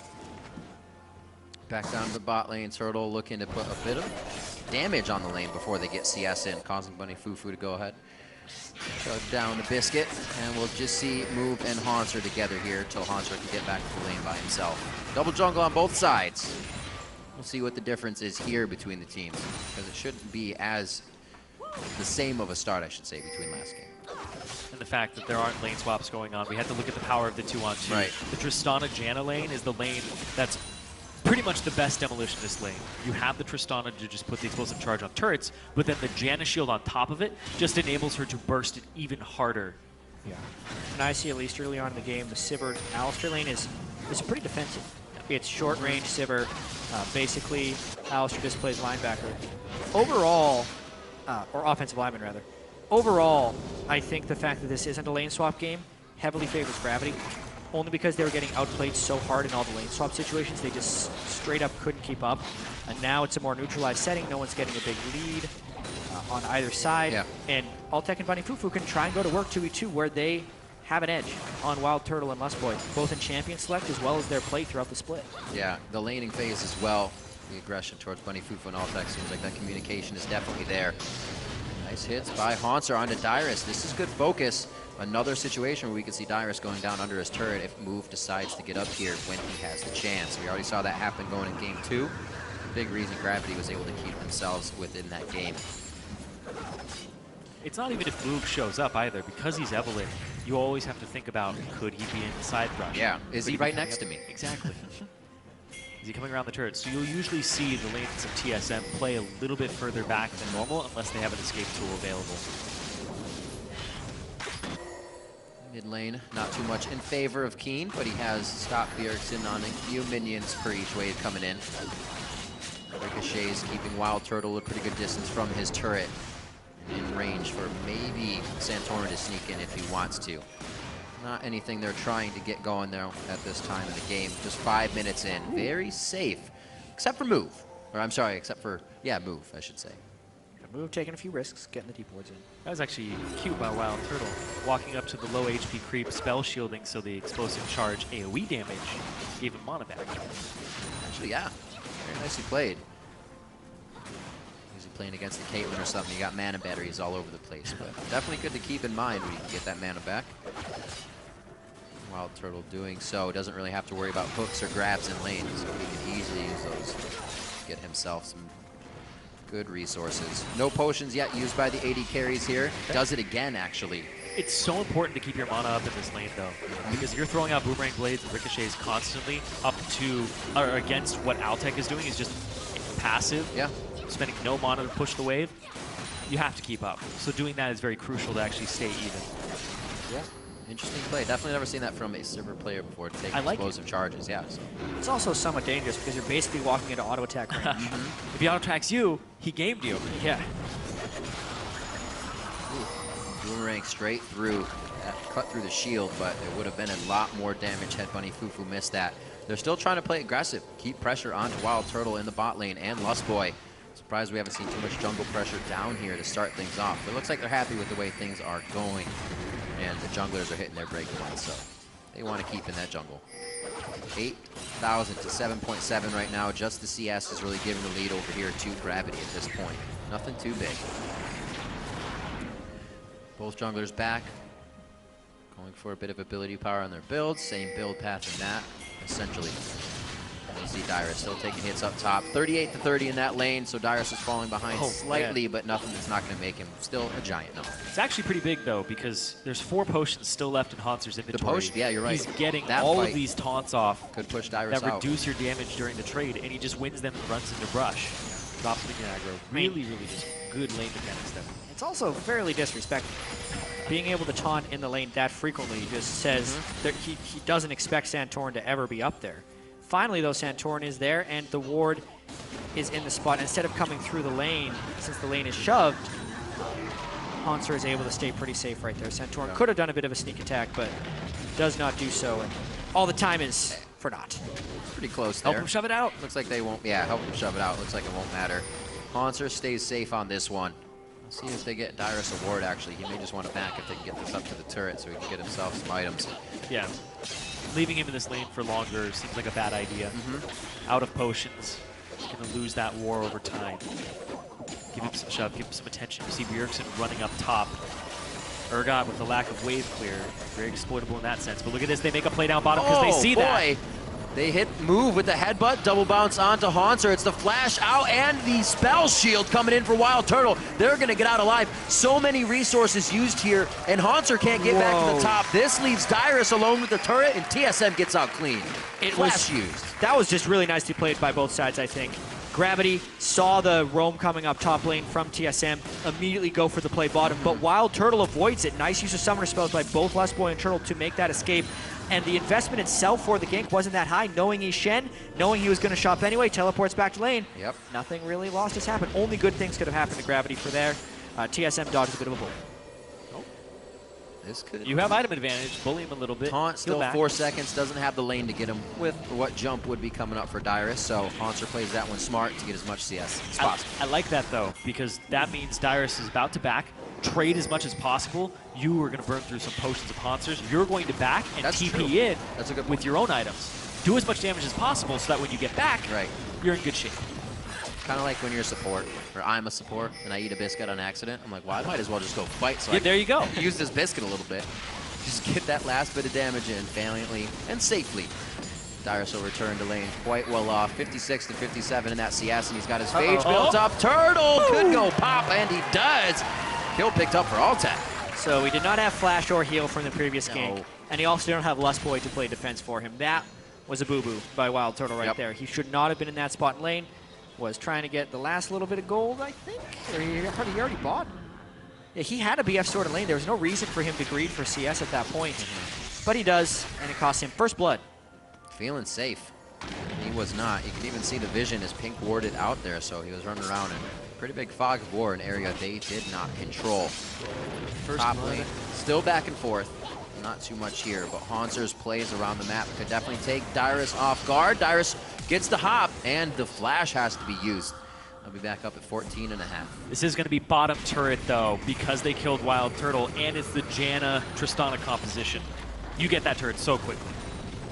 That was basically, I think, 3 casters and a cannon minion. They were able to take it from 3/4. Yeah, and we mentioned earlier that the standard lanes would favor Gravity, and we're seeing the results of that right now. Move had matched farm with Santorin early on in the game, but basically Altec and Bunny Fufu, with the help of a big gank, are able to take the advantage down bottom lane. Haunser is working Dyrus a little bit with all the taunts in lane. It's just going perfectly for Gravity early. Exactly. Haunser was able to push Dyrus back. He needed assistance. They sent people top, and Haunser gave him the runaround. Big part of having Shen in top lane is that he gets to show up in the bottom lane. You always win that fight by outnumbering them. Very strong map movement so far from Gravity, using those level 6s as well, just about when they came up, making sure they haven't had an advantage. Dyrus gets back to lane, definitely not in the damage dealing factor of things. However, builds a Phage, being more of the tanky guy this time. We do see Santorin instead of Cinderhawk, Runeglaive, actually for both of the junglers this game. Clear speed, something Santorin wants a lot of since he does a lot of farming in the jungle. Also, higher damage. There we go. They put the Janna Trist into the top lane now. Put it where the turret is still up. It's something that they failed to do. Jeez, they're going to get a 2-turret advantage temporarily. It's such a good combo. Yeah. This is where we saw Gravity last time being pushed off the turret because they tried so little. Yeah, it's not only that you're getting bonus AD from the Janna shield. Explosive Charge has more damage multiplicatively based on your AD. So the damage that you get from the Explosive Charge when you're shielded is about 80 more at this rank, and then it just goes up even further. They're going to get how much damage on this next turret as well. Their second tier, just prepping that one down, should be about half HP. You can see Bjergsen pushing Keen out in the mid lane and trying to get a push in as well. Not as much roam from Bjergsen this game, trying to also keep Keen down. Well, Keen hasn't been kept down this series at all. We talk about his variance, and he's being consistent. Well, I suppose, yes, he has not had a big win or a big loss, but a lot of that has been on Bjergsen playing the very neutral mid laners, 2 Lulu and 1 Orianna. So even not going as aggressive, or maybe Keen's not letting him on the Ahri that he finally gets. One thing I noticed this Urgot game, he has picked up the 1 win Gravity has on this series on Urgot. Very true. They are not hesitant to go into fights. We even kind of heard Kopp saying as he was walking off the stage, don't hesitate, don't do what we did in that first game. Make sure you guys can come out strong and really have confidence in your engages. Yeah, and Gravity has been able to pick up 2 turrets with no answer. This is actually quite rare. You normally see a turret trade of some kind, but it just shows that Gravity's had that lane advantage in multiple lanes. They're really exercising the mobility of the Shen from a map-wide perspective in order to have presence in both of these lanes. Keen is splitting with Bjergsen, which is exactly what he needs to do, since Bjergsen needs to snowball wildly far ahead for an assassin to work against a tank shield composition. This game is going extremely well for Gravity. And if Keen is able to actually tag Bjergsen again, get him about half HP, force him back, they will probably immediately call Altec and Bunny Fufu to the mid lane, knowing Bjergsen has to back. So if he gets the poke on, that opens opportunity in that exposed turret. That, or it's ready for this dragon. TSM has already set up forward wards for it to make sure they see move coming in from the outside in a spot. But he didn't have camps to clear, so he may be able to make it quite close before they even spot him out. They'll set up some more wards. TSM kind of goal side here to Gravity in their base. See how Altec takes this one. Is that the jump as well coming in? I don't think Altec's going to be able to do it anymore. He was stopped mid-jump there. Gets himself into the brush to deny some vision. Dyrus does not have much movement towards the team. He looks like he's going to get himself in a good spot now. Yeah, move eventually goes down. Dyrus slams him into the wall. And this is going to be a few more kills coming in for Team Solo Mid. They walked that one out, cut off Gravity, and started slaying him. Yeah, unique fight right there. TSM was trying to pull off a flank, and Move had actually been undetected through most of that, I think. So it was a strange initiation. Basically, it came down to the teleport timing of Dyrus. The instant he came in, he turned into Meganar. That's pretty much the ideal scenario you would want. He just crunches Move upside the wall there to pick up the first kill for TSM in the game. And it lets them bounce back a little bit despite their turret disadvantage. It's just so strange that Altec would be pushed up that far. And when they saw Lustboy and Santorin go around the left side into their own jungle. Very curious. And they chose to take that fight afterwards. Altec very well could have jumped back towards the turret and gotten out of there. Yeah. And Move could have ran the other way. He was invisible. Nobody had spotted him. They themselves thought they were going to be able to turn that, I think, because Move was mostly undetected, so they thought they'd Haunts have are coming in element too. of They thought surprise. they had the number advantage. Yeah, but ultimately Bjergsen roamed before Keen as well. Yep. It's another thing that turned that fight. Twice in a row. This time it actually pays off. Bjergsen's able to get there and help, where Keen is just a little short, something we've been seeing for the past 2 games. Yeah. This is what they should have been doing. Instead of pushing Altec down a long lane, they should have taken it middle and then go towards the Dragon back and forth between these 2 objectives until you at least get one of them or both. They're back.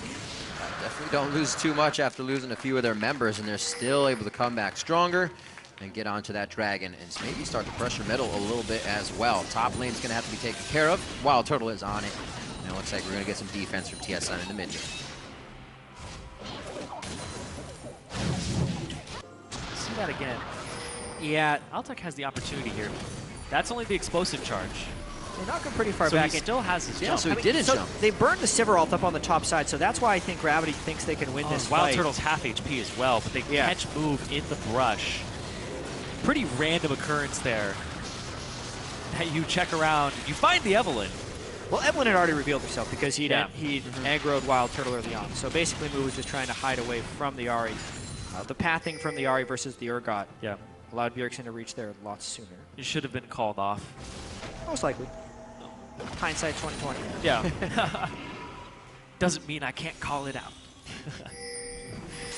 All right, so Dyrus, Olaf or not, he's going to go ahead and just build a Black Cleaver again. He's still going to try to carry from this Gnar position. Leave Lust Boy as the tank, let him do things that tanks do. Yeah, he's got the 40 CS advantage. He's in a position to split push with the kill and assist over Hansard. Especially if you're not kind of expecting that. Obviously, they can see his inventory, but now a Sivered up Gnar flying through the fight, able to just jump over the team and get to that back line. There's also a really well-timed teleport from him. He had Mega Gnar. Yeah. There's a few of them that he has been come up big on with those teleports. Quadra kill of last game to be in the right spot at the right time as TSM was able to get that Dragon Ace. Slowly back and forth. The 2 kills they just got are the only 2 of the game. 2-1 so far. See if Dyrus can keep himself going. He's participated in everything at this point. Sight stones, not on both sides. Double sight stone for TSM here. Gonna start being able to control the map, but that's not gonna stop Move from buying a plethora of wards and setting them out, as you can see. Good deep wards. Yeah, Move trying to make sure he keeps his combat effectiveness this game. Maybe an Abyssal Scepter instead of an Aegis early on in this one. Although the Aegis will be just as valuable. They're gonna have to probably build it on Bunny Fufu. Or even Haunter. Haunter's built Banner of Command in the past. That would probably serve its purpose. I think he touched on the Rune Glaive as well for Santorin on Elise. Full AP build going to be coming through here for him this game. Just being another threat. It seems like Move identifies that and starts to build some magic resistant Already has that Haunting Guys ready. TSM is ready to get into these fights, it seems, once those last core items are finished up. Just 2 of them, and they're going to be extremely powerful. Bjergsen already passed level 11. They're just waiting on that for a few more members. Actually, not that they even spiked that hard at 11 across their team. And while everything else has been happening, Dyrus has a 50 CS advantage on Haunter, and you're really seeing the power of the Gnar against a split-pushing Shen right now. 2-level advantage plus the Black Cleaver, so he's shredding through the Sunfire Cape armor quite easily and basically just solos out that turret, cutting back the disadvantage that TSM had prior. Also an upgraded trinket. Dyrus is really good at this split push Gnar. He gets the upgraded trinket, gets the deep wards on the side that he's going to be split pushing, and then just bullies the guy who they send for him, generally staying pretty safe as well. We'll see if he can continue to execute this properly while staying safe. Yeah, he has so much ward coverage in that jungle that's placed down for him, and he has trinkets still in the bank. He's going to be safe for a while. Not if they sent 2 people to deal with him against Dyrus, and that's not something we're always saying. A very different team solo mid here in the playoffs, and they said it would be. That is what Bjergsen stated in the trailers. That's what Loco Doco said when I interviewed him earlier today, is that things are going to change. We may lose 1 game to something tricky. So far, so good for that. Gravity still has a very good chance in this game, though. It has not gone either way too much, but Team Solo Mid is looking to take control very soon. 2-minute Dragon could mean a big fight. Haunter better watch out. He went in for a taunt. You can't duel Dyrus anymore. Haunter had to flash the boomerang to get out of that one. Dyrus nearly with the solo kill. Yeah, it's not the same matchup that it was a moment ago. Dyrus is been a top performer for TSM this series. Huge improvement he's had. Watching this again. Yeah, goes in for the taunt. Yeah, I made a huge mistake. But I'll make it again. Walks up, tries to make the best of it, but no. Dyrus still, like, he even had transform there too, so he transforms, make sure he doesn't die off the turret shot. Looking at the items again, Bunny Fufu. After Sightstone and Moby Boots, Zeeks is going to be the item coming in for him. He didn't get to complete it on his Thresh game. So he's looking to enable Altec to do as much damage as possible. If you can blow up this Ari, he's not going to have his own use for a very long time, and it's going to be a squishy at least at all times too. I love Zeke's Harbinger. I feel like in most games, if you have an Infinity Edge AD carry, you want it. You want it somewhere in your builds. Even if you don't have an Infinity Edge AD carry, it's still very, very, very strong. Yeah. See if Gravity can get in a position once that item is created to use it. Right now, Altec staying safe. Dodging out a bit of Bjergsen there as we saw here, and it looks like both teams starting to group. Dragon on the plate. Who is it going to be served up to, though? TSM would obviously love this fight with the wards they have up. Almost a few members to pick off, but they still have to respect the push mid. Yeah, and a lot of this fight will have to do with the prep from the top laners. How poked can Dyrus make Hansar, and how can he manage his rage bar before the fight as well? The ward coverage is more even than it has been in the past. TSM has that one nice spot of vision right in front of the Dragon Pit. It's going to be, this is kind of the deciding moment of the mid game. Oh, blue buff up. They can't really do anything about this. Dyrus has the pink ward down, absolute control of it. They're all back so far away, so they're basically just giving the Dragon up. They're items ahead as well. They don't want to make a mistake, but it seems like they can just roll through one of these fights. Oh. If they are to engage TP it. to the bottom side of them. He has flash. Is he going to go for it? No. Oh, misses with the house. Oh, it's going to be jumps out. Whoa, Lustboy over the wall. That's going to be the house hit, and Dyrus picks up another kill on the game after TSM continues through. They persevere for that one. Moved way separated from the rest of his team. Did not need to be in that specific spot, but it allows TSM to pick up a kill on a very late play they made towards Dragon. Yeah, I think TSM was the advantage team if they were able to get a clean 5v5 team fight right there, but they give up a ton of ground to Gravity. Gravity up 2 Dragons to 0, TSM with pretty gold. Oh, Lustboy looking for a plan Altec. The crowd control train coming down the path. Altec's able to jump out of the way just at the last second to get some big damage missed. And Bjergsen's coming up on the other side. Spirit Rush already used quite a bit ago, so he's picking these up with regular spells. They're going to be able to drop Hansar. Too many members of Gravity split up now as TSM is making their way through the jungle. Move wants it again, but they're 3v5 right now. This has to just be deterring Team Solo Mid, but not at all. They actually put themselves in a bad spot, and Gravity goes down now, trying to deter Team Solo Mid for more. Dyrus gnars out at the perfect time. Once again, it's going to be an ace onto Gravity, and Team Solo Mid start to lock this one down 22 minutes in. Dyrus has been having such a good series, and this specific fight favored TSM for a number of reasons. They have the assassin-type team on Bjergsen, but he had access to the squishy targets with his charms. Santorin was pinpoint accuracy on his cocoons, and TSM took a very close game and just blew it wide open. A 6,000 gold lead already, and you're ending up with this ace. Lustboy waits for Altec. Yeah. I do have to mention, though, that Gravity had no business being in these spots. Move was already dead. They'd already lost a fight. All they needed to do was sit in their lanes and try and wave clear. But instead, they grouped 4 people in between their safety of turrets and take a fight that they have no chance of winning. Like, unless they're looking for a pick in that situation, which they shouldn't be in that spot. And we talked about this composition. It is a pick composition. You have a Sivir who's going to get you when you're out of position. You have an Alistar who's going to punish your positioning. Ari and Elise. Great double pulverized there by Lustboy. So many things working out right now. Dyrus as well, the right spots at the right time and understanding what he can do with Gnar, how much longer he can be under the turret, and just timing things well with the ultimate.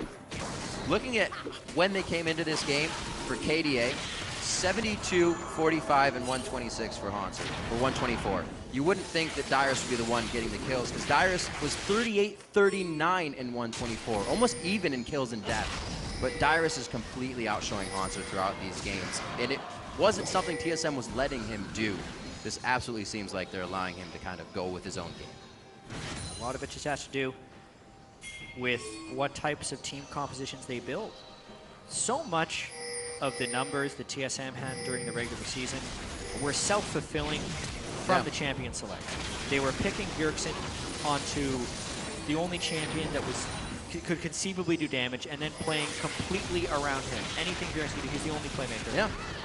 And therefore, everyone else's damage numbers on TSM look pathetic, because they were, since no one else on TSM was doing damage. And now they're picking more well-rounded team compositions.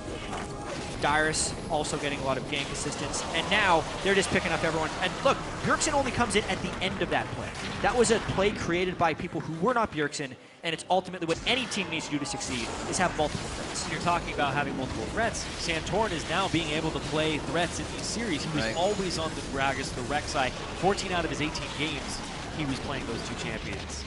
Now we're seeing him on Italy, we're seeing him on Elise, we're seeing him on these S-tier champions that deal a lot of magic damage, which in turn actually enables Dyrus and Wild Turtle, because if they're playing these physical damage champions, they aren't being counter-built.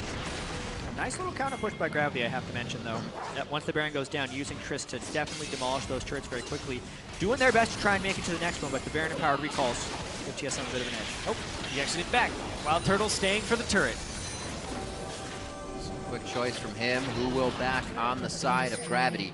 It doesn't look like anybody's taken to it yet, but Move is just on the side. I think he'll probably show himself to push Turtle off. He's not actually seeing the taunt from Haunter is going to have to cool down on this one now. And they may actually be able to get him in range. Turtle's wards keeping him quite safe. TSM could make a lot of moves here. I don't think they're going to be able to, though, as it's just wave cleanup. They're not going to be able to push anything in their favor. Yeah, Haunter not that strong. Not that strong at all. Very behind this game. The first pick, Shen, getting counter-picked by TSM. So there's that Zeke's. It is finished. Up onto Bunny Fufu. Let's see if it's coming to play for these guys once they get into those fights. More unlikely now that they're down 8,000 gold. Also, the full physical team by Gravity. They got away with it before. Yeah, putting all their eggs in one basket seems to hurt this time. The magic damage from Evelynn is also decent, but I don't think it's the same level that they're able to provide with the Elise. With the Baron buff. Without a care in the world, Dyrus just toying with the front line and back line of Gravity right now. Able to do whatever he wants with where he has put himself in this game. 4-0-3, 7 out of the 9 kills he's participated in. It looks like they're setting up for one more. Lustboy got it. He's trying to rinse and repeat from the same location. Does not look like Gravity even wants to leave their base now. Rightfully so. Yep. You talked about how last time their double AD composition worked out, Jat. Well, they fell behind this game, and the Baron's already gone over to TSM. Basically all the elements that counter it. Yeah. Limited fallback pattern for them with such low wave clear. Because to heavy wave clear team for TSM, easily rolling into the base with this Baron. And it was a lot different when TSM stole the Baron last time as well. They weren't pushing the inhibitors just yet. Gravity still had some space and breathing room to work with, but not this time. Move. Every time he's in the eyes of Team Solo Mid, he has gone down. We talked about it from game one, that he made a few ill movements and went down as well. He just hasn't been positioned correctly with the team so far, and it's definitely costing Gravity. It was something near the end of the split, too, that we saw Move going on these champions by Evelynn, not having great games, and he's just having another poor game when they need him most. Well, it makes it hard against Shellbearer's right, playoff Dyrus. He makes things a little bit more difficult from wherever he pulls this energy from. Maybe it's all the fans. He did say he still always enjoys to play for the fans, and they have been cheering quite loud for him today. Yeah, well, he's deserved it. Dyrus has played very good game. Fantastic. Few little missteps he's had on Olaf in the previous games, but by and large, one of his best performances that Dyrus has had in a very long time. The most experienced member in the North American LCS, still right at the top of his game. Interesting to see that confidence come out of his that champion as well. And he was the guy that after MSI realized top lane needs more priority on it. Top lane needs to have more resources put into it. He started grinding solo queue extraordinarily hard, climbing the ladder. I think he's in the top 10 right now. But, not that, he's caught right now, but he's still going to be fine. He just has so much Oh! So much gold. There it is, the Kansas City Shuffle. Oh. He should be all right. Oh. No! Nope. He's like against the ropes. Nope. It's another Nope. punch. Nope. 1-2. He gnars out. They're going to throw in the towel, but no, Dyrus stays alive. No towel to be thrown. 2 kills already. Ultek and Haunter is down. Bunny Fufu quickly follows, and Dyrus squeezes tight. He's still alive. Oh, an unfortunate pause, our first of the series, right at the moment where he gets the huge one. We'll find out what this is about. Or will we? Or will we? They're unpausing right now. It's unpaused. Or will we? All right. Or will we, John? Needed a moment to Everything got quiet. moment to breathe. Everything is okay. Playing again. Going We're for in. it. Looks like TSM. We're back in the game. They might be ending That the should game. be the game after that. Dyrus with a bait right there, huge tankiness, gets the Meganar, slams him against the wall. Everyone in Gravity goes in. This should be TSM moving on to the semifinals. Move back. They may have considered did a pause or a check of anything wouldn't help the game. It's going to be ended. Team Solo mid running down the tracks. Dyrus, the front of the train throughout the playoffs. And Team Solo mid are going to take down Gravity 3-1 in the quarterfinals. And TSM really powered up towards the end of that series. The first 2 games were quite close, looked sloppy from both sides. But these last 2 games from TSM were very clean. They adapted within the middle of the series, they used their experience, and Dyrus had a spectacular performance. Every single game in this series, Dyrus was at the head of the charge for TSM. Wow. They enabled him, they gave him turret gold, they gave him kills, and they gave him TP priority in the top lane to the point that he was something you can't ignore in the top lane. So it was an accidental pause coming in, which was why the pause was instantly released as well. Still, we see the game going to Team Solo mid regardless of the outcome of that pause. Then they would have changed something.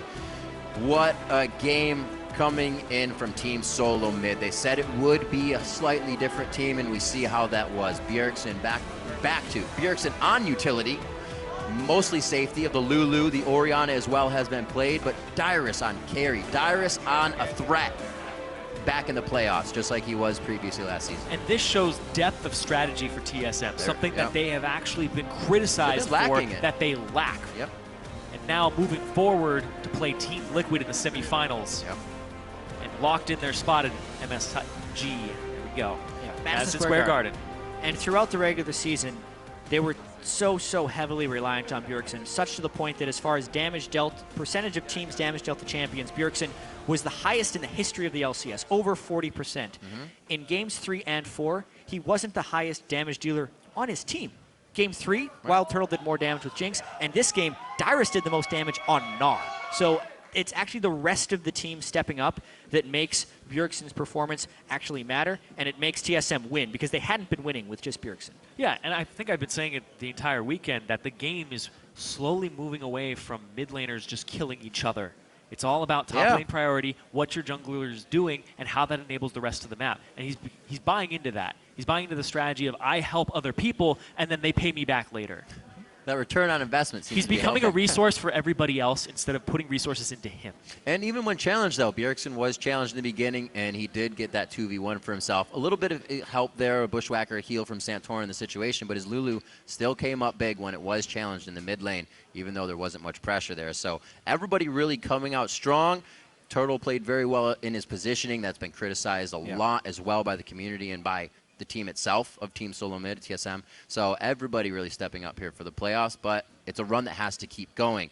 Liquid and CLG, both teams that had a chance to sit back and watch the teams they're playing now. So now seeing that Dyrus is on a threat, going to be ready for that. Yeah, this makes for a super interesting rest of the playoffs. That means Team Liquid versus TSM in one semifinal, Team Impulse versus CLG in the other semifinal. And, oh boy, that's a lot of stuff. I mean, TSM, there was a fear that they would not be able to make it to Worlds because they had the most championship points coming into this. Right. And if they would have finished 5th or 6th, they would have run into danger. Now I think there's only one scenario in which they can't make Worlds. It's tough. Previously, their place, minimum was still 110 points that they would get. That minimum just went up. Finish 4th and Liquid finishes 2nd. Yep. In that case, they wouldn't auto-qualify. That's the only way they don't auto-qualify for Worlds. It's going to be tough. The gauntlet is a gauntlet for a reason. Yeah. The regional qualifier? Yeah, the regional qualifier. But what a game as well. 3-1. Loco Doco said they would lose one. It would be something that happened in Champions They Select. always say that. They always say that. It just gives them the room to lose one. But like I said, I'm still kicking myself for not asking Loco how the scrims went, because usually it's a turn from good to bad. So were the scrims kind of iffy? Was this Olaf working? What was the Diana about? Was that something that was in there? I know I just put that in your brain. Thank I'm you. sorry. We'll figure out about the Diana. blowing my mind. We'll figure out about the Diana eventually. Overall, though, it was TSM just adapting within the series. Gravity They really not did. able to Something make the that's best been of 5 criticized. adjustments. And it wasn't the one win-win-win. It was a loss in the middle there. Right. A little different for All right, TSM. we're going to throw it down to Kobe, who is Rift side with TSM's veteran top laner. Thank you, Riv. I am here with Dyrus after their win. Congratulations, Dyrus. Now, you've been playing League of Legends for a very long time, and you actually started with TSM in New York. With this victory, you've also secured that you guys will head to New York, whether you're playing for third or first. What is going through your head heading back to where it all began for you? So it was the beginning of my esports life, I guess, coming from Hawaii and going back to New York. Honestly, like, we've only been to the city like 5 times, even though we lived there, because we lived in Lindenhurst, which was a suburb, and we didn't really do much but stay inside, play League of Legends, stream, and then, you know, do all the stuff you know TSM for. Well, you had a couple of back-to-back carry games there on Olaf where you did very well. It's always really strong for a team to have multiple threats. You know, Bjergsen going over to the support role. How has it been with Reggie coming in and coaching you guys? Has he been trying to push you guys more in this direction and get people to branch out, or did it come from within the team? Well, if you had to say if there was any MVP for our team, it would definitely be Reggie, because the moment he stepped in, like, everything Reggie does, like, as a coach, even though, like, he used to be a pro player, co-worker, now he's the boss, and he's a friend at the same time. Like, he's the real MVP in all this. I don't think we'd be able to go 3-1 against Gravity without him. I feel like it would have been a completely different story, and Reggie coming in, changing that dynamic of, like, you know, seeing the obvious things from outside the box and just being really good at coaching, even though he's like, it's not really his job. He's the real MVP. All right, big props there. Now, your next opponent is going to be Team Liquid before you go to New York to decide, you know, what place you guys will be playing for. You had some trash talk for Gravity. What are your thoughts on Team Liquid and your opponent Quas in the top lane moving forward? Just like Hanser, like, Quas is a really nice guy. They're both like the best top laners I've ever played against in this region, but it doesn't matter if they beat me in lane because my team will still win anyways. All right, well, TSM looking for Team Liquid next weekend. We are going to send it back to the caster desk real quick here.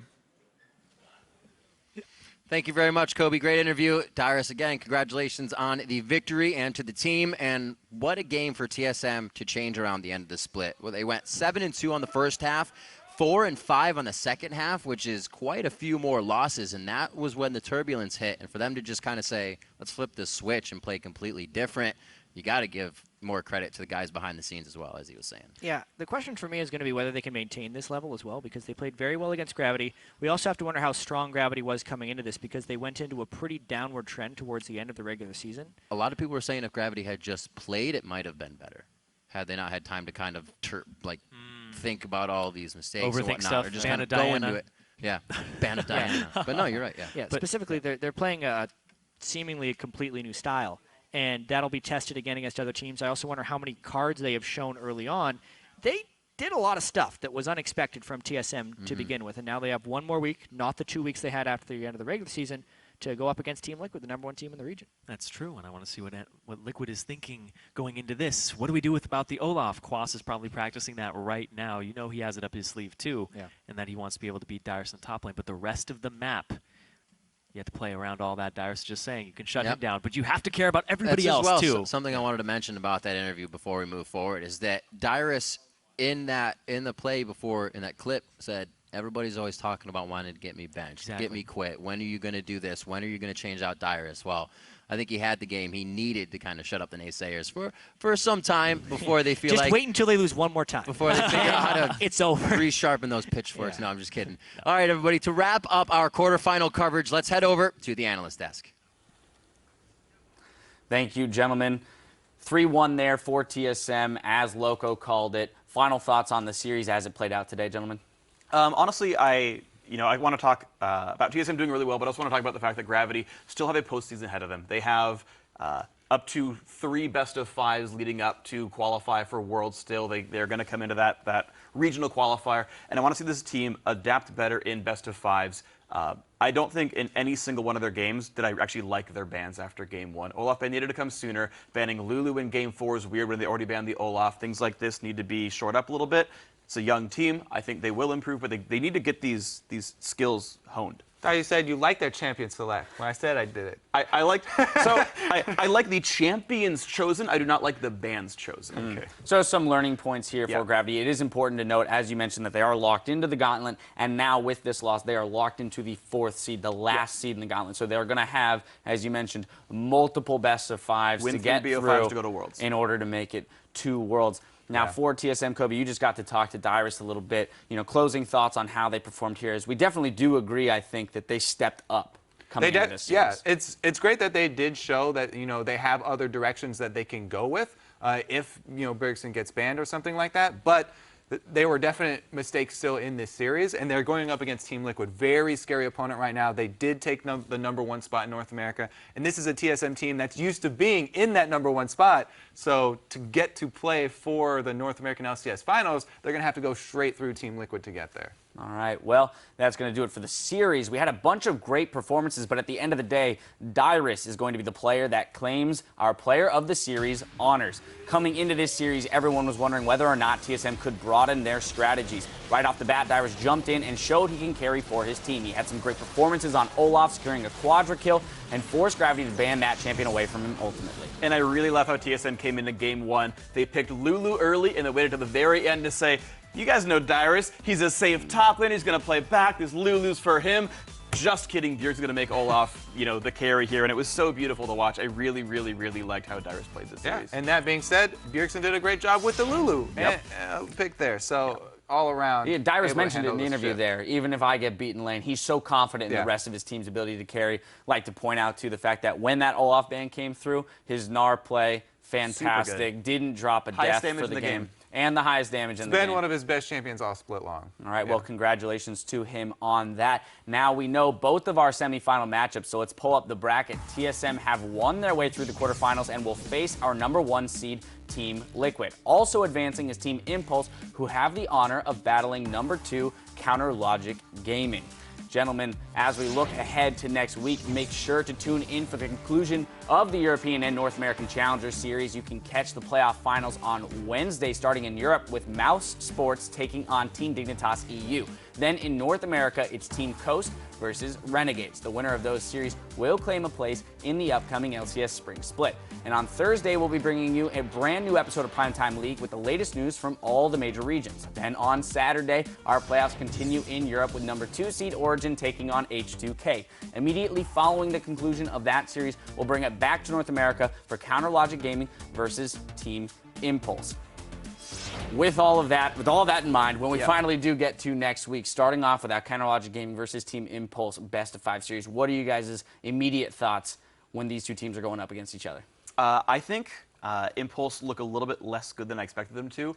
Gate just came into the team. Okay, his first few games looked a bit shaky. That's fine. He's brand new to the team. Whatever. Over the 2 weeks, though, I didn't see him improve very much. He held up in lane against Shifter, but everyone's supposed to win lane against Shifter, so I still wasn't impressed by him. He's solid, but kind of not overlooked. He gets kind of a little bit run over. I think that might still happen here. Pobelter's been pretty solid for CLG. I think just kind of down the line, the matchups are really exciting, except for the fact that the mid lane's, I think, pretty CLG favored. Kobe, it's CLG, new territory for them, being second seed going into the playoffs. What do you think? It's such an interesting matchup because CLG usually manufacture these early leads out of lane swaps, whereas Team Impulse try and get rushed to create early game action for themselves. So we talked about early games this series. The early games versus CLG and Team Impulse is going to be really fun. Yep, sure to be very exciting series. Well, now it's time to get your learn on with our segment, What the Freak? And we had to wade through a heaping pile of puns to find these questions. We're going to start with Andreas Matt Folk, who asks, have you ever wanted to switch from being a caster to being a player/coach? I wouldn't want to switch. I actually really enjoy being here with you guys. And casting the game is a whole bunch of fun. if for some reason I wasn't allowed to cast anymore, like if I suddenly became mute and I had a way to communicate in sign language, I would like to. I think it'd be really fun. Would you be an effective coach if you were a mute? Yeah, I would smart. But think about it. We have like Chinese and Korean teams playing together. You've got all kinds of teams that communicate via ping. Some of them win world championships or at least get to the finals. So you're saying that you're saying that your skill level is high enough to be a player. You just have to ping. I just be Uzi and go to Worlds. I mean, it'd be easy. I mean, obviously it would like be a long road ahead, but like. Yes, I love the game so much. If I couldn't cast, I'd still want to be involved in League of Legends. I'd still want to be involved in esports. If that's a player or a coach, if that's a team manager, I would still want to be in esports. That's fair. Don't always get what you want. That's a fair point. That is a true statement anymore. Okay, well, next up, Exexis Bob asks, hey, Freak, do you think TSM has been sandbagging all split and preparing a bunch of secret strats like this one in Game 1? I don't think so. Well, we know what Kobe thinks. Yeah. No, I think this was a really solid 2 weeks of preparation. The players improving, the team improving, doing a really good job. Especially because if you're going to like hoard onto strats, you wouldn't hoard them for a quarterfinal matchup. If you think you're that good that you're going to save stuff, you'd save it for the semi. I do think that TSM would, in this series, use as few new strats as possible, but they didn't have these things like 3 months ago. Maybe there's more things they know, maybe there aren't, but you know, I guess kind of a mix of both sides of that argument. That would be some epic sandbagging. Have this twist just prepared for TSM Legends. Get 5th place, whatever, drop a game, but just kidding, guys. They re-released the season, like the week 2 footage of them, like lose this game on purpose, guys. Right, you open yourselves up. Lose MSI, the international competition, and just get crushed, embarrass them. All right. All right, well, there you have that. All right, next up, Fist of Wrath says, do you prepare your puns ahead of time, or are you a natural? About 90% of the time, it's on the spot. The most recent pun I delivered, the muck Pokemon pun. So Riv said running amok, and my brain said, oh, a muck, that's a Pokemon. And so I Googled, like, what Pokemon type muck is. It's a poison type, by the way, in case you were wondering. And then the thing is, I didn't plan on saying it because, like, you started saying other things as we introed into the game, and it was whatever. And then I Stick just with the plan next time. Your body didn't let you. My mind was telling me no, but I ended up saying run amok, and before I could stop myself, it just came out. And I was like, well, that just happened. I guess I said that one. So, but I mean, by and large, it's like on the spot or within like 2 minutes. I think we can attest to the fact that Freak does not plan the majority of his puns. We have to endure them day in and day out. I do know that he does save good ones when they just come up.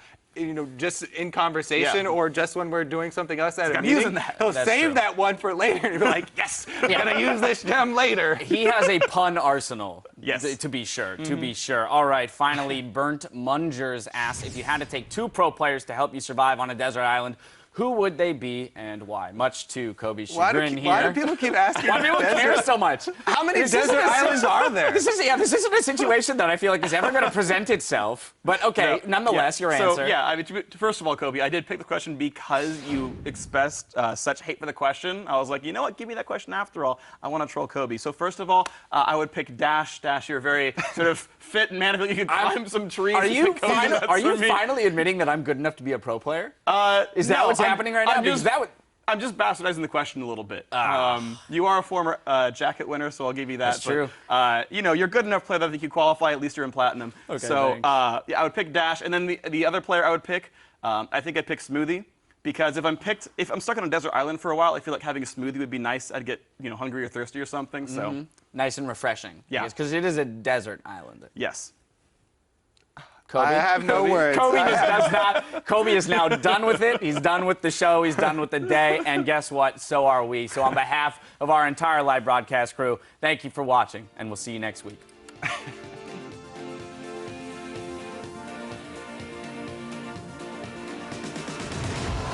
Quarterfinal number 2, Gravity versus Team Solo Mid. Jump in by Santorin. He goes down immediately. Can't really figure out which target he wants in the beginning. He knocks back Lust Boy. Very big, but Dyrus is around the wall. He's actually going to use Ragnarok to get himself right out. Everybody dodges the hook. 3-0. Pull up.